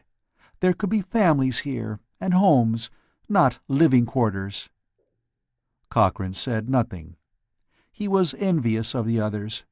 They saw, and they dreamed according to their natures. Cochrane somehow felt forlorn. Presently he said depressedly, "We'll go back to the ship. You can work out your woman's viewpoint stuff with Bell, Babs. He'll write it, or you can give it to Alicia to put over when we go on the air." Babs made no reply. The absence of comment was almost pointed. Cochrane realized that she wouldn't do it, though he couldn't see why. They did go back to the ship. Cochrane sent Babs and Holden up the sling first, while he waited down below. It was a singular sensation to stand there. He was the only human being afoot on a planet the size of Earth or larger, at the foot of a cliff of metal which was the spaceship's hull. He had a weapon in his hand, and it should defend him from anything. But he felt very lonely. The sling came down for him. He felt sick at heart as it lifted him. He had an overwhelming conviction of incompetence, though he could not detail the reasons. The rope hauled him up, swaying, to the dizzy height of the airlock door. He could not feel elated.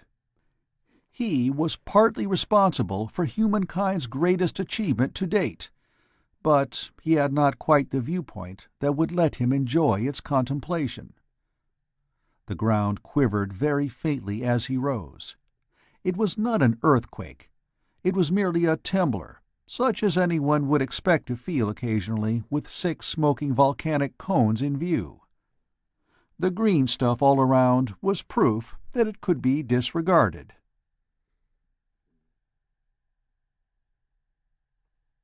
Chapter 7. In the United States, some 200-odd light-years away, it happened to be Tuesday. On this Tuesday, the broadcast from the stars was sponsored by Harvey's, the national men's clothing chain. Harvey's advertising department preferred discussion-type shows, because differences of opinion in the shows proper led so neatly into their tagline, "You can disagree about anything but the quality of a Harvey suit. That's superb." Therefore, the broadcast after the landing of the ship on the volcanic planet was partly commercial, and partly pictures and reports from the Spaceways expedition, and partly queries and comments by big-name individuals on Earth. Inevitably, there was Dabney, and Dabney was neurotic. He did his best to make a shambles of everything. The show started promptly enough at the beginning. There was a 2-minute film strip of business-suited puppets marching row on row, indicating the enormous popularity of Harvey's suits. Then, a fast-minute hillbilly puppet show about 2 feuding mountaineers who found they couldn't possibly retain their enmity when they found themselves in agreement on the quality of Harvey suits. "That's superb!" The commercial ended with a choral dance of madly enthusiastic miniature figures, dancing while they lustily sang the theme song, "You can disagree, yes sirree, you can disagree about anything, indeed everything, you and me, but you can't, no you can't disagree about the strictly super extra super quality of a Harvey suit. That's superb." And thereupon the television audience of several continents saw the faded-in image of mankind's first starship, poised upon its landing fins among trees more splendid than even television shows had ever pictured before. The camera panned slowly, and showed such open spaces as very few humans had ever seen unencumbered by buildings, and mountains of a grandeur difficult for most people to believe in. The scene cut to the spaceship's control room, and Al, the pilot, acted briskly as the leader of an exploration party just returned, though he actually hadn't left the ship. He introduced Jameson, wearing improvised leggings and other trappings appropriate to an explorer in wilderness. Jameson began to extrapolate from his observations out the control room port, adding film clips for authority. Smoothly and hypnotically, he pictured the valley as the ship descended the last few thousand feet, and told of the human colony to be founded in this vast and hospitable area just explored. Mountainside hotels for star tourists would look down upon a scene of tranquility and cozy spaciousness. This would be the first human outpost in the stars. In the other valleys of this magnificent world there would be pasture lands, and humankind would again begin to regard meat as a normal and not extravagant part of its diet, on this planet certainly. There were minerals beyond doubt, and water power. The estimate was that at least the equivalent of the Asian continent had been made available for human occupation. And this splendid addition to the resources of humanity— The second commercial cut Jameson off. Naturally. The sponsor was paying for time. So for Jameson was substituted the other fiction about the poor young man who found himself envied by the board of directors of the firm which employed him. His impeccable attire caused him to be promoted to vice president without any question of whether or not he could fill the job, because, of course, he wore a Harvey suit. Alicia Keith showed herself on the screen and gave the woman's viewpoint, as written about by Bell. She talked pleasantly about how it felt to move about on a planet never before trodden by human beings. She was interrupted by the pictured face of the lady editor of Joint Network's feminine programs, who asked sweetly, "Tell me, Alicia, what do you think the attainment of the stars will mean to the average American housewife in the immediate future, right now?" Then Dabney came on. His appearance was fitted into the sequence from Lunar City, and his gestures were extravagant as anybody's gestures will be, where their hands and arms weigh so small a fraction of Earth normal. "I wish," said Dabney impressively, "to congratulate the men who have so swiftly adapted my discovery of faster-than-light travel to practical use. I am overwhelmed at having been able to achieve a scientific triumph which, in time, will mean that mankind's future stretches endlessly and splendidly into the future." Here there was canned applause. Dabney held up his hand for attention. He thought, visibly. "But," he said urgently, "I admit that I am disturbed by the precipitancy of the action that has been taken. I feel as if I were like some powerful genie giving gifts which the recipients may use without thought." More canned applause, inserted because he had given instructions for it whenever he paused. The communicator operator at Lunar City took pleasure in following instructions exactly. Dabney held up his hand again. Again he performed feats of meditation in plain view.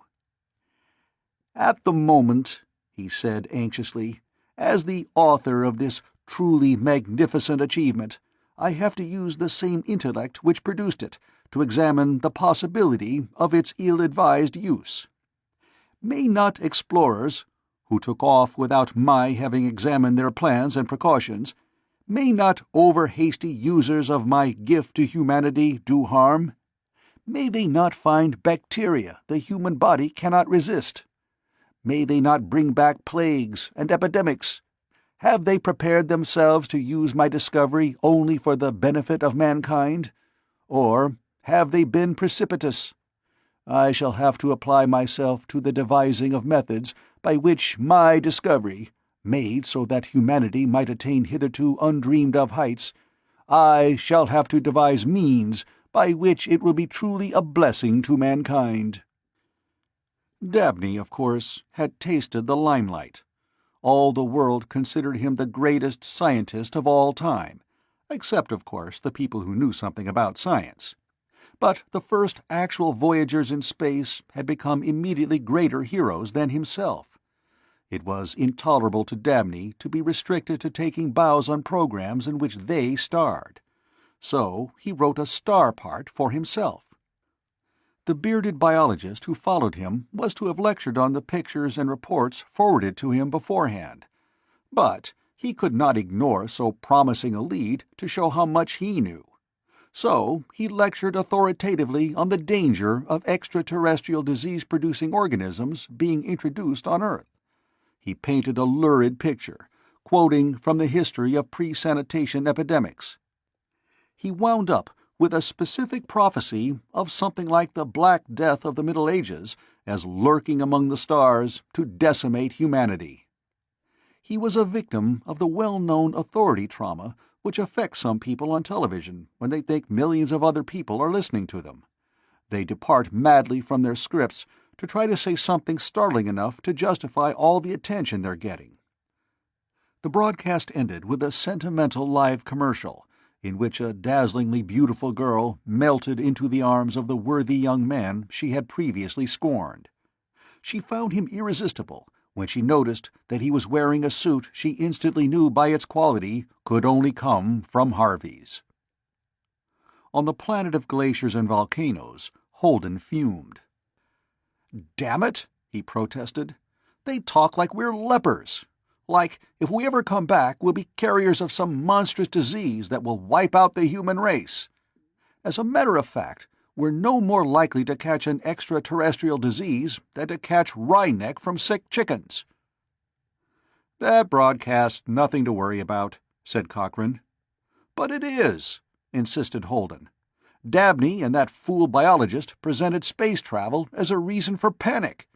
They could have every human being on Earth scared to death we'll bring back germs and everybody'll die of the croup." Cochrane grinned. "Good publicity, if we needed it. Actually, they've boosted the show. From now on, every presentation has a dramatic kick it didn't have before. Now everybody will feel suspense waiting for the next show. Has Jameson got the Purple Death on Planet of Smoky Hilltops? Will darling Alicia Keith break out in green spots next time we watch her on the air? Has Captain Al of the star-roving spaceship breathed in spores of the swelling fungus? Are the space travelers doomed? Tune in on our next broadcast and see. My dear Bill, if we weren't signed up for sponsors' fees, I'd raise our prices after this trick." Holden looked unconvinced.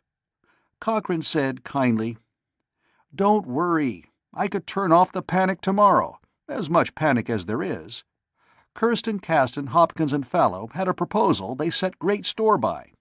They wanted to parcel out a big contest for a name for mankind's second planet. They had regional sponsors lined up. It would have been worldwide.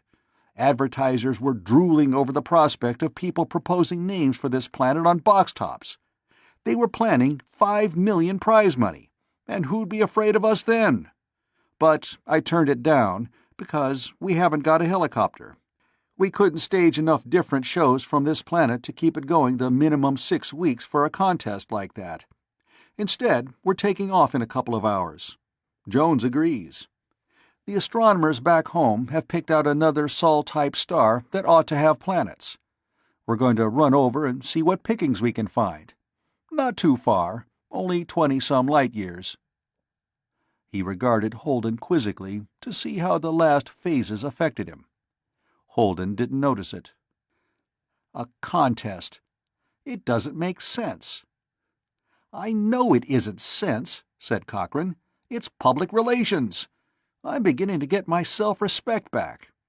I see now that a space exploration job is only as good as its public relations man." He went zestfully to find Babs to tell her to leave the communicator set and let queries go unanswered as a matter of simple business policy. The sling which swung out of the airlock now became busy. They had landed on this planet, and they were going to leave it, and there had been a minimum of actual contact with its soil. So Jameson took his leggings, put on for the show, and he and Bell went down to the ground and foraged through the woods. Jameson carried one of Johnny Sim's guns, which he regarded with acute suspicion, and Bell carried cameras. They photographed trees and underbrush, first as atmosphere, and then with fanatic attention to leaves and fruits or flowers. Bell got pictures of one of the small furry bipeds that Cochrane and Holden had spied when Babs was with them.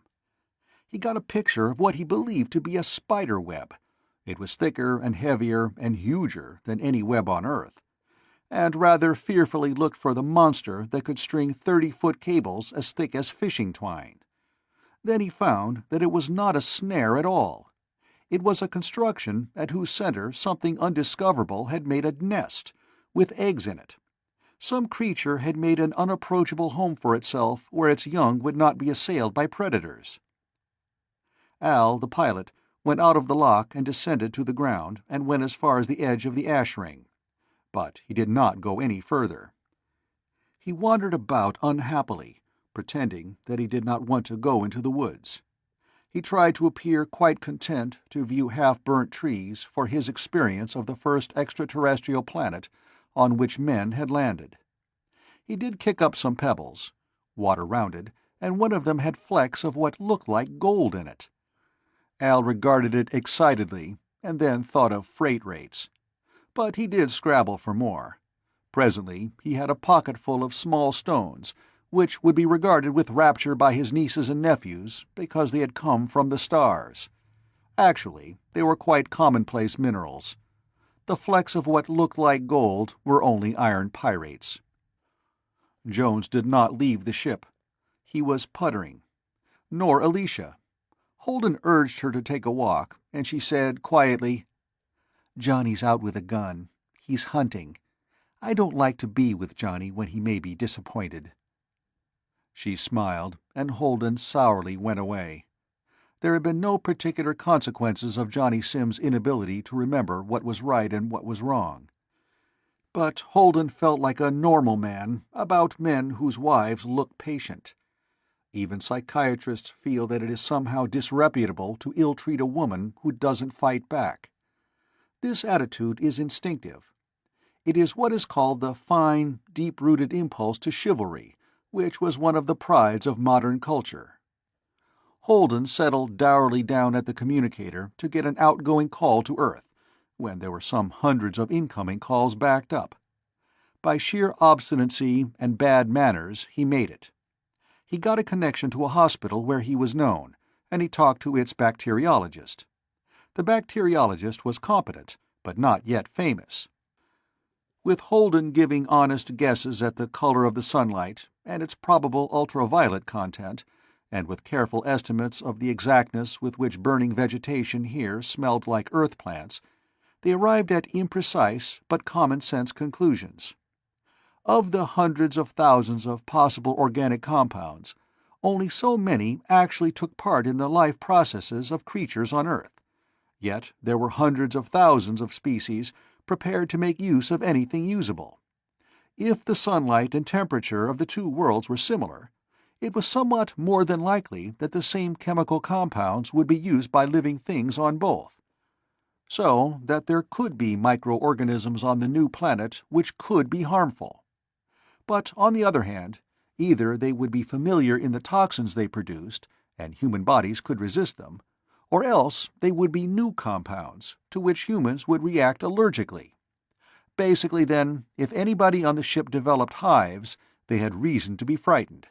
But so long as nobody sneezed or broke out in welts, their lives were probably safe. This comforting conclusion took a long time to work out. Meanwhile, Babs and Cochrane had swung down to the ground and went hiking. Cochrane was armed as before, though he had no experience as a marksman. In television shows he had directed the firing of weapons shooting blank charges, cut to a minimum so they wouldn't blast the mics. He knew what motions to go through, but nothing else. They did not explore in the same direction as their first excursion. The ship was to take off presently, as soon as this planet had turned enough for the spaceship's nose to point nearly in the direction of their next target. They had 2 hours for exploration. They came upon something which lay still across their path, like a great serpent. Cochrane looked at it startedly. Then he saw that the round, glistening, seeming snake was fastened to the ground by rootlets. It was a plant which grew like a creeper, absorbing nourishment from a vast root area. Somewhere, no doubt, it would rear upward and spread out leaves to absorb the sun's light. It used, in a way, the principle of those lateral wells, which in dry climates gather water too scarce to collect in merely vertical holes. They went on, admiring and amazed. All about them were curiosities of adaptation, freaks of ecological adjustment, marvels of symbiotic cooperation. A botanist would have swooned with joy at the material all about. A biologist would have babbled happily. Babs and Cochrane admired without information. They walked interestedly, but unawed among the unparalleled. Back on Earth, they knew as much as most people about nature, practically nothing at all. Babs had never seen any wild plants before. She was fascinated by what she saw and exclaimed at everything, but she did not realize a fraction of the marvels on which her eyes rested. On the whole, she survived. "It's a pity we haven't got a helicopter," Cochrane said regretfully. "If we could fly around from place to place and send back pictures—" "We can't do it in the ship. It would burn more fuel than we've got." Babs wrinkled her forehead. "Dr. Holden's badly worried because we can't make as alluring a picture as he'd like." Cochrane halted to watch something which was flat like a disk of gray-green flesh, and which moved slowly out of their path with disquieting, writhing motions. It vanished, and he said, "Yes, Bill's an honest man, even if he is a psychiatrist. He wants desperately to do something for the poor devils back home who are so pitifully frustrated. There are tens of millions of men who can't hope for anything better than to keep the food and shelter supply intact for themselves and their families. They can't even pretend to hope for more than that. There isn't more than so much to go around. But Bill wants to give them hope.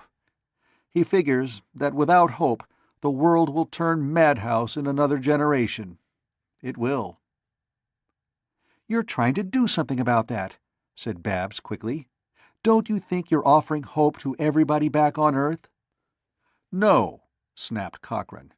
"I'm not trying anything so abstract as furnishing hope to a frustrated humanity. Nobody can supply an abstraction.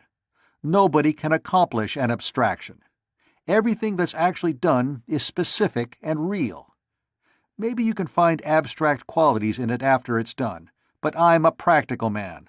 I'm not trying to produce an improved psychological climate suitable for debilitated psychos.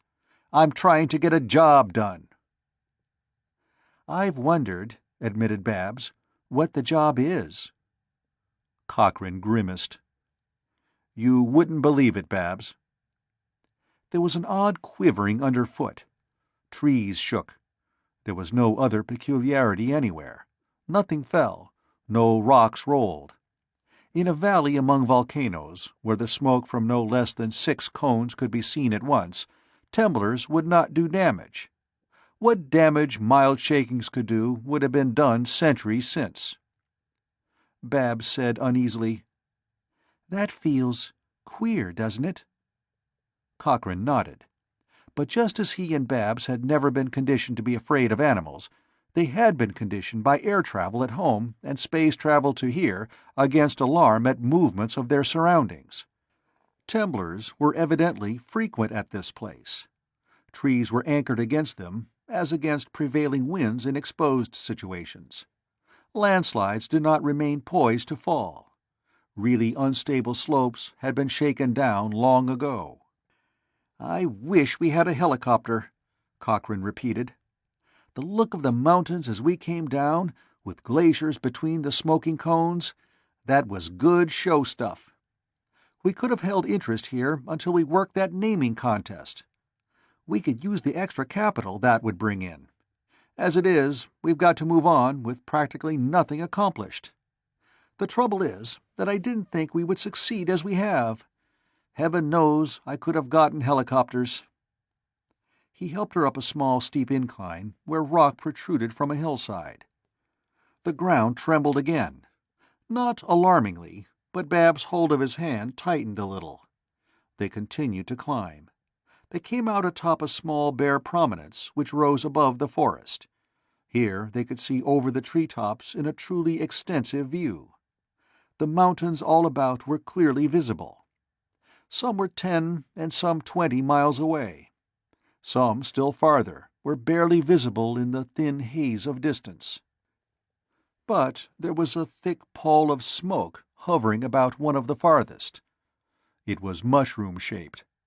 At one time in human history it would have seemed typically a volcanic cloud.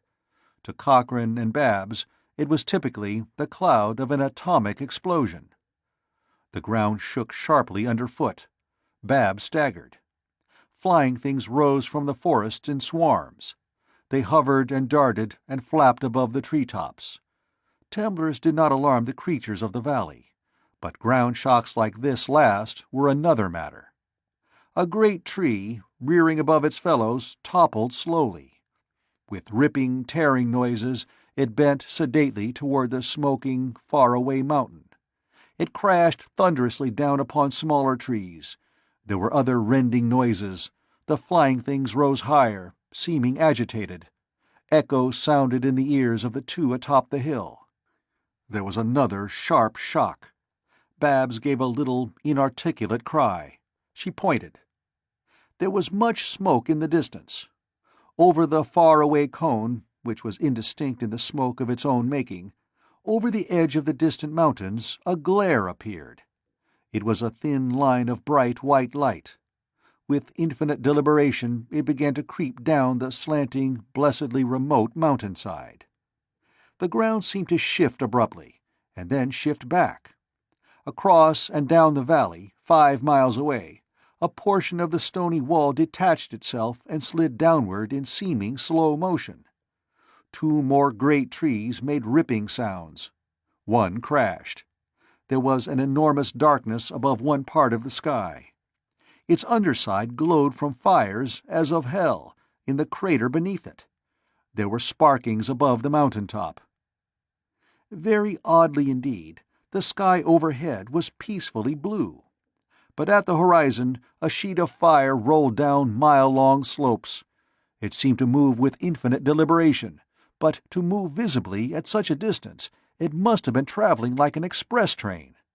It must have been unthinkably hot, glaring white molten stone, thin as water, pouring downward in a flood of fire.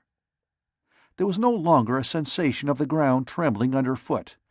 Now the noticeable sensation was when the ground was still. Temblors were practically continuous. There were distinct sharp impacts, as of violent blows nearby. Babs stared, fascinated. She glanced up at Cochrane. Her skin was white. There were beads of sweat on his forehead. "We're safe here, aren't we?" she asked, scared. "I think so, but I'm not going to take you through falling trees while this is going on. There's another tree down. I'm worrying about the ship. If it topples—" She looked at the nose of the spaceship, gleaming silver metal, rising from the trees about the landing spot it had burned clear. A third of its length was visible. "If it topples," said Cochrane, "we'll never be able to take off. It has to point up to lift."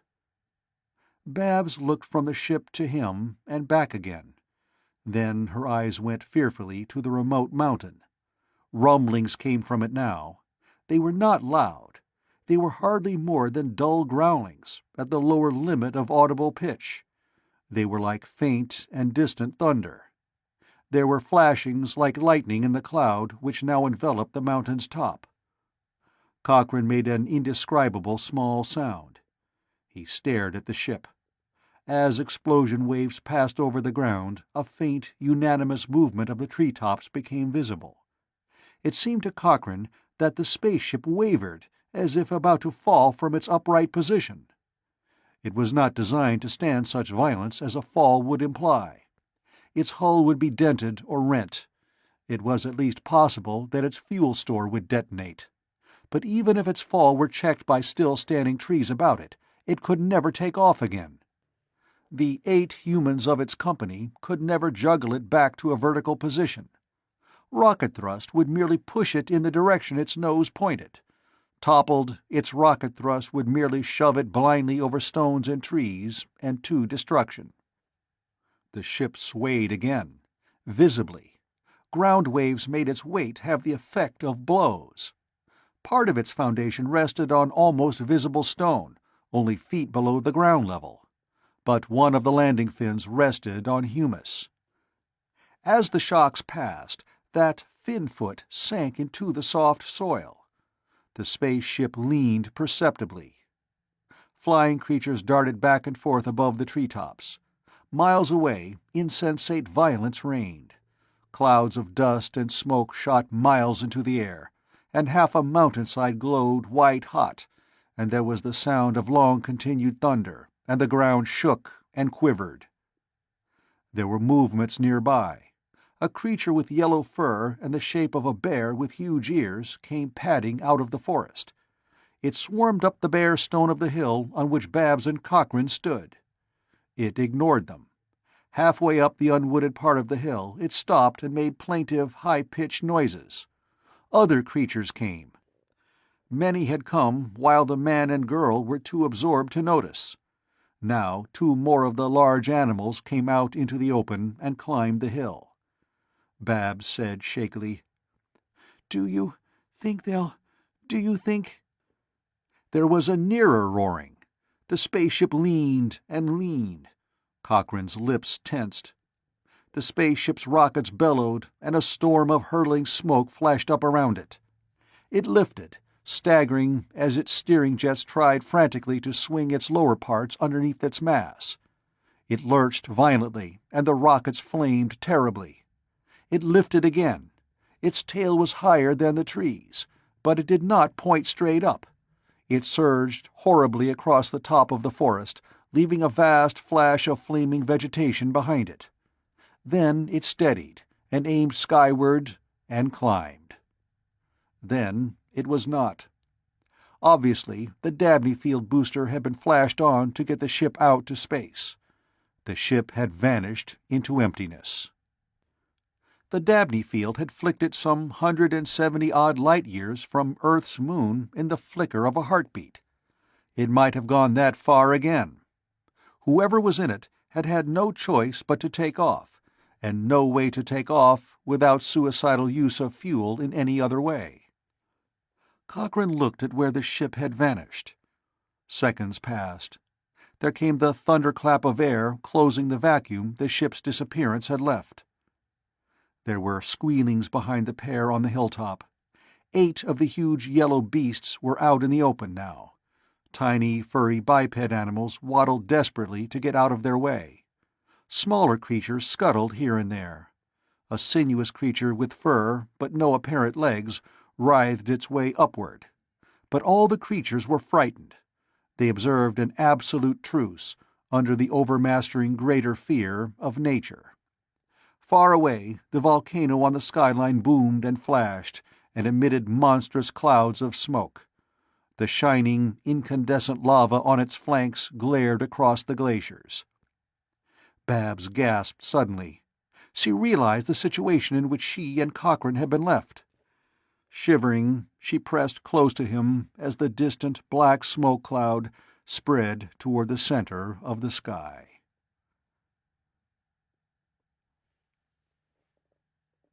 Chapter 8.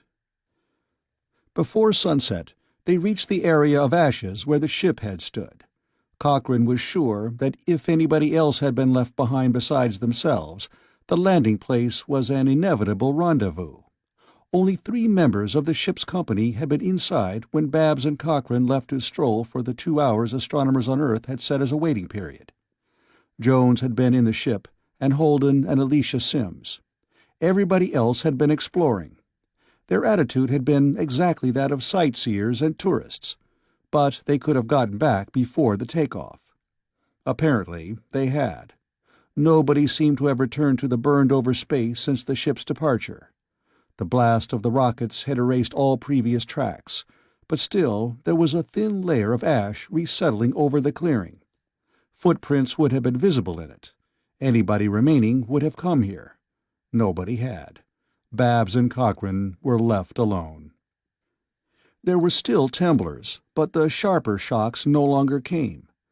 There was conflagration in the wood, where the lurching ship had left a long, fresh streak of forest fire. The 2 castaways stared at the round, empty landing place.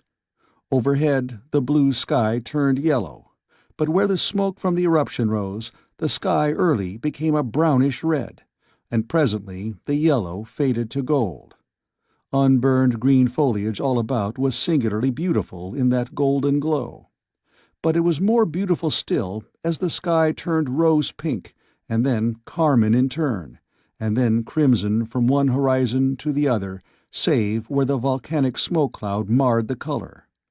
Then the east darkened and became a red so deep as to be practically black, and unfamiliar bright stars began to peep through it. Before darkness was complete, Cochrane dragged burning branches from the edge of the new fire — the heat was searing — and built a new and smaller fire in the place where the ship had been. "This isn't for warmth," he explained briefly, "but so we'll have a light if we need it. And it isn't likely that animals will be anything but afraid of it." He went off to drag charred masses of burnable stuff from the burned-out first forest fire. He built a sort of rampart in the very center of the clearing.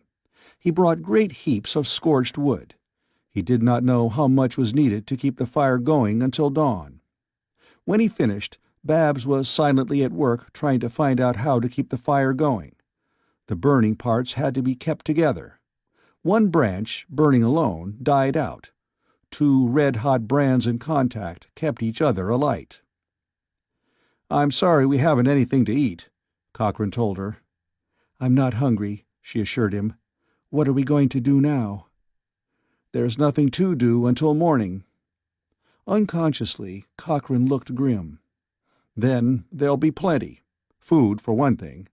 We don't know, actually, whether or not there's anything really edible on this planet, for us. It could be that there are fruits or possibly stalks or leaves that would be nourishing. Only, we don't know which is which. We have to be careful.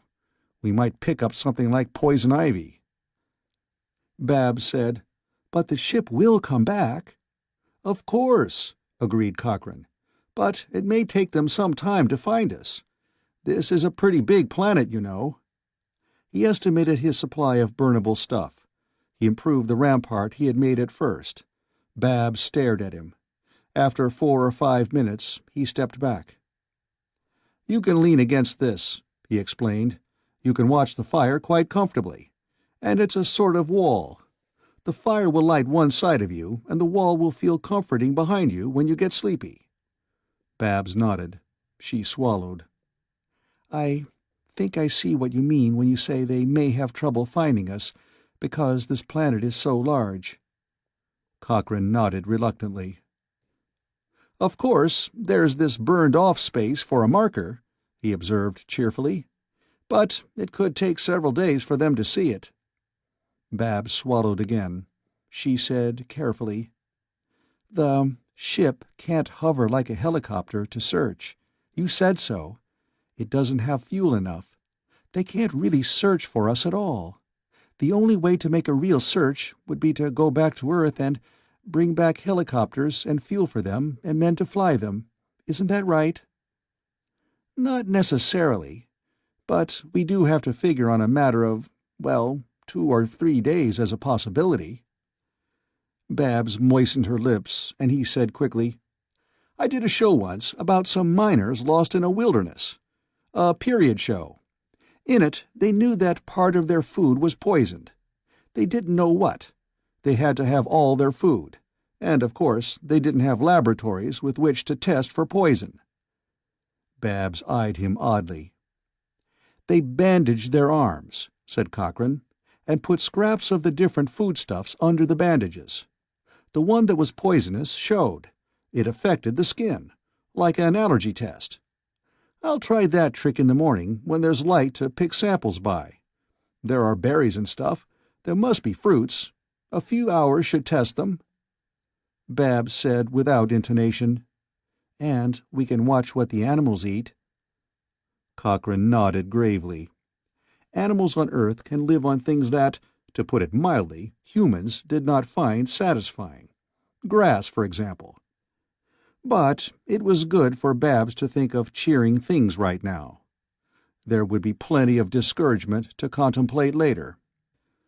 There was a flicker of brightness in the sky. Presently the earth quivered. Something made a plaintive wah, wah, wah sound off in the night. Something else made a noise like the tinkling of bells. There was an abstracted hooting presently, which now was nearby, and now was far away, and once they heard something which was exactly like the noise of water running into a pool. But the source of that particular burbling moved through the dark wood beyond the clearing. It was not wholly dark where they were, even aside from their own small fire. The burning trees in the departing ship's rocket trail sent up a column of white, which remaining flames illuminated. The remarkably primitive camp Cochrane had made looked like a camp on a tiny snowfield because of the ashes. "We've got to think about shelter," said Babs presently, very quietly indeed. "If there are glaciers, there must be winter here. If there is winter, we have to find out which animals we can eat and how to store them." "Hold on," protested Cochrane. "That's looking too far ahead." Babs clasped her hands together. It could have been to keep their trembling from being seen. Cochrane was regarding her face. She kept that under admirable control. "Is it?" asked Babs. "On the broadcast, Mr. Jameson said that there was as much land here as on all the continent of Asia. Maybe he exaggerated. Say there's only as much land not ice-covered as there is in South America. It's all forest and plain and uninhabited." She moistened her lips, but her voice was very steady. "If all of South America was uninhabited, and there were 2 people lost in it, and nobody knew where they were, how long would it take to find them?" "It would be a matter of luck," admitted Cochrane. "If the ship comes back, it can't hover to look for us. There isn't fuel enough. It couldn't spot us from space if it went in orbit like a space platform. By the time they could get help, they wouldn't even be sure we were alive. If we can't count on being found right away, this burned-over place will be green again. In 2 or 3 weeks, they couldn't find it anyhow." Cochrane fidgeted. He had worked out all this for himself. He'd been disturbed at having to tell it, or even admit it to Babs. Now, she said in a constrained voice, "If men came to this planet and built a city and hunted for us, it might still be 100 years before anybody happened to come into this valley. Looking for us would be worse than looking for a needle in a haystack. I don't think we're going to be found again." Cochrane was silent. He felt guiltily relieved that he did not have to break this news to Babs. Most men have an instinctive feeling that a woman will blame them for bad news they hear. A long time later, Babs said, as quietly as before, "Johnny Sims asked me to come along while he went hunting. I didn't. At least I'm not cast away with him." Cochrane said gruffly, "Don't sit there and brood. Try to get some sleep." She nodded. After a long while, her head drooped. She jerked awake again. Cochrane ordered her vexedly to make herself comfortable. She stretched out beside the wall of wood that Cochrane had made. She said quietly, "While we're looking for food tomorrow morning, we'd better keep our eyes open for a place to build a house." She closed her eyes. Cochrane kept watch through the dark hours. He heard night cries in the forest, and once, toward dawn, the distant volcano seemed to undergo a fresh paroxysm of activity. Boomings and explosions rumbled in the night. There were flickerings in the sky, but there were fewer tremblers after it, and no shocks at all. More than once, Cochrane found himself dozing. It was difficult to stay in a state of alarm. There was but one single outcry in the forest that sounded like the shriek of a creature seized by a carnivore. That was not nearby. He tried to make plans. He felt bitterly self-reproachful that he knew so few of the things that would be useful to a castaway. But he had been a city man all his life. Woodcraft was not only out of his experience. On overcrowded Earth, it would have been completely useless. From time to time, he found himself thinking, instead of practical matters, of the astonishing sturdiness of spirit Babs displayed. When she waked, well after daybreak, and sat up blinking, he said, Babs, we're in this together. From now on, if you want to tell me something for my own good, go ahead, right?" She rubbed her eyes on her knuckles and said, "I'd have done that anyhow, for both our good. Don't you think we'd better try to find a place where we can get a drink of water? Water has to be right to drink." They set off, Cochrane carrying the weapon he brought from the ship. It was Babs who pointed out that a stream should almost certainly be found where the rain would descend, downhill.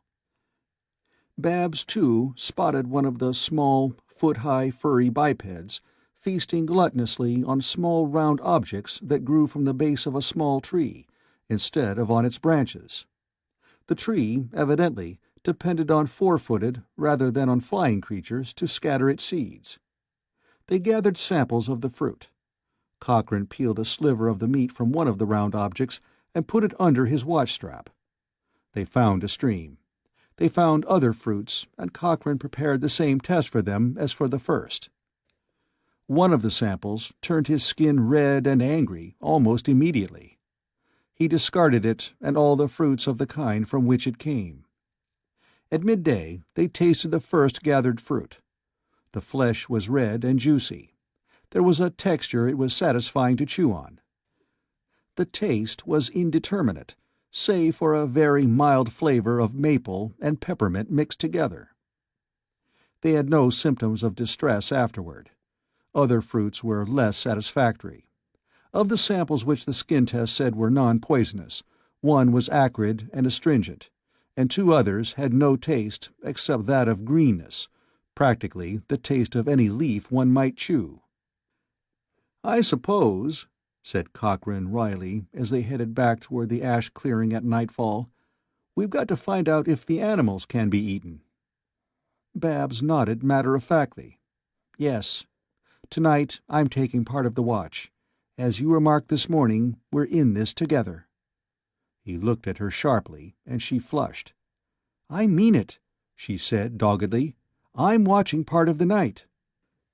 He was desperately tired. His muscles were not yet back to normal after the low gravity on the moon. She'd had more rest than he. He had to let her help.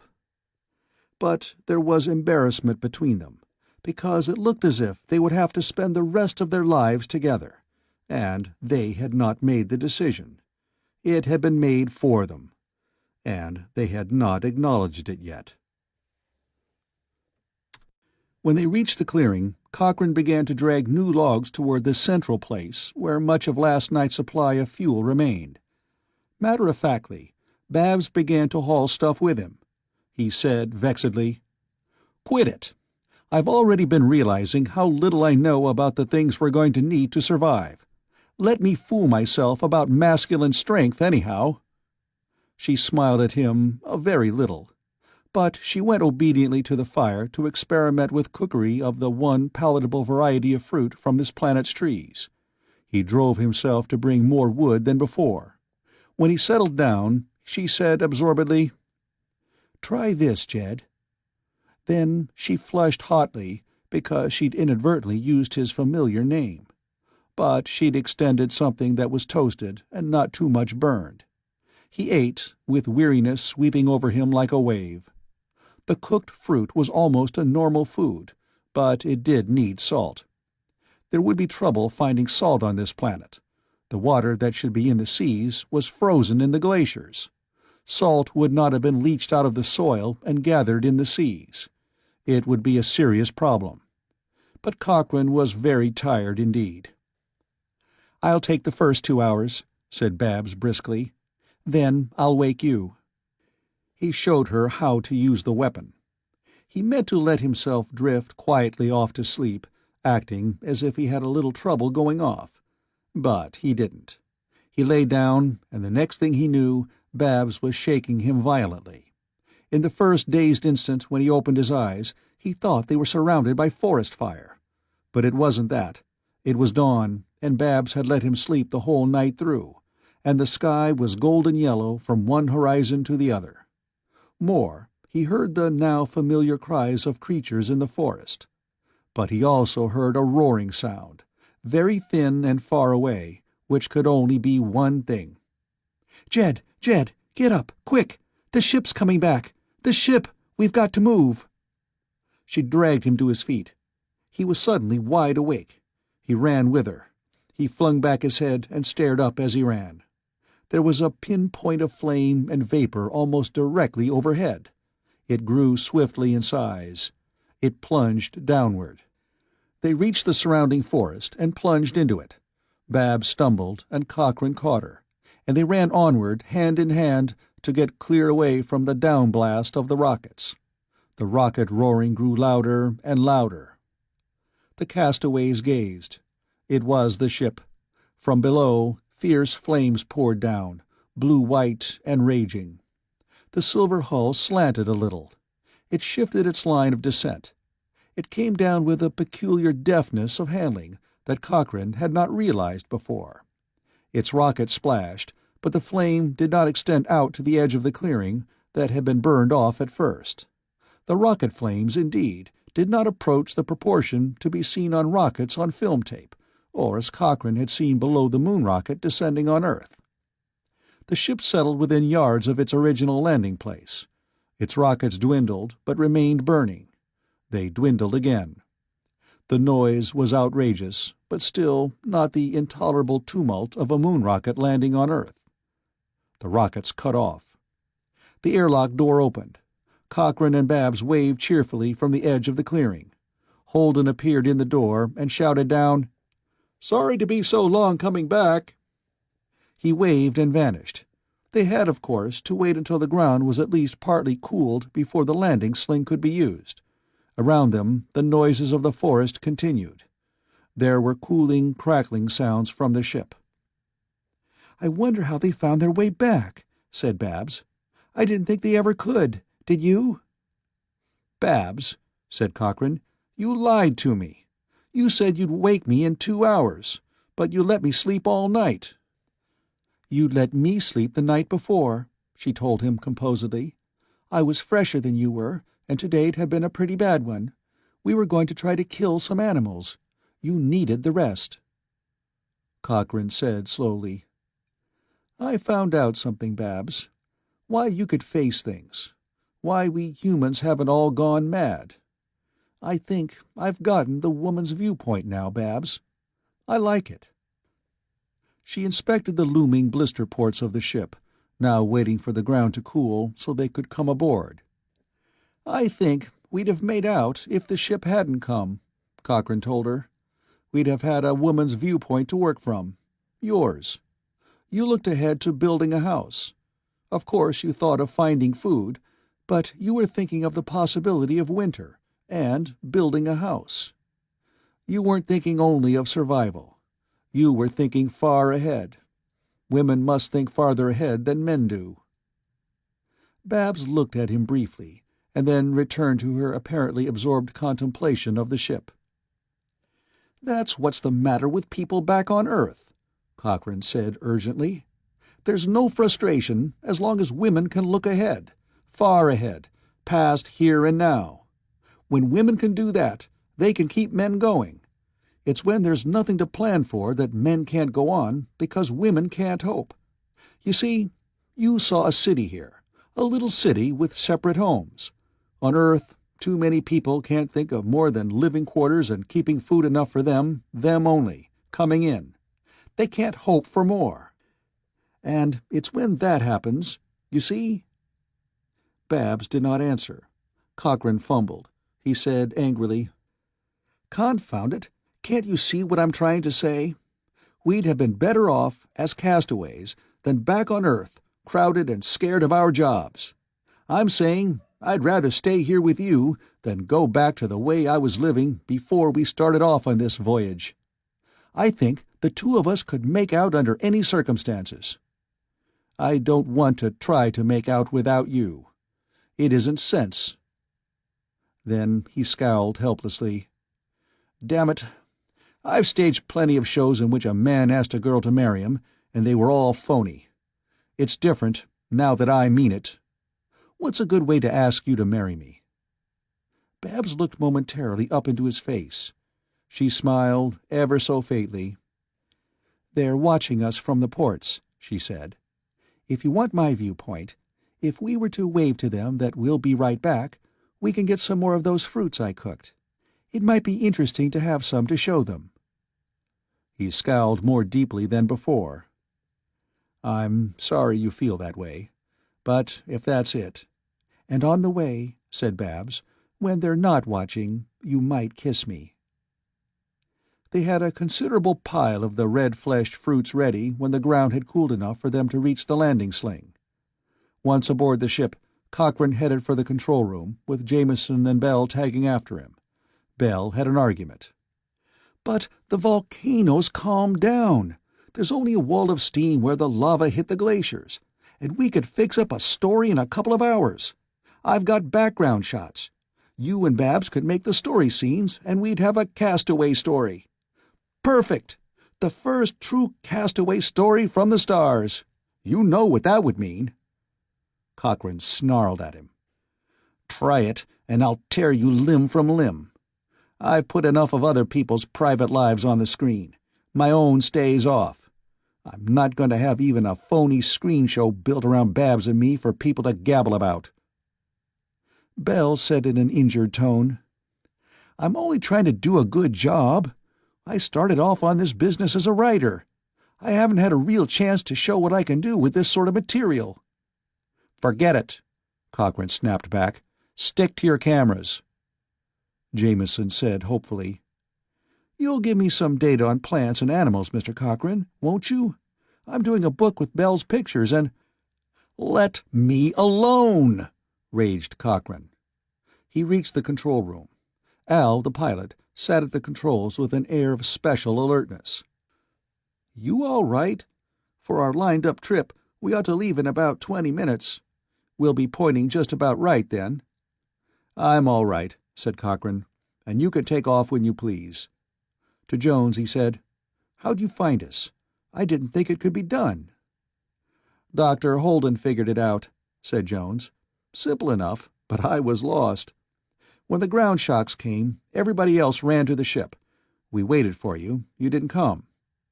It had been, of course, because Cochrane would not risk taking Babs through a forest in which trees were falling. "We finally had to choose between taking off and crashing, so we took off." "That was quite right. We'd all be messed up if you hadn't," Cochrane told him. Jones waved his hands. "I didn't think we'd ever find you again. We were 60 light-years away when that booster effect died out. Then Dr. Holden got on the communicator. He got Earth. The astronomers back there located us and gave us the line to get back by. We found the planet. Even then, I didn't see how we'd pick out the valley. But Doc had 'em checking the shots we transmitted as we were making our landing. We had the whole first approach on film tape. They put a crowd of map comparators to work. We went in a space platform orbit around the planet, transmitting what we saw from out there. They figured the orbit for us, too, and they checked what we transmitted against what we'd photographed going down. So they were able to spot the exact valley and tell us where to come down. We actually spotted this valley last night, but we couldn't land in the dark." Cochrane felt abashed. "I couldn't have done that job," he admitted, "so I didn't think anybody could." Didn't all this cost a lot of fuel?" Jones actually smiled. "I worked out something. We don't use as much fuel as we did. We're probably using too much now. Al, go ahead and lift. I want to check out what the new stuff does anyhow. Take off." The pilot threw a switch, and Jones threw another, a newly installed one, just added to his improvised control column. A light glowed brightly. Al pressed one button, very gently. A roaring set up outside. The ship started up. There was practically no feeling of acceleration this time. The ship rose lightly. Even the rocket roar was mild indeed, compared to its takeoff from Luna and the sound of its first landing on the planet just below. Cochrane saw the valley floors recede, and mountain walls drop below. From all directions, then, vegetation-filled valleys flowed toward the ship and underneath. Glaciers appeared, and volcanic cones, and then enormous stretches of white, with smoking dots here and there upon it. In seconds, it seemed, the horizon was visibly curved. In other seconds, the planet being left behind was a monstrous white ball, and there were patches of intolerable white sunlight coming in the ports.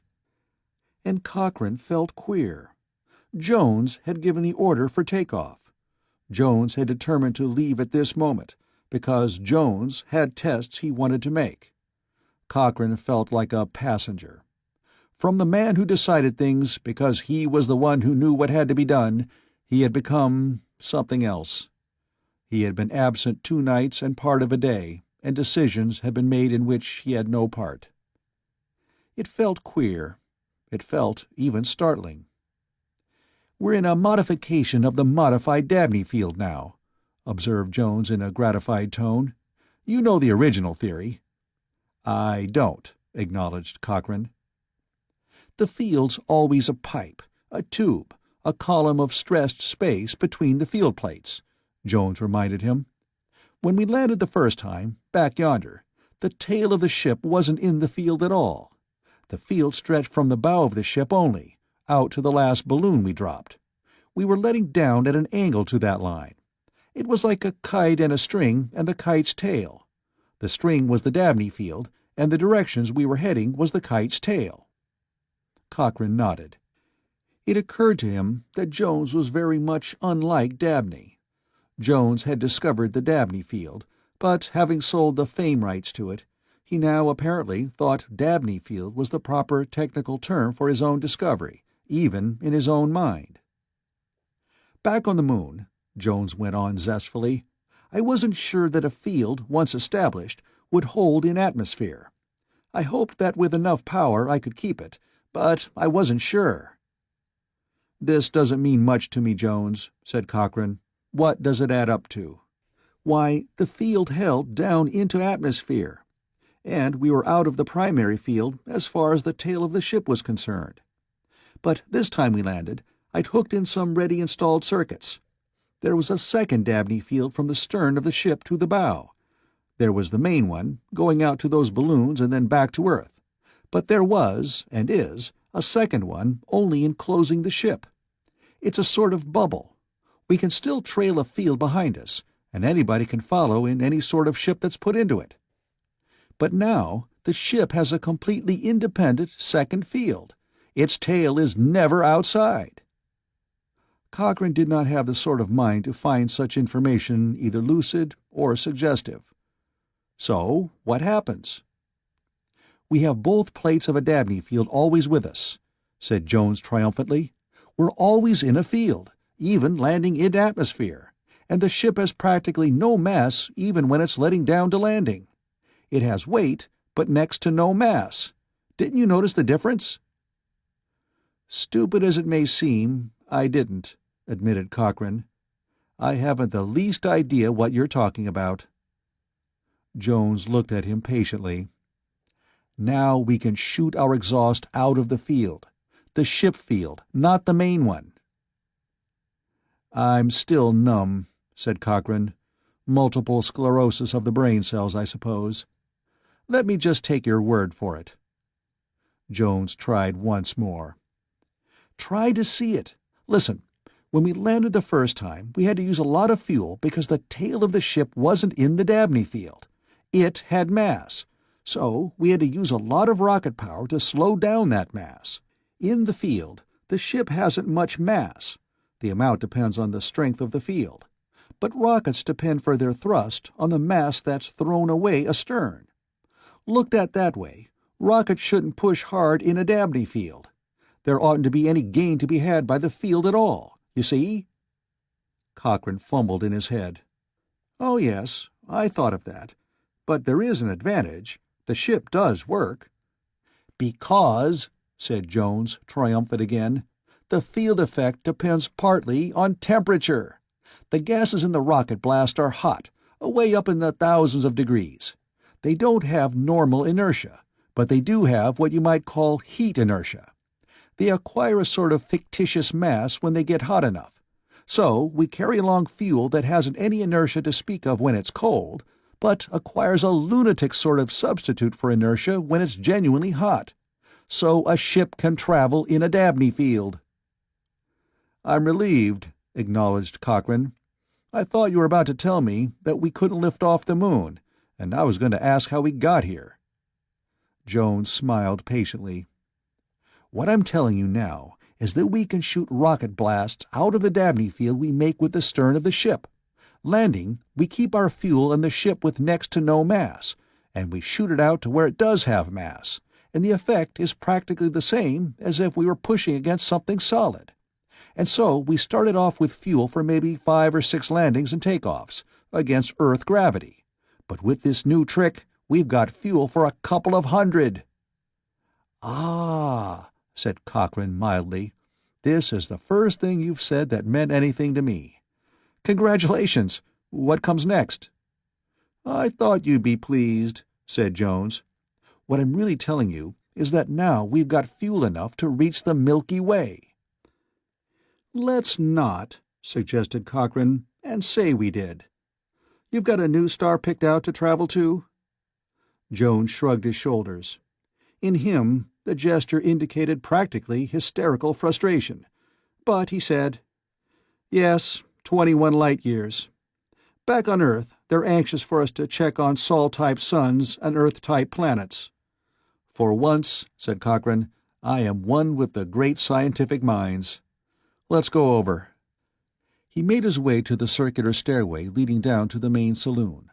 On his clumsy way across the saloon floor to the communicator, he felt the peculiar sensation of the booster current, which should have been a sound, but wasn't.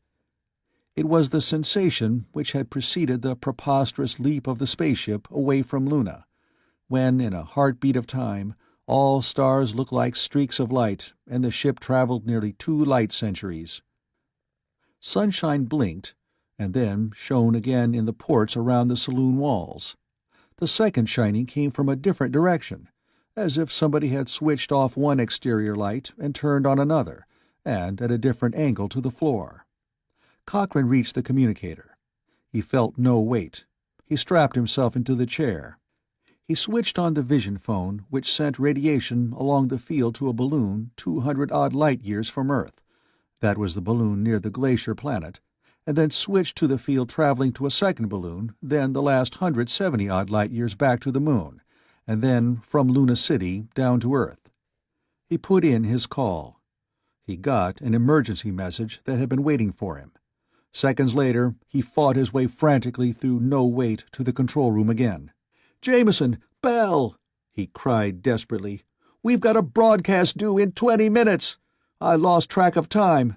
We're sponsored on 4 continents, and we damn well have to put on a show.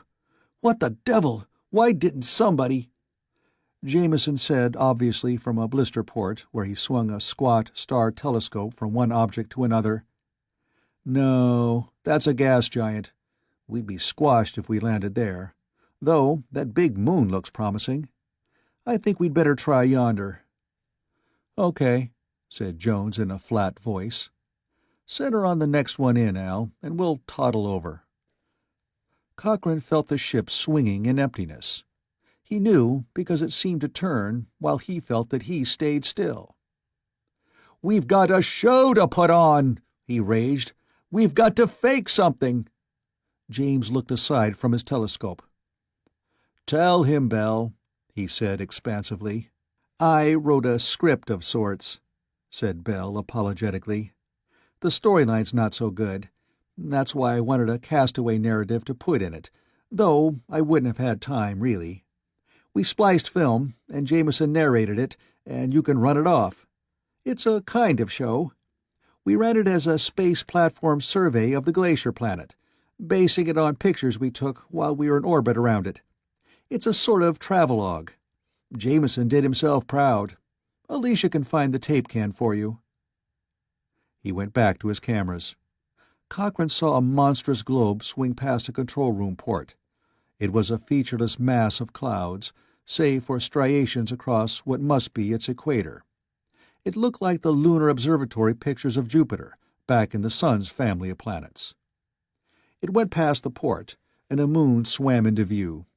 It was a very large moon. It had at least one ice cap, and therefore an atmosphere, and there were mottlings of its surface which could hardly be anything but continents and seas. "We've got to put a show on!" raged Cochrane. "And now!"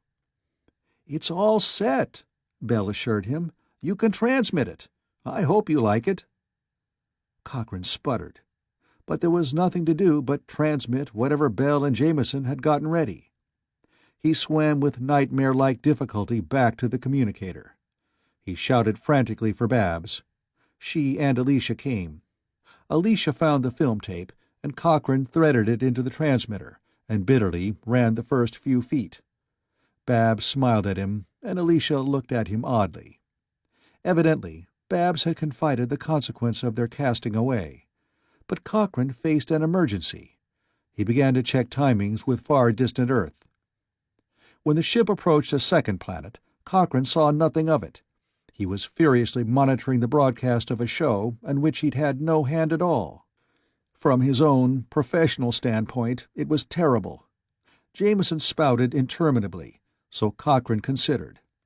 Al, the pilot, was actually interviewed by an off-screen voice. But the pictures from space were excellent. While the ship floated in orbit, waiting to descend to pick up Babs and Cochrane, Bell had hooked his camera to an amplifying telescope, and he did have magnificent shots of dramatic terrain on the planet, now 20 light-years behind. Cochrane watched the show in a mingling of jealousy and relief. It was not as good as he would have done, but, fortunately, Bell and Jameson had stuck fairly close to straight travelogue stuff, and close-up shots of vegetation and animals had been interspersed with the remoter pictures with moderate competence, if without undue imagination. An audience which had not seen many shows of the kind would be thrilled. It even amounted to a valid change of pace. Anybody who watched this would at least want to see more and different pictures from the stars. Halfway through, he heard the now muffled noise of rockets. He knew the ship was descending through atmosphere by the steady sound, though he had not the faintest idea what was outside. He ground his teeth as, for timing, he received the commercial inserted in the film. The U.S. commercial served the purpose, of course. He could not watch the other pictures shown to residents of other than North America in the commercial portions of the show. He was counting seconds to resume transmission when he felt the slight but distant impact, which meant that the ship had touched ground. A very short time after, even the lessened, precautionary rocket roar cut off. Cochrane ground his teeth. The ship had landed on a planet he had not seen, and in whose choice he had had no hand. He was humiliated. The other members of the ship's company looked out at scenes no other human eyes had ever beheld. He regarded the final commercial, inserted into the broadcast for its American sponsor. It showed, purportedly, the true story of two girlfriends, one blonde and one brunette, who were wallflowers at all parties. They tried frantically to remedy the situation by the use of this toothpaste and that, and this deodorant and the other, in vain. But then they became the centers of all the festivities they attended as soon as they began to wash their hair with Rayglow shampoo. Holden and Johnny Sims came clattering down from the control room together. They looked excited. They plunged together toward the stairwell that would take them to the deck on which the airlock opened. Holden panted, "Jed, creatures outside! They look like men!" The communicator screen faithfully monitored the end of the commercial. Two charming girls, radiant and lovely, raised their voices in grateful song, hymning the virtues of Rayglow shampoo. There followed brisk reminders of the superlative magical results obtained by those who used Rayglow foundation cream, Rayglow kiss-proof lipstick, and Rayglow Home Permanent in 4th strengths for normal, hard-to-wave, easy-to-wave, and children's hair. Cochrane heard the clanking of the airlock door.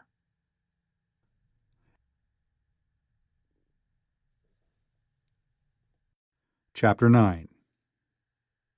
He made for the control room, where the ports offered the highest and widest and best views of everything outside. When he arrived, Babs and Alicia stood together, staring out and down. Bell frantically worked a camera. Jameson gaped at the outer world. Al, the pilot, made frustrated gestures, not quite daring to leave his controls while there was even an outside chance the ship's landing fins might find flaws in their support. Jones adjusted something on the new set of controls he had established for the extra Dabney field. Jones was not wholly normal in some ways. He was absorbed in technical matters even more fully than Cochrane in his own commercial enterprises. Cochrane pushed to a port to see. The ship had landed in a small glade. There were trees nearby. The trees had extremely long, lanceolate leaves, roughly the shape of grass blades stretched out even longer. In the gentle breeze that blew outside, they waved extravagantly. There were hills in the distance, and nearby outcroppings of gray rocks. This sky was blue, like the sky of Earth. It was, of course, inevitable that any colorless atmosphere with dust particles suspended in it would establish a blue sky. Holden was visible below, moving toward a patch of reed-like vegetation rising some 7 or 8 feet from the rolling soil. He had hopped quickly over the scorched area immediately outside the ship. It was much smaller than that made by the first landing on the other planet, but even so, he had probably damaged his footwear to excess. But he now stood 100 yards from the ship. He made gestures. He seemed to be talking, as if trying to persuade some living creature to show itself.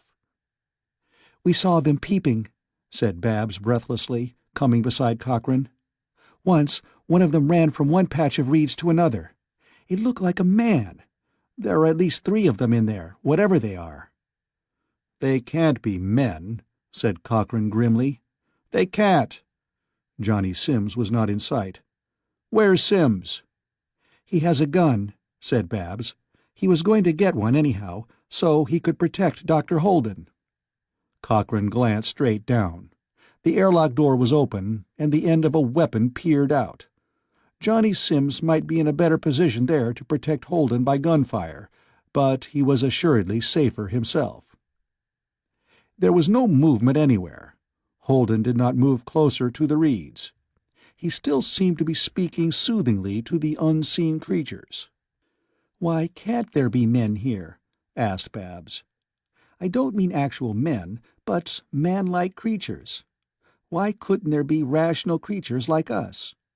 I know you said so, but—" Cochrane shook his head. He believed implicitly that there could not be men on this planet. On the glacier planet, every animal had been separately devised from the creatures of Earth. There were resemblances, explicable as the result of parallel evolution. By analogy, there could not be exactly identical mankind on another world, because evolution there would be parallel but not the same. But if there were even a mental equal to men, no matter how unhuman such a creature might appear, if there were a really rational animal anywhere in the cosmos off of Earth, the result would be catastrophic. "We humans," Cochrane told her, "live by our conceit. We demand more than animality of ourselves because we believe we are more than animals. And we believe we are the only creatures that are. If we came to believe that we were not unique, but were simply a cleverer animal, we'd be finished. Every nation has always started to destroy itself every time such an idea spread." "But we aren't only clever animals," protested Babs. "We are unique." Cochrane glanced at her out of the corner of his eye. "Quite true."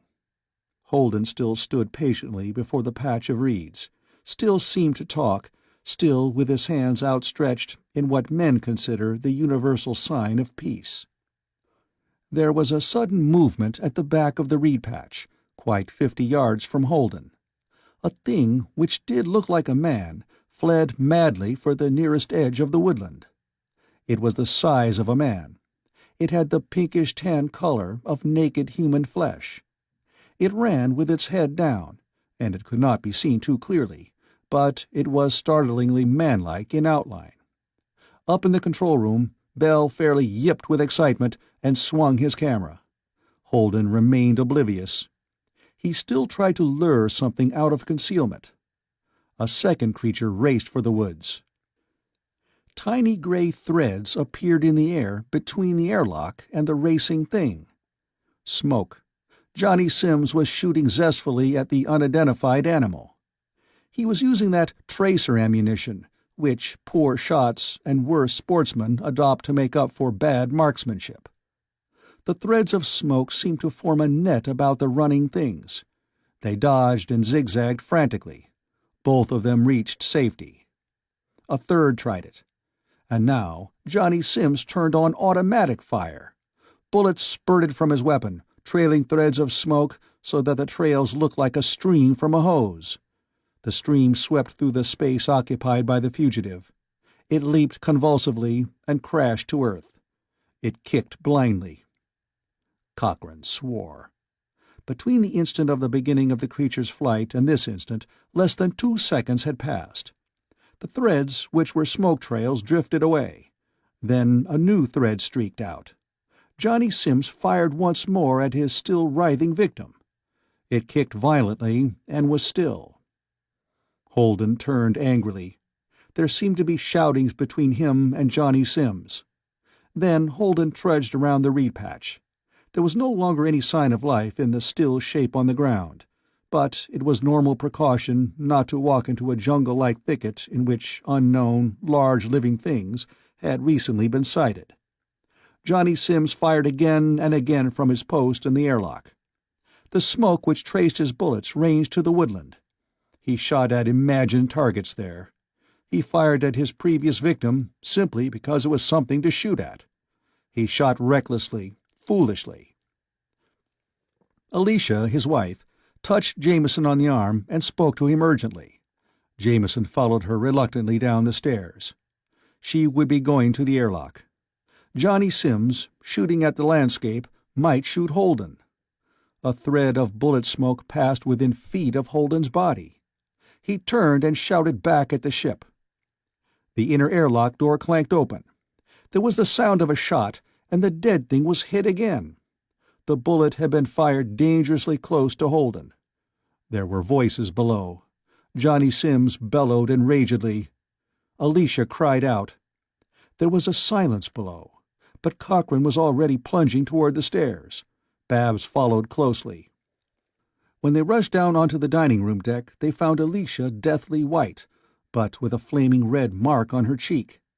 They found Johnny Sims roaring with rage, waving the weapon he'd been shooting. Jameson was uneasily in the act of trying to placate him. "Ugh!" bellowed Johnny Sims. "I came up on this ship to hunt. I'm going to hunt. Try and stop me." He waved his weapon. "I paid my money," he shouted. "I won't take orders from anybody. Nobody can boss me." Cochrane said icily, "I can. Stop being a fool. Put down that gun. You nearly shot Holden. You might still kill somebody. Put it down." He walked grimly toward Johnny Sims. Johnny was near the open airlock door. The outer door was open too. He could not retreat. He edged sidewise. Cochrane changed the direction of his advance. There are people like Johnny Sims everywhere. As a rule, they are not classed as unable to tell right from wrong unless they are rich enough to hire a psychiatrist. Yet a variable but always present percentage of the human race ignores rules of conduct at all times. They are the handicap, the burden, the main hindrance to the maintenance or the progress of civilization. They are not consciously evil. They simply do not bother to act otherwise than as rational animals. The rest of humanity has to defend itself with police, with laws, and sometimes with revolts, though those like Johnny Sims have no motive beyond the indulgence of immediate inclinations. But for that indulgence, Johnny would risk any injury to anybody else. He edged further aside. Cochrane was white with disgusted fury. Johnny Sims went into panic. He raised his weapon, aiming at Cochrane. "Keep back!" he cried ferociously. "I don't care if I kill you!" And he did not. It was the stark senselessness which makes juvenile delinquents and Hitlers, and causes thugs and hoodlums and snide lawyers and tricky businessmen. It was the pure perversity which makes sane men frustrate. It was an example of that infinite stupidity which is crime, but is also only stupidity. Cochrane saw Babs pulling competently at one of the chairs at one of the tables nearby. He stopped, and Johnny Sims took courage. Cochrane said icily, "Just what the hell do you think we're here for, anyhow?" Johnny Sims' eyes were wide and blank, like the eyes of a small boy in a frenzy of destruction, when he has forgotten what he started out to do and has become obsessed with what damage he is doing. "I'm not going to be pushed around!" cried Johnny Sims, more ferociously still. "From now on, I'm going to tell you what to do!" Babs swung the chair she had slid from its fastenings. It came down with a satisfying thunk on Johnny Sims' head. His gun went off. The bullet missed Cochrane by fractions of an inch. He plunged ahead. Some indefinite time later, Babs was pulling desperately at him. He had Johnny Sims on the floor and was throttling him. Johnny Sims strangled and tore at his fingers. Sanity came back to Cochrane with the effect of something snapping. He got up. He nodded to Babs, and she picked up the gun Johnny Sims had used. "I think," said Cochrane, breathing hard, "that you're a good sample of everything I dislike. The worst thing you do is make me act like you. If you touch a gun again on this ship, I'll probably kill you. If you get arrogant again, I will beat the living daylights out of you. Get up." Johnny Sims got up. He looked thoroughly scared. Then, amazingly, he beamed at Cochrane.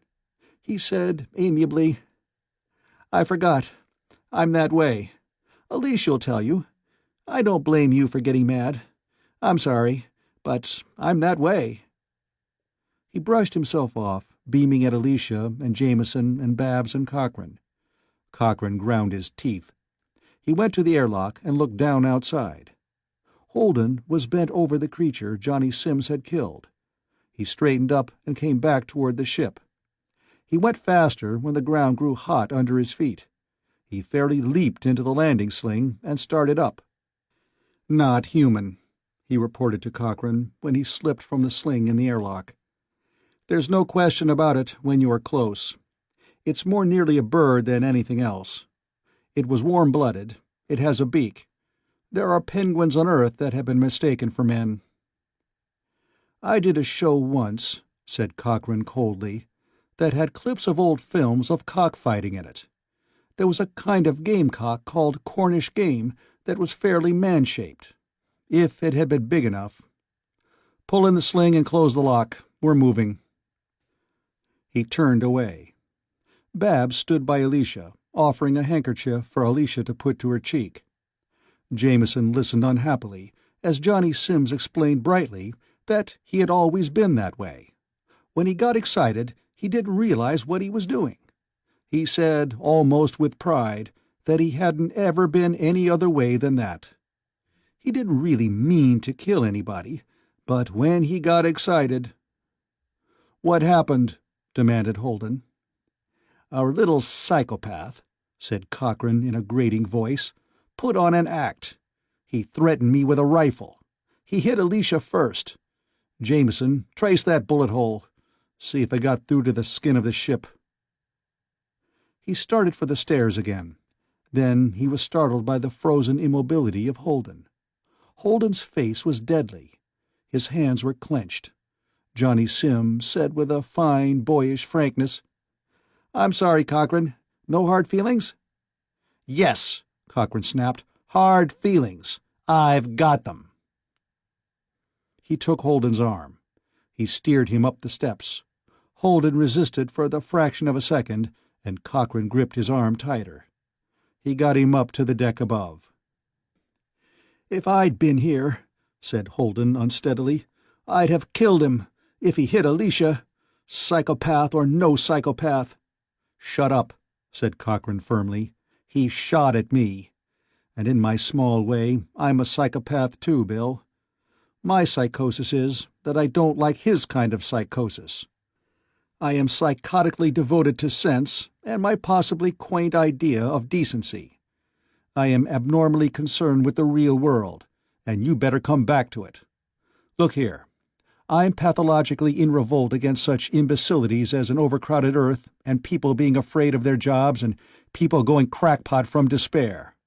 You don't want me to get cured of that, do you? Then get hold of yourself." Bill Holden swallowed.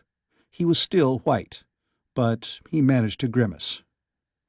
"You're right. Lucky I was outside. You're not a bad psychologist yourself, Jed." "I'm better," said Cochrane cynically, "at putting on shows with scrap film tape and dream stuff.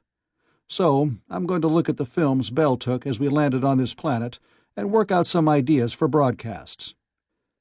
He went up another flight, and Holden went with him, in a sort of stilly, unnatural calm. Cochrane ran the film tape through the reversed camera for examination. Outside, there waved long green tresses of extraordinarily elongated leaves. The patches of reed-like stuff stirred in the breeze. Jameson appeared in the control room. He began to question Holden hopefully about the ground cover outside. It was not grass. It was broad-leaved. There would be, Jameson decided happily, an infinitude of underleaf forms of life. They would most likely be insects, and there would be carnivorous other insects to prey upon them. Some species would find it advantageous to be burrowing insects. There must be other kinds of birds than the giant specimens that look like men at a distance, too. On the glacier planet, there had been few birds, but many furry creatures. Possibly the situation was reversed here, though, of course, it need not be. Said Cochrane, when the films were all run through. "Ice caps and land and seas. Plenty of green vegetation, so presumably the air is normal for humans. Since you're alive, Holden, we can assume it isn't instantly fatal, can't we? The gravity's tolerable, a little on the light side maybe, compared to the glacier planet." He was silent, staring at the blank wall of the control room. He frowned. Suddenly he said, "Does anybody back on Earth know that Babs and I were castaways?"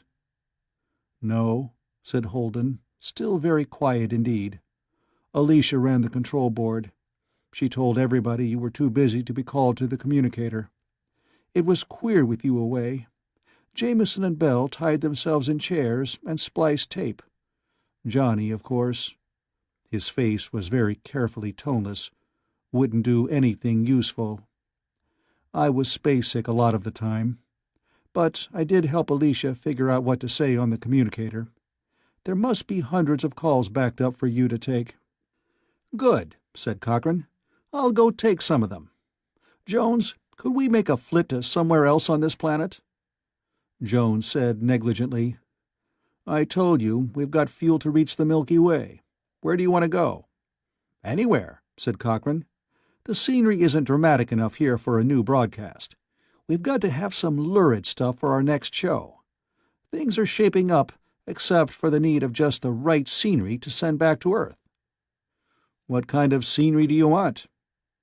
"Animals preferred," said Cochrane. "Dinosaurs will do. Or buffalo or a reasonable facsimile. What I'd really like, more than anything else, would really be a herd of buffalo." Jameson gasped. "Buffalo?" "Meat," said Cochrane in an explanatory tone. "On the hoof.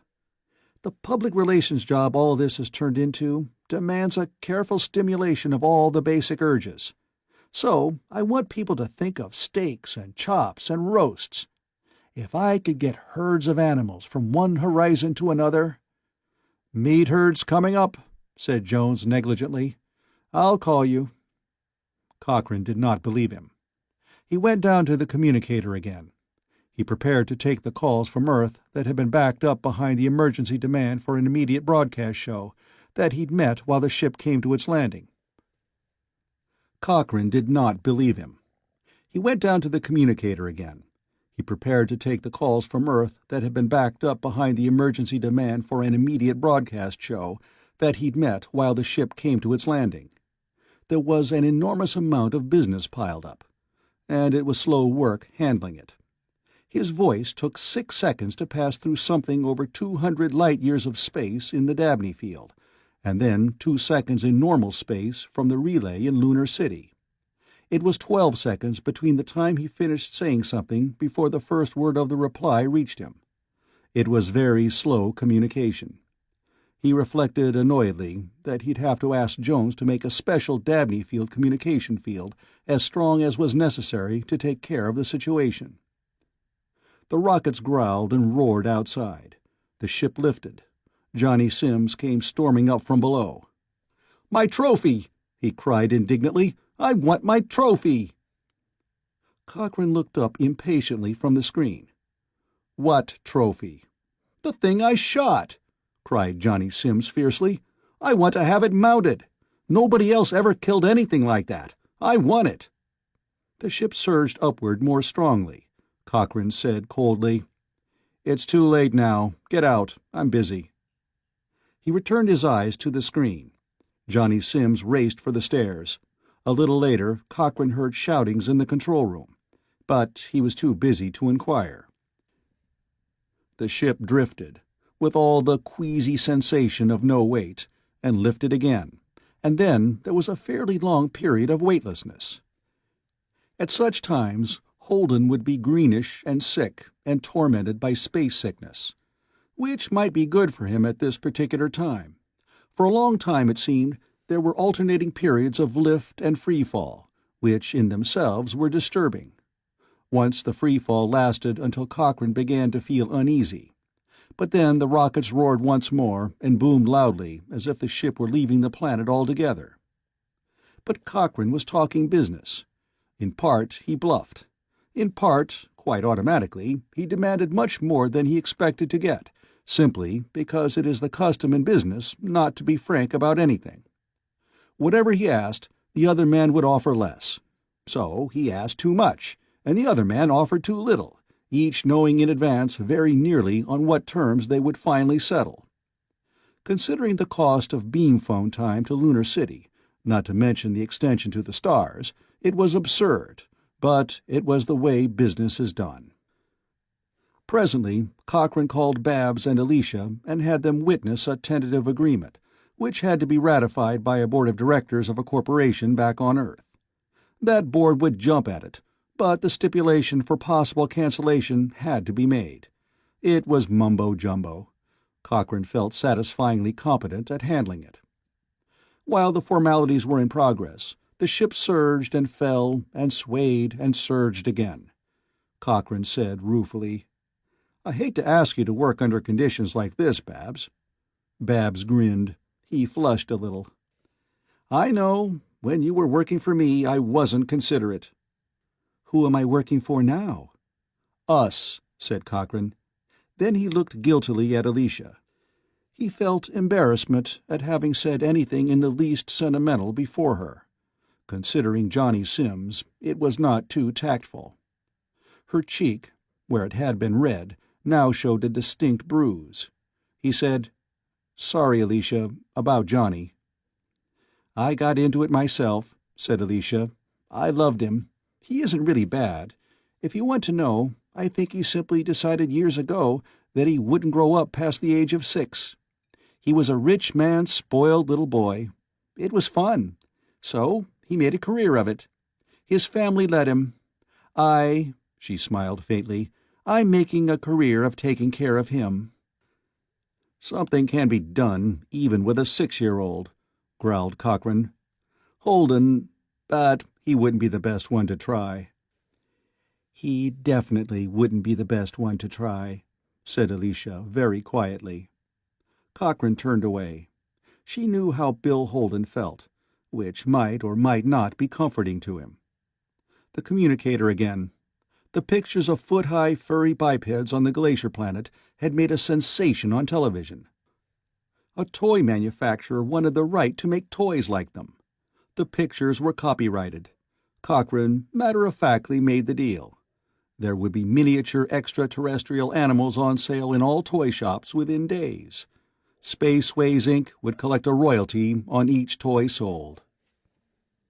The rockets boomed and lessened their noise and wavered up and down again. Then there was that deliberate crunching feel of the great landing fins pressing into soil, with all the ship's weight bearing down. The rockets ran on, drumming ever so faintly for a little longer. Then they cut off. "We've landed again. Let's see where we are." They went up to the control room. Johnny Sims stood against the wall, sulking. He had managed his life very successfully by acting like a spoiled little boy. Now he had lost any idea of saner conduct. At the moment he looked ridiculous. But Alicia had a bruised cheek, and Cochrane could have been killed, and Holden had been in danger because Johnny Sims wanted to and insisted on acting like a rich man's spoiled little boy. It occurred to Cochrane that Alicia would probably find recompense for her humiliation and pain in the little boy penitence, exactly as temporary as any other little boy emotion, when she and Johnny Sims were alone together. The ship had come down close to the sunset line of the planet. Away to the west there was the glint of blue sea. Dusk was already descending here. There were smoothly contoured hills in view, and there was a dark patch of forest on one hilltop, and the trees at the woodland's edge had the same drooping, grass-blade-like foliage of the trees first seen. But there were larger and more solid giants among them. The ship had landed on a small plateau, and downhill from it a spring gushed out with such force that the water surface was rounded by pressure from below. The water overflowed and went down toward the sea. "I think we're all right," said Al the pilot. But he stayed in his seat, in case the ship threatened to sway over. Cochrane inspected the outer world. "Well, we sighted what I think you want," said Jones. He looked deadpan and yet secretly complacent. "Just watch." The dusk grew deeper. Colorings appeared in the west. They were very similar to the sunset colorings on Earth. "Not many volcanoes here." The amount of dust was limited, as on Earth. A great star winked into view in the east. It was as bright as Venus seen from Earth. It had a just perceptible disk. Close to it, infinitely small, there was a speck of light which seemed, somehow, like a star. Cochrane squinted at it. He thought of the great gas giant world he'd seen out of port on the way here. It had an attendant moon world, which itself had ice caps and seas and continents. He called Jameson. "I think that's the planet," agreed Jameson. "We passed close by it. We saw it." "It had a moon," observed Cochrane. "A big one. It looked like a world itself. What would it be like there?" "Cooler than this," said Jameson promptly, "because it's farther from the sun. But it might pick up some heat from reflection from its primary's white clouds. It would be a fair world. It has oceans and continents and strings of foam-girt islands. But its sea is strange and dark and restless. Gigantic tides surge in its depths, drawn by the planetary colossus about which it swings. Its animal life—" "Cut," said Cochrane dryly. "What do you really think? Could it be another inhabitable world for people to move to?" Jameson looked annoyed at having been cut off. "Probably," he said more prosaically. "The tides would be monstrous, though." "Might be used for power," said Cochrane. "We'll see." Then Jones spoke with elaborate casualness. "Here's something to look at, on the ground." Cochrane moved to see. The dusk had deepened still more. The smooth, green-covered ground had become a dark olive. Where bare hillsides gave upon the sky, there were dark masses flowing slowly forward. The edges of the hills turned black, and the blackness moved down their nearer slopes. It was not an even front of darkness. There were patches which preceded the others. They did not stay distinct. They merged with the masses which followed them, and other patches separated in their places. All of the darkness moved without haste, with a sort of inexorable deliberation. It moved toward the ship, and the valley, and the gushing fountain, and the stream which flowed from it. "What on earth—" began Cochrane. "You're not on Earth," said Jones chidingly. "Al and I found 'em. You asked for buffalo or a reasonable facsimile. I won't guarantee anything, but we spotted what looked like herds of beasts moving over the green plains inland.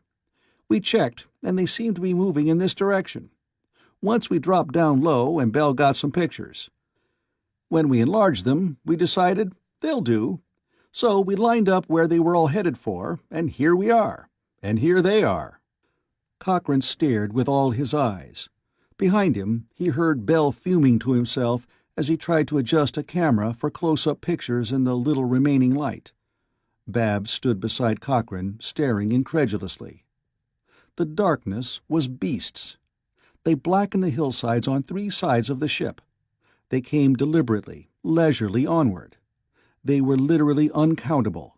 They were as numerous as the buffalo that formerly thronged the western plains of America. In black, shaggy masses, they came toward the spring and its stream.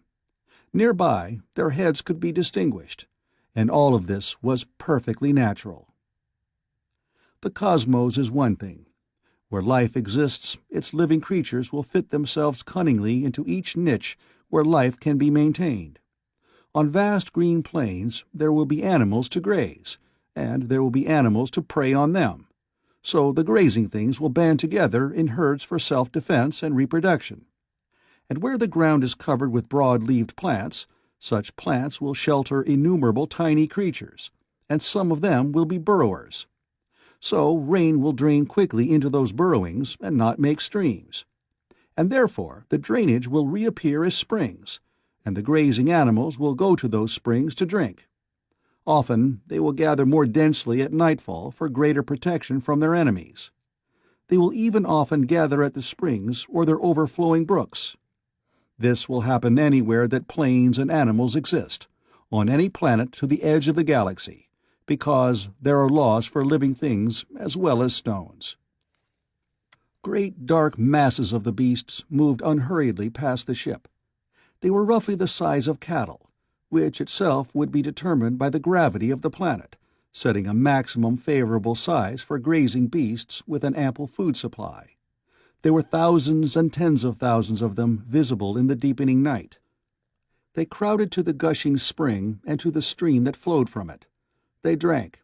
Sometimes groups of them waited patiently until the way to the water was clear. "Well," said Jones. "I think you filled my order," admitted Cochrane. The night became starlight only, and Cochrane impatiently demanded of Al, or somebody, that they measure the length of a complete day and night on this planet. The stars would move overhead at such and such a rate, so many degrees in so much time. He needed, said Cochrane, as if this order also could be filled, a day length not more than 6 hours shorter or longer than an Earth day. Jones and Al conferred and prepared to take some sort of reading without any suitable instrument. Cochrane moved restlessly about. He did not notice Johnny Sims. Johnny had stood sullenly in his place, not moving to look out the windows, ostentatiously ignoring everything and everybody. And nobody paid attention.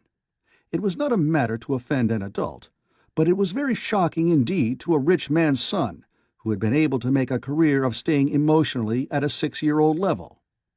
Cochrane's thoughts were almost feverish. If the day length here was suitable, all his planning was successful.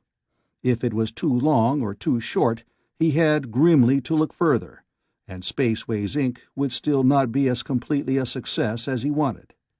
It would have to be much simpler to have measured the apparent size of the local sun by any means available, and then simply to have timed the intervals between its touching of the horizon and its complete setting. But Cochrane hadn't thought of it at sunset. Presently he wandered down to where Babs and Alicia worked in the kitchen to prepare a meal. He tried to help. The atmosphere was much more like that in a small apartment back home than on a spaceship among the stars. This was not in any way such a journey of exploration as the writers of fiction had imagined. Jameson came down presently and offered to prepare some special dish in which he claimed to excel. There was no mention of Johnny Sims. Alicia, elaborately ignoring all that was past, told Jameson that Babs and Cochrane were now in acknowledged romance, and actually had plans for marriage immediately the ship returned to Earth. Jameson made the usual inept jests suited to such an occasion. Presently they called the others to dinner. Jones and Johnny Sims were long behind the others, and Jones' expression was conspicuously deadpan. Johnny Sims looked sulkily rebellious. His sulking had not attracted attention in the control room. He had meant to refuse sulkily to come to dinner, but Jones wouldn't trust him, alone in the control room. Now he sat down scowling, and ostentatiously refused to eat, despite Alicia's coaxing. He snarled at her. This, also, was not in the tradition of the behavior of voyagers of space. They dined in the overlarge saloon of a ship that had never been meant really to leave the moon. The ship stood upright under strange stars upon a stranger world, and all about it outside were the resting forms of thousands upon thousands of creatures like cattle.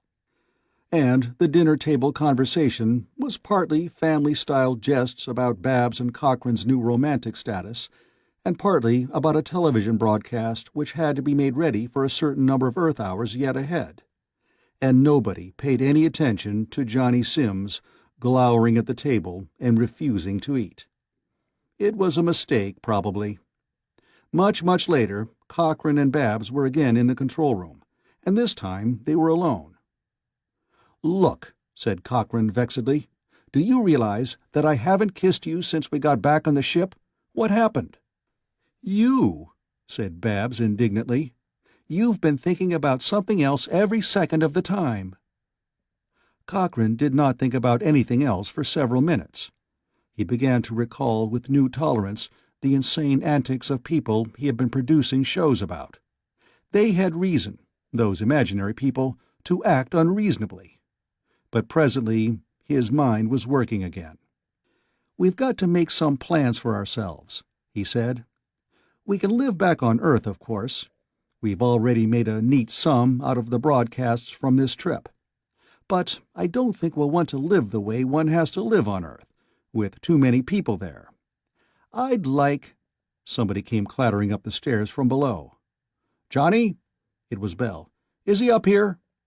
Cochrane released Babs. "No, he's not here. Why?" "He's missing," said Bell apprehensively. "Alicia says he took a gun. A gun's gone anyhow. He's vanished." Cochrane swore under his breath. A fool asserting his dignity with a gun could be a serious matter indeed. He switched on the control room lights. He was not there. He went down and hunted over the main saloon. He was not there. Then Holden called harshly from the next deck down. There was Alicia by the inner airlock door. Her face was deathly pale. She had opened the door. The outer door was open too, and it had not been opened since this last landing by anybody else. The landing sling cables were run out. They swung slowly in the light that fell upon them from the inside of the ship.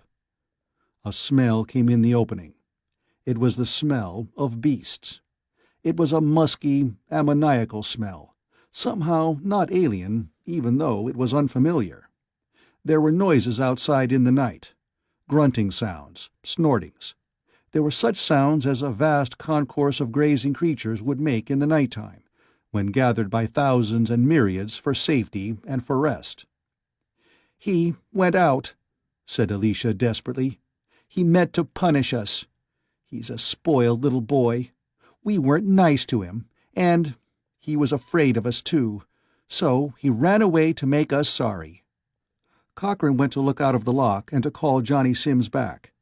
He gazed into absolute blackness on the ground.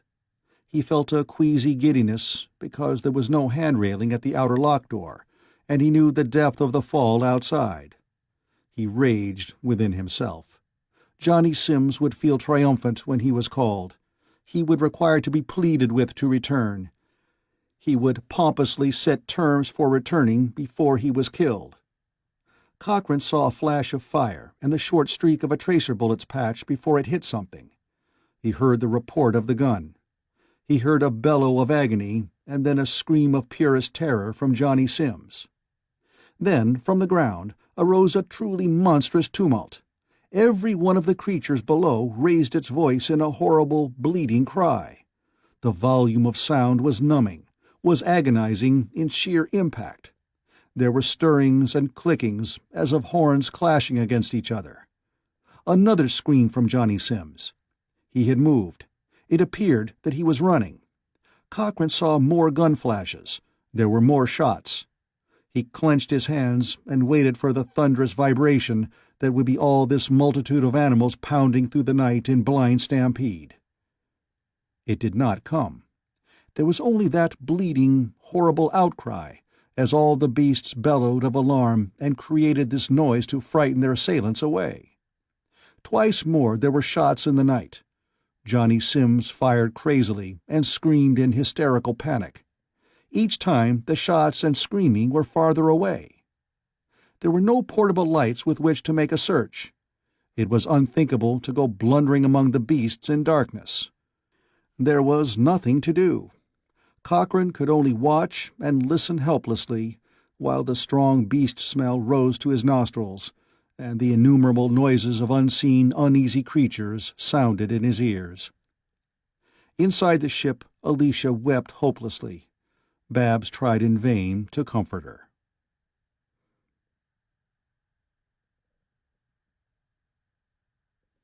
Chapter 10. The sun rose. Cochrane noted the time. It was 14 hours since sunset. The local day would be something more than an Earth day in length. The manner of sunrise was familiar. There was a pale gray light in the sky. It strengthened. Then reddish colors appeared, and changed to gold, and the unnamed stars winked out one after another. Presently, the nearer hillside ceased to be black. There was light everywhere.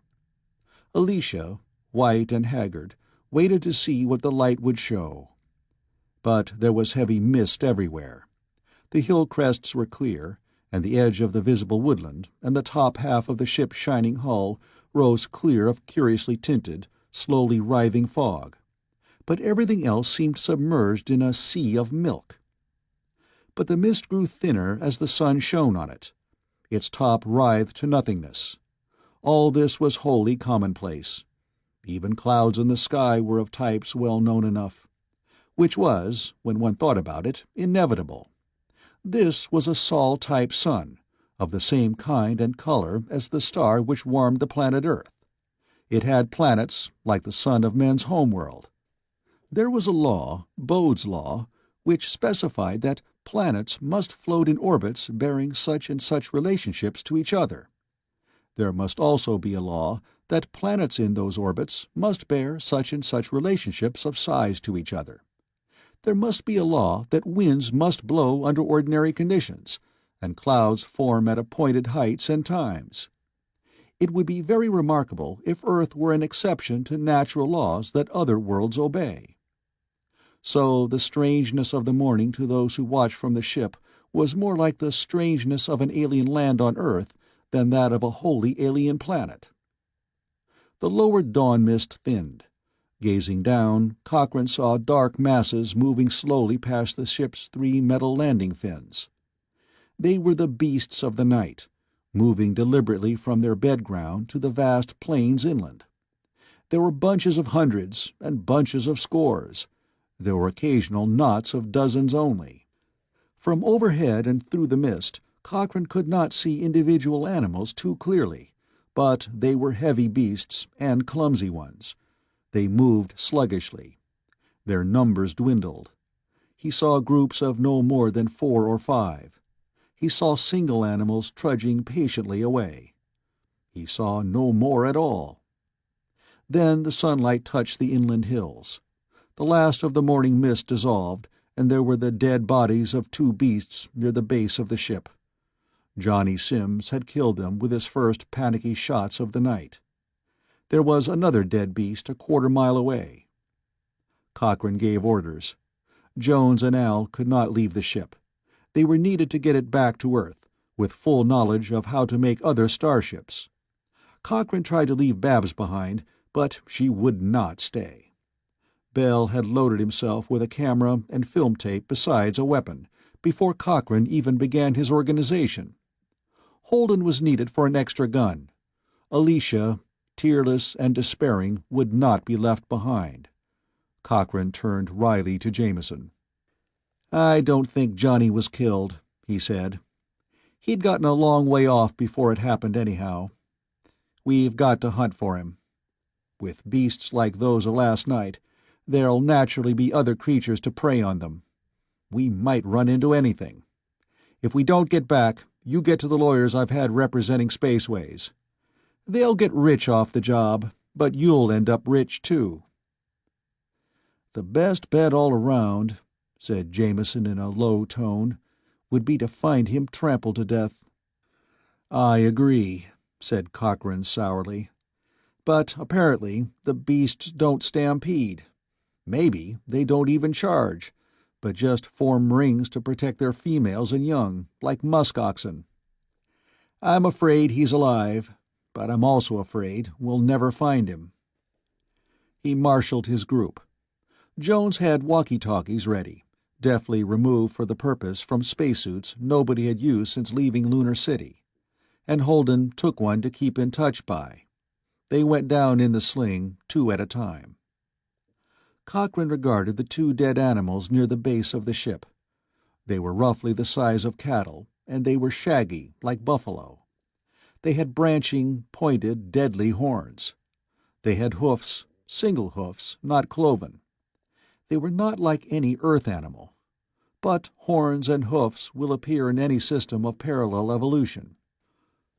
It would seem even more certain that proteins and amino acids, and such compounds as hemoglobin and fat and muscle tissue, should be identical as a matter of chemical inevitability. These creatures had teeth, and they were herbivorous. Bell photographed them painstakingly. "Somehow," said Cochrane, "I think they'd be wholesome food. If we can, we'll empty a freezing locker and take a carcass for tests." Holden fingered his rifle unhappily. Alicia said nothing. Babs stayed close beside her. They went on. They came to another dead animal a quarter-mile away. The ground was full of the scent and the hoof marks of the departed herd. Bell photographed again. They did not stop. Johnny Sims had been this way because of the carcass. He wasn't here now. They topped the next rise in the ground. They saw 2 other slaughtered creatures. It was wholly evident now that these animals did not charge, but only stood their ground when alarmed. Johnny Sims had fired blindly when he blundered into their groupings. The last carcass they saw was barely 200 yards from the one patch of woodland visible from the ship. Cochrane said with some grimness, "If his eyes had gotten used to the darkness, he might have seen the forest and tried to get into it to get away from those animals." And if Johnny Sims had not stopped short instantly he reached the woods and presumable safety, he would be utterly lost by now. There could be nothing less hopeful than the situation of a man lost on a strange planet, not knowing in what direction he had blundered on his first starting out. Even nearby, 3 directions out of 4 would be wrong. Farther away, the chance of stumbling on the way back to the ship would be non-existent. Alicia saw a human footprint on the trodden muck near the last carcass. It pointed toward the wood. They reached the wood, and search looked hopeless. Then, by purest chance, they found a place where Johnny had stumbled and fallen headlong. He'd leaped up and fled crazily. For some 15 yards they could track him by the trampled dried small growths he'd knocked down in his flight. Then there were no more such growths. All signs of his flight were lost, but they went on. There were strangenesses everywhere, of which they could realize only a small part because they had been city-dwellers back on Earth. There was one place where trees grew like banyans, and it was utterly impossible to penetrate them. They swerved aside. There was another spot where giant trees like sequoias made a cathedral-like atmosphere, and it seemed an impiety to speak.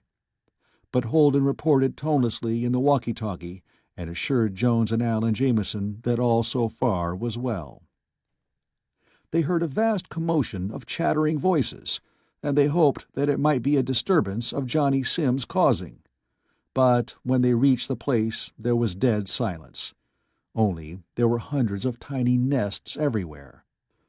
They could not catch a glimpse of a single one of the nest's inhabitants, but they felt that they were peeked at from under leaves and around branches. Cochrane looked unhappy indeed. In cold blood, he knew that Johnny Sims had left the ship in exactly the sort of resentful bravado with which a spoiled little boy will run away from home to punish his parents. Quite possibly, he had intended only to go out into the night and wait near the ship until he was missed. But he'd found himself among the unknown beasts. He'd gone into a blind panic. Now he was lost indeed. But one could not refuse to search for him simply because it was hopeless. Cochrane could not imagine doing any less than continuing to search as long as Alicia had hope. She might hope on indefinitely. They heard the faint, distinct, incisive sound of a shot. Holden's voice reported it in the walkie-talkie. Cochrane nodded brightly to Alicia and fired a shot in turn. He was relieved. It looked like everything would end in a commonplace fashion. The party from the ship headed toward the source of the other sound. In half an hour, Cochrane was about to fire again, but they heard the hysterical rat-tat-tat of firing. It seemed no nearer, but it could only be Johnny Sims. Cochrane and Holden fired together for assurance to Johnny. Bell took pictures. Again they marched toward where the shots had been fired. Again they trudged on for a long time. Seemingly, Johnny had moved away from them as they followed him. They breasted a hill, and there was a breeze with the smell of water in it, and they saw that here the land sloped very gradually toward the sea, and the sea was in view. It was infinitely blue, and it reached toward the most alluring of horizons. Between them and the sea there was only low-growing stuff, brownish and sparse. There was sand underfoot, a curious bluish sand. Only here and there did the dry-seeming vegetation grow higher than their heads. More shots. Between them and the sea. Cochrane and Holden fired again. "What the devil's the matter with the fool?" demanded Holden irritably. "He knows we're coming. Why doesn't he stand still or come to meet us?" Cochrane shrugged. That thought was disturbing him, too. They pressed forward, and suddenly Holden exclaimed, "That looks like a man! 2 men!" Cochrane caught the barest glimpse of something running about far ahead. It looked like naked human flesh. It was the size of a man. It vanished. Another popped into view and darted madly out of sight. They did not see the newcomers. "He shot something like that back where we first landed," said Cochrane grimly. "We'd better hurry." They did hurry. There was a last flurry of shooting. It was automatic fire. It is not wise to shoot on automatic if one's ammunition is limited. Johnny Sim's firearm chattered furiously for a part of a second. It stopped short. He couldn't have fired so short a burst. He was out of bullets. They ran. When they drew near him, a hooting set up. Things scattered away. Large things. Birds the size of men. They heard Johnny Sims screaming. They came panting to the very beach on which foam-tipped waves broke in absolutely normal grandeur. The sand was commonplace, save for a slight bluish tint. Johnny Sims was out on the beach, in the open. He was down. He had flung his gun at something and was weaponless. He lay on the sand, shrieking. There were 4 ungainly, monstrous birds, like oversized Cornish gamecocks, pecking at him. 2 ran crazily away at the sight of the humans. 2 others remained. Then they fled. One of them halted, darted back, and took a last peck at Johnny Sims before it fled again. Holden fired and missed. Cochrane ran toward the kicking, shrieking Johnny Sims, but Alicia got there first. He was a completely pitiable object. His clothing had been almost completely stripped away in the brief time since his last burst of shots. There were wounds on his bare flesh. After all, the beak of a bird as tall as a man is not a weapon to be despised. Johnny Sims would have been pecked to death but for the party from the ship. He had been spotted and harried by a hunting pack of the ostrich-sized creatures at earliest dawn. A cooler-headed man would have stood still and killed some of them, then the rest would have either run away or devoured their slaughtered fellows. But Johnny Sims was not cool-headed.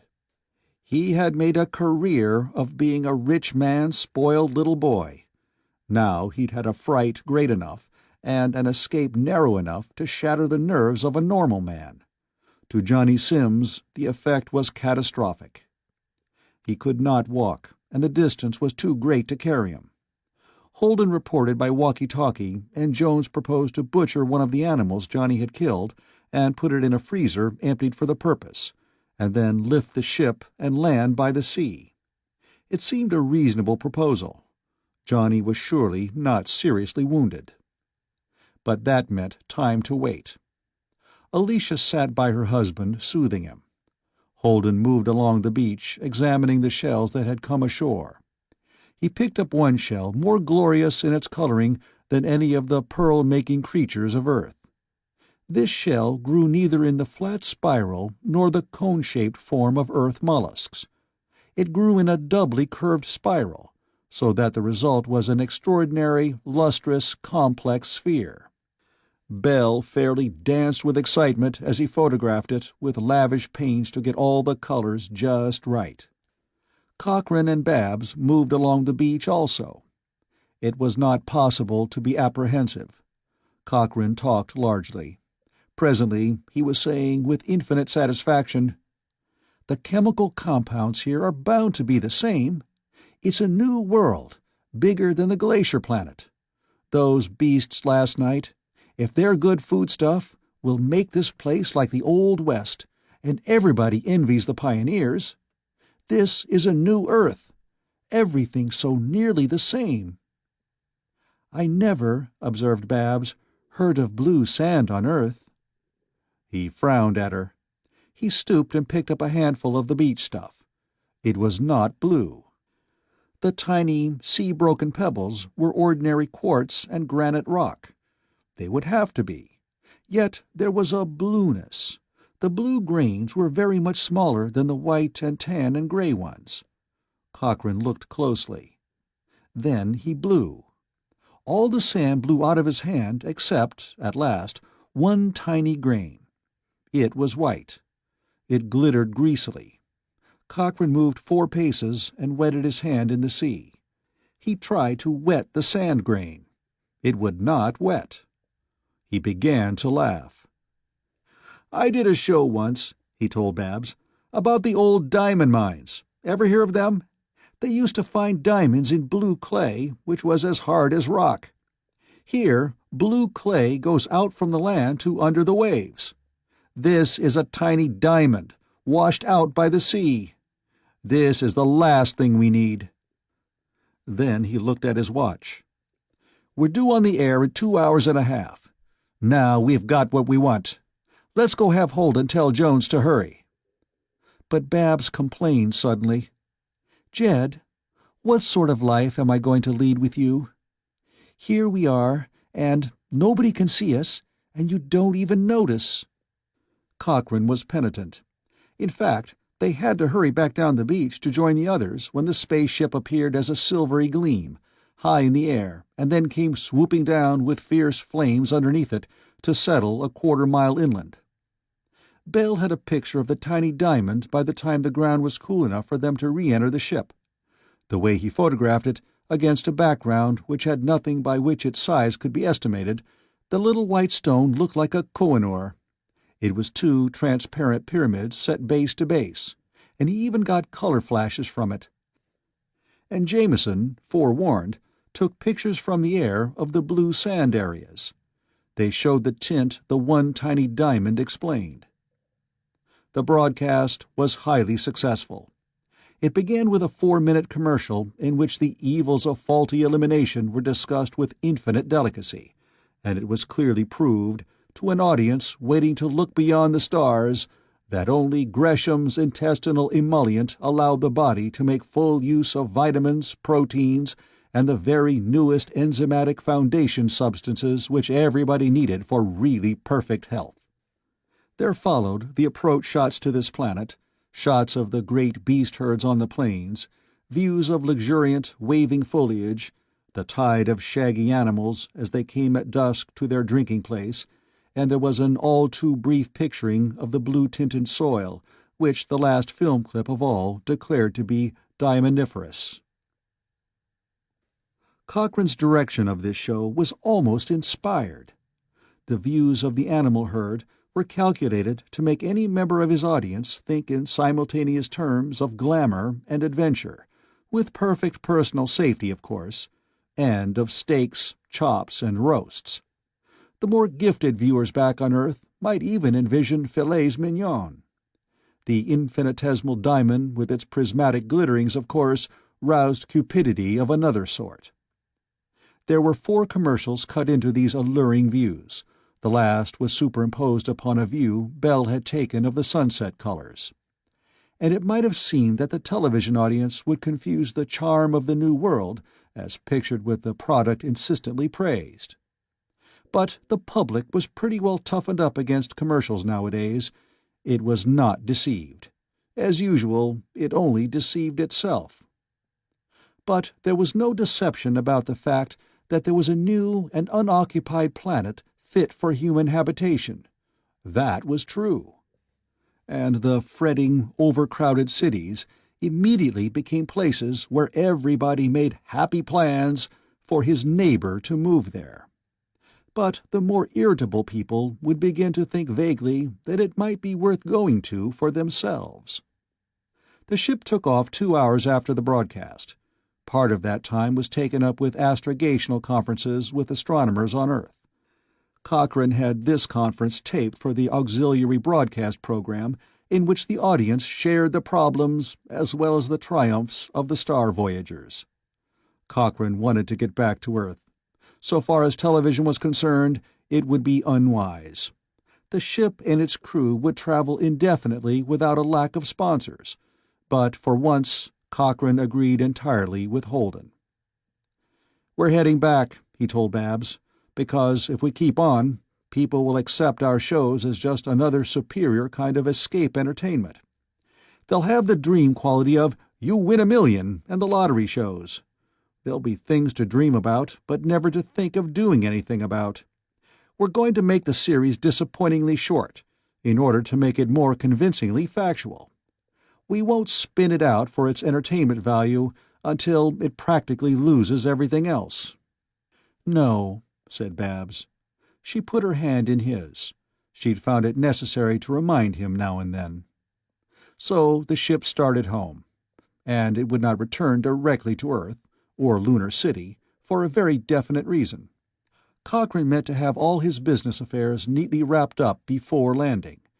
They could get another show or 2 across, and some highly involved contracts would be haggled to completion more smoothly if one of the parties, Spaceways Inc., was not available except when it felt like being available.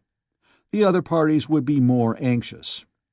So, the astrogation conference did not deal with a direct return to Earth, but with a small Sol-type star not too far out of the direct line.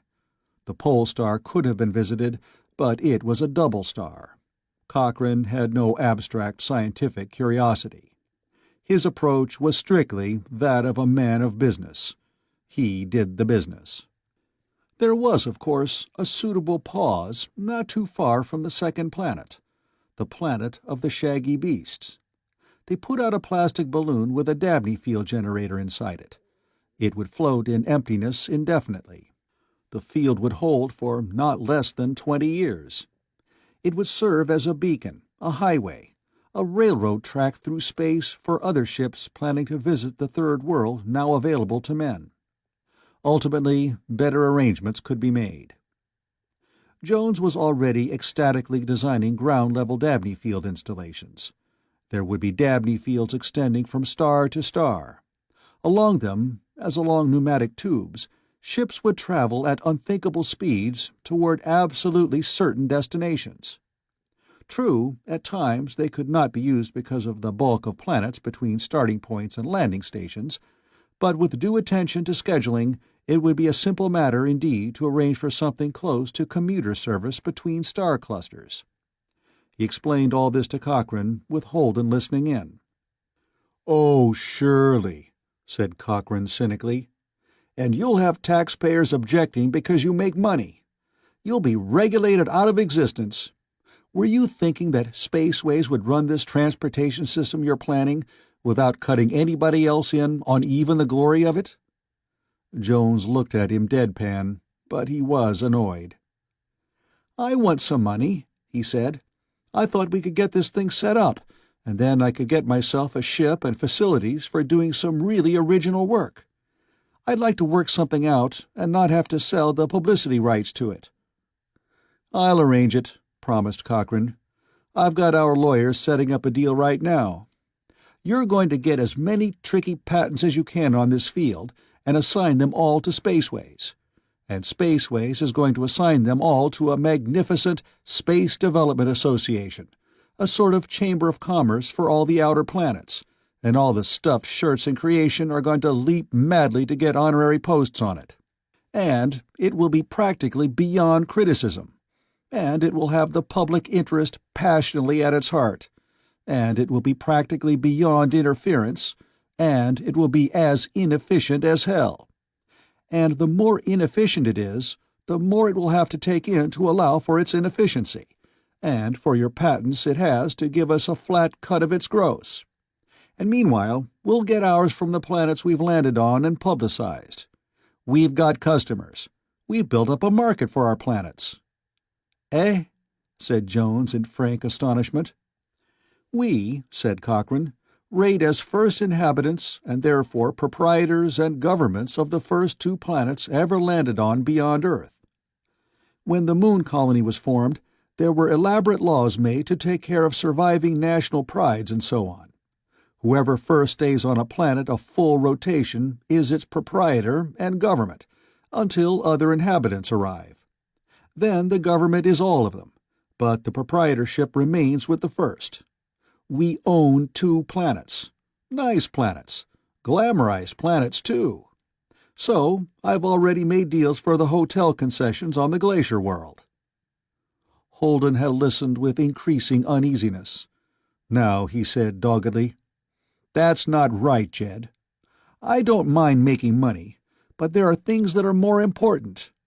Millions of people back home, hundreds of millions of poor devils, spend their lives scared to death of losing their jobs, not daring to hope for more than bare subsistence. I want to do something for them. People need hope, Jed, simply to be healthy. Maybe I'm a fool, but the human race needs hope more than I need money." Cochrane looked patient. "What would you suggest?" "I think," said Holden heavily, "that we ought to give what we've got to the world. Let the governments of the world take over and assist emigration. There's not one but will be glad to do it." "Unfortunately," said Cochrane, "you are perfectly right. They would. There have been resettlement projects and such stuff for generations. I'm very much afraid that just what you propose will be done to some degree somewhere or other on other planets as they're turned up. But on the glacier planet, there will be hotels. The rich will want to go there to stay, to sightsee, to ride, to hunt, to ski, and to fly in helicopters over volcanoes. The hotels will need to be staffed. There will be guides and foresters and hunters. It will cost too much to bring food from Earth, so farms will be started. It will be cheaper to buy food from independent farmers than to raise it with hired help. So the farmers will be independent. There will have to be stores to supply them with what they need, and tourists with what they don't need but want. From the minute the glacier planet starts up as a tourist resort, there will be jobs for hundreds of people. It won't be long before there are jobs for thousands. There'll be a man shortage there. Anybody who wants to can go there to work, and if he doesn't go there expecting a certified, psychologically conditioned environment, but just a good job with possible or probable advancement, that's the environment we humans want. Presently, the hotels won't even be tourist hotels. They'll just be normal hotels that exist everywhere that there are cities and people moving about among them. Then it won't be a tourist planet, and tourists will be a nuisance. It'll be home for one hell of a lot of people, and they'll have made every bit of it themselves." Holden said uncomfortably, "It'll be slow. It'll be sure," snapped Cochrane. "The first settlements in America were failures until the people started to work for themselves. Look at this planet we're leaving. How many people will come to work that silly diamond mine? How many will hunt to supply them with meat? How many will farm to supply the hunters and the miners with other food? And how many others will be along to run stores and manufacture things?" He made an impatient gesture. "You're thinking of encouraging people to move to the stars, to make more room on Earth. You'd get nice, passive colonists who'd obediently move because the long-hairs said it was wise and the government paid for it. I'm thinking of colonists who'll fight and quite possibly cheat and lie a little to get jobs where they can take care of their families the way they want to. I want people to move to get what they want in spite of any discouragement anybody throws at them. Now shoo, I'm busy." Jones asked mildly, "At what?" "The latest proposed deal," said Cochrane impatiently, "is for rights to bore for oil. The uranium concessions are farmed out. Water power is pending, not for cash, but a cut, and—" Holden said uneasily, "There's one other thing, Jed. All your plans and all your scheming could still be blocked if back on Earth they think we might bring plagues back to Earth. Remember Dabney suggested that? And some biologist or other agreed with him?" Cochrane grinned. "There's a diamond mine. There are herds of what people will call cattle. There's food and riches. There's scenery and adventure. There's room to do things. Nobody could keep political office if he tried to keep his constituents from food and cash and adventure, even by proxy when they send expendable Cousin Albert out to see if he can make a living there. We've got to take reasonable precautions against germs, of course. We'll have trouble enforcing them, but we'll manage." Al called down from the control room. The ship was sufficiently aligned, he thought, for their next stopping place. He wanted Jones to charge the booster circuit and flash it over. Jones went. A little later, there was the peculiar sensation of a sound that was not a sound, but was felt all through one. The result was not satisfactory. The ship was still in empty space, and the nearest star was still a star. There was a repetition of the booster jump, still not too good. Thereafter, the ship drove, and jumped and jumped and drove. Jameson came down to where Cochrane conducted business via communicator. He waited. Cochrane said, "Damn it, I won't agree. I want 12% or I take up another offer." "What?" The last was to Jameson. Jameson said uneasily, "We found another planet, about Earth size, ice caps, clouds, ocean, seas, even rivers. But there's no green on it. It's all bare rocks." Cochrane thought concentratedly. Then he said impatiently, "The whiskered people back home said that life couldn't have gotten started on all the planets suited for it. They said there must be planets where life hasn't reached, though they're perfectly suited for it. Make a landing and try the air with algae like we did on the first planet." He turned back to the communicator. "You reason," he snapped to a man on faraway Earth, "that all this is only on paper, but that's the only reason you're getting a chance at it. I'll guarantee that Jones will install drives on ships that will meet our requirements of spaceworthiness, or government standards, whichever are strictest, for 10% of your company stock plus 12% cash of the cost of each ship, nothing less." He heard the rockets make the louder sound that was the symptom of descent against gravity. The world was lifeless. The ship had landed on bare stone when Cochrane looked out the control room ports. There had been trouble finding a flat space on which the 3 landing fins would find a suitable foundation. It had taken half an hour of maneuvering to locate such a place and to settle solidly on it. Then the look of things was appalling. The landing spot was a naked mass of what seemed to be basalt polygons, similar to the Giant's Causeway of Ireland back on Earth. There was no softness anywhere. The stone which on other planets underlay soil here showed harshly. There was no soil. There was no microscopic life to nibble at rocks and make soil in which less minute life could live. The nudity of the stones led to glaring colors everywhere. The colors were brilliant as nowhere else but on Earth's moon. There was no vegetation at all. That was somehow shocking. The ship's company stared and stared, But there could be no comment. There was a vast, dark sea to the left of the landing place. Inland there were mountains and valleys. But the mountains were not sloped. There were heaps of detritus at the bases of their cliffs, but it was simply detritus. No tiniest patch of lichen grew anywhere, no blade of grass, no moss, no leaf, nothing. The air was empty. Nothing flew. There were clouds, to be sure. The sky was even blue, though a darker blue than Earth's, because there was no vegetation to break stone down to dust, or to form dust by its own decay. The sea was violently active.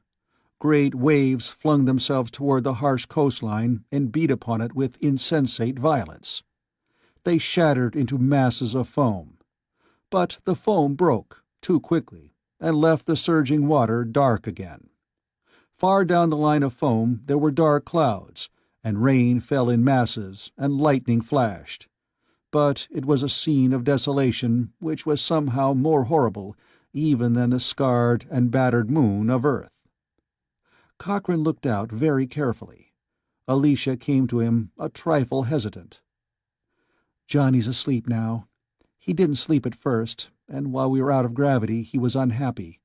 But he went off to sleep the instant we landed. He needs rest. Could we just stay landed here until he catches up on sleep?" Cochrane nodded. Alicia smiled at him and went away. There was still the mark of a bruise on her cheek. She went down to where her husband needed her. Holden said dourly, "This world's useless. So is her husband." "Wait till we check the air," said Cochrane absently. "I've checked it," Holden told him indifferently. "I went in the port and sniffed at the cracked outer door. I didn't die, so I opened the door. There is a smell of stone, that's all. The air's perfectly breathable. The oceans probably absorbed all soluble gases, and poisonous gases are soluble. If they weren't, they couldn't be poisonous." Said Cochrane thoughtfully. Jameson came over to him. "We're not going to stay here, are we?" he asked. "I don't like to look at it. The moon's bad enough, but at least nothing could live there. Anything could live here. But it doesn't. I don't like it." "We'll stay here at least while Johnny has a nap. I do want Bell to take all the pictures he can, though. Probably not for broadcast, but for business reasons. I'll need pictures to back up a deal." Jameson went away. Holden said without interest, "You'll make no deals with this planet.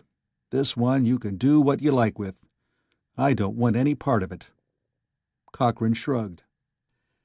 "Speaking of things you don't want any part of, what about Johnny Sims? Speaking as a psychiatrist, what effect will that business of being in the dark all night and nearly being pecked to death, what will it do to him?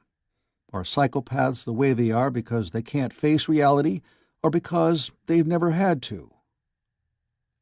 Holden stared away down the incredible, lifeless coastline at the distant storm. There was darkness under many layers of cloud. The sea foamed and lashed, and instantly was free of foam again. Because there were no plankton, no animalcules, no tiny, gluey organic beings in it to give the water the property of making foam which endured. There was thunder yonder in the storm, and no ear heard it. Over a vast world there was sunshine which no eyes saw. There was night in which nothing rested, and somewhere dawn was breaking now, and nothing sang. "Look at that, Jed," said Holden heavily. "There's a reality none of us wants to face. We're all more or less fugitives from what we are afraid is reality. That is real, and it makes me feel small and futile. So I don't like to look at it. Johnny Sims didn't want to face what one does grow up to face. It made him feel futile. So he picked a pleasanter role than realist." Cochrane nodded. "But his unrealism of last night put him into a very realistic mess that he couldn't dodge. Will it change him?" "Probably," said Holden, without any expression at all in his voice. "They used to put lunatics in snake pits. When they were people who'd taken to lunacy for escape from reality, it made them go back to reality to escape from the snakes. Shock treatments used to be used later for the same effect. We're too soft to use either treatment now, but Johnny gave himself the works. The odds are that from now on he will never want to be alone even for an instant, and he will never again quite dare to be angry with anybody, or make anybody angry. You choked him and he ran away, and it was bad. So from now on, I'd guess that Johnny will be a very well-behaved little boy in a grown man's body." He said, very wryly indeed, "Alicia will be very happy taking care of him."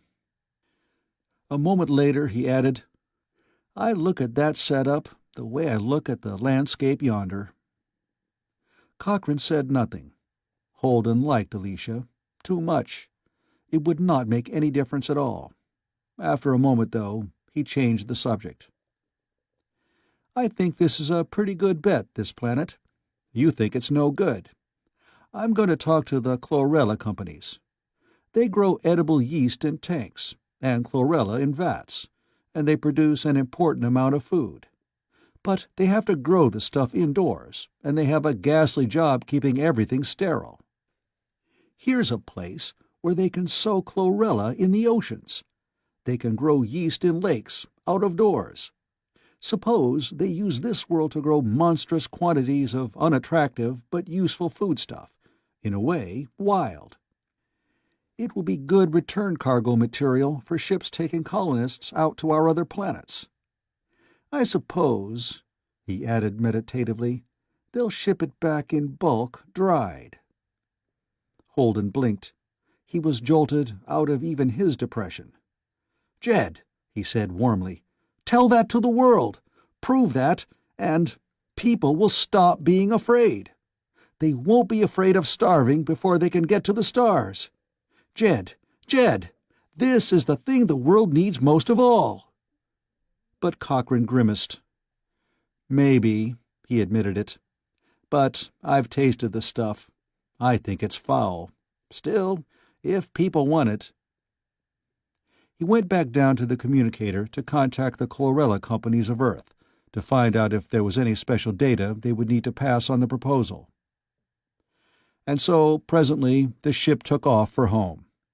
It landed on the moon first, and Johnny Sims was loaded into a spacesuit and transferred to Lunar City, where he could live without being extradited back to Earth. He wouldn't stay there. Alicia guaranteed that. They'd move to the glacier planet as soon as hotels were built.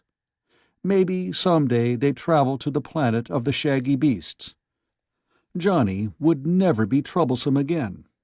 He was pathetically anxious now to have people like him, and stay with him, and not under any circumstances be angry with him or shut him away from them. Alicia would now have a full-time occupation keeping people from taking advantage of him.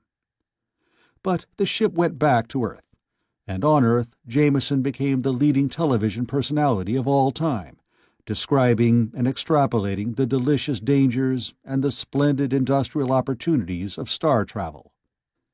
Bell was his companion and co-star.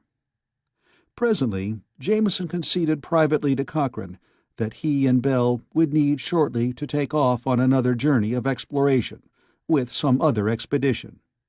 Neither of them thought to retire, though they were well off enough. They were stockholders in the Spaceways Company, which guaranteed them a living. Cochrane put Spaceways, Inc. into full operation. He fought savagely against personal publicity, but he worked himself half to death. He spent hours every day in frenzied haggling, and in the cynical examination of deftly booby-trapped business proposals. His lawyers insisted that he needed an office. He did, and presently he had 4 secretaries, and there developed an entire hierarchy of persons under him. One day his chief secretary told him commiseratingly that somebody had waited 2 hours past appointment time to see him. It was Hopkins, who had not been willing to interrupt his dinner to listen to a protest from Cochrane. Hopkins was still exactly as important as ever. It was only that Cochrane was more so. It woke Cochrane up. He stormed to Babs and ruthlessly canceled appointments and abandoned or transferred enterprises, and made preparations for a more satisfactory way of life. They went, in time, to the Spaceways terminal, to take ship for the stars. The terminal was improvised, but it was busy. Already 18 ships a day went away from there in Dabney fields. 18 others arrived. Jones was already off somewhere in a ship built according to his own notions. Officially, he was doing research for Spaceways Inc., but actually nobody told him what to do.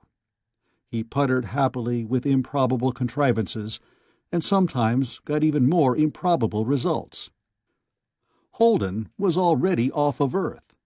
He was on the planet of the shaggy beasts, acting as a consultant on the cases of persons who arrived there and became emotionally disturbed because they could do as they pleased, instead of being forced by economic necessity to do otherwise.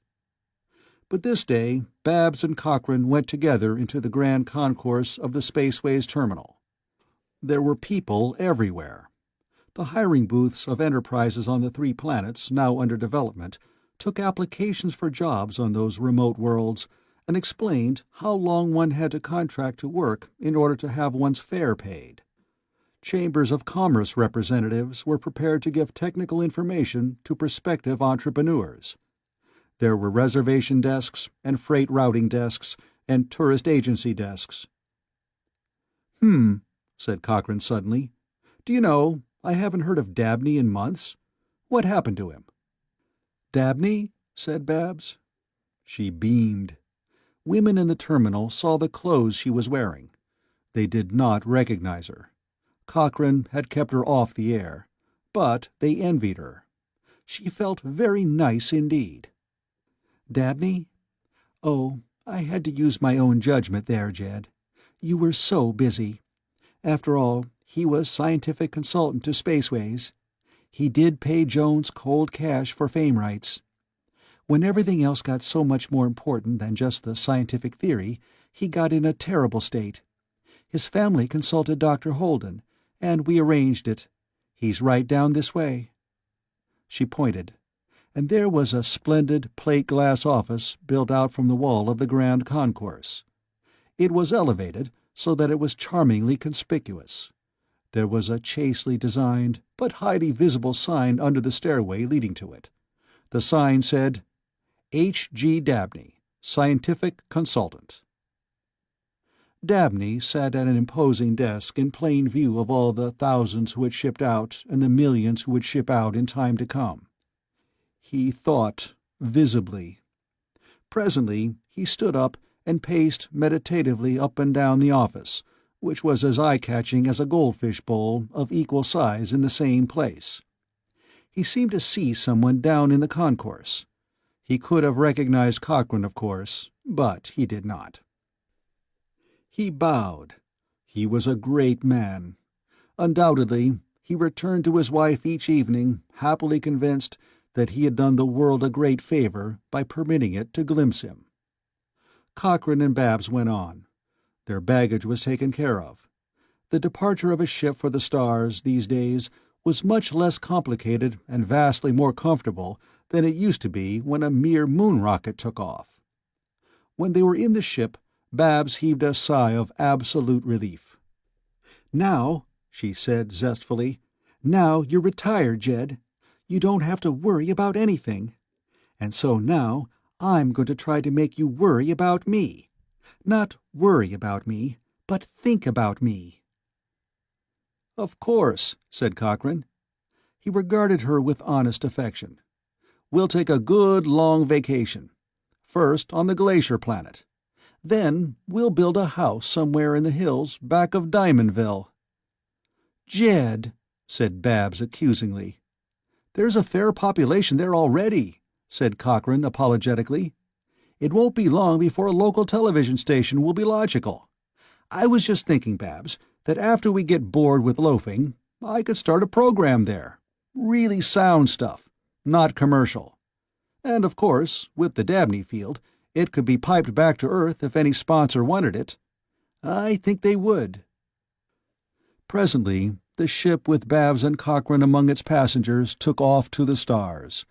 It was a perfectly routine flight.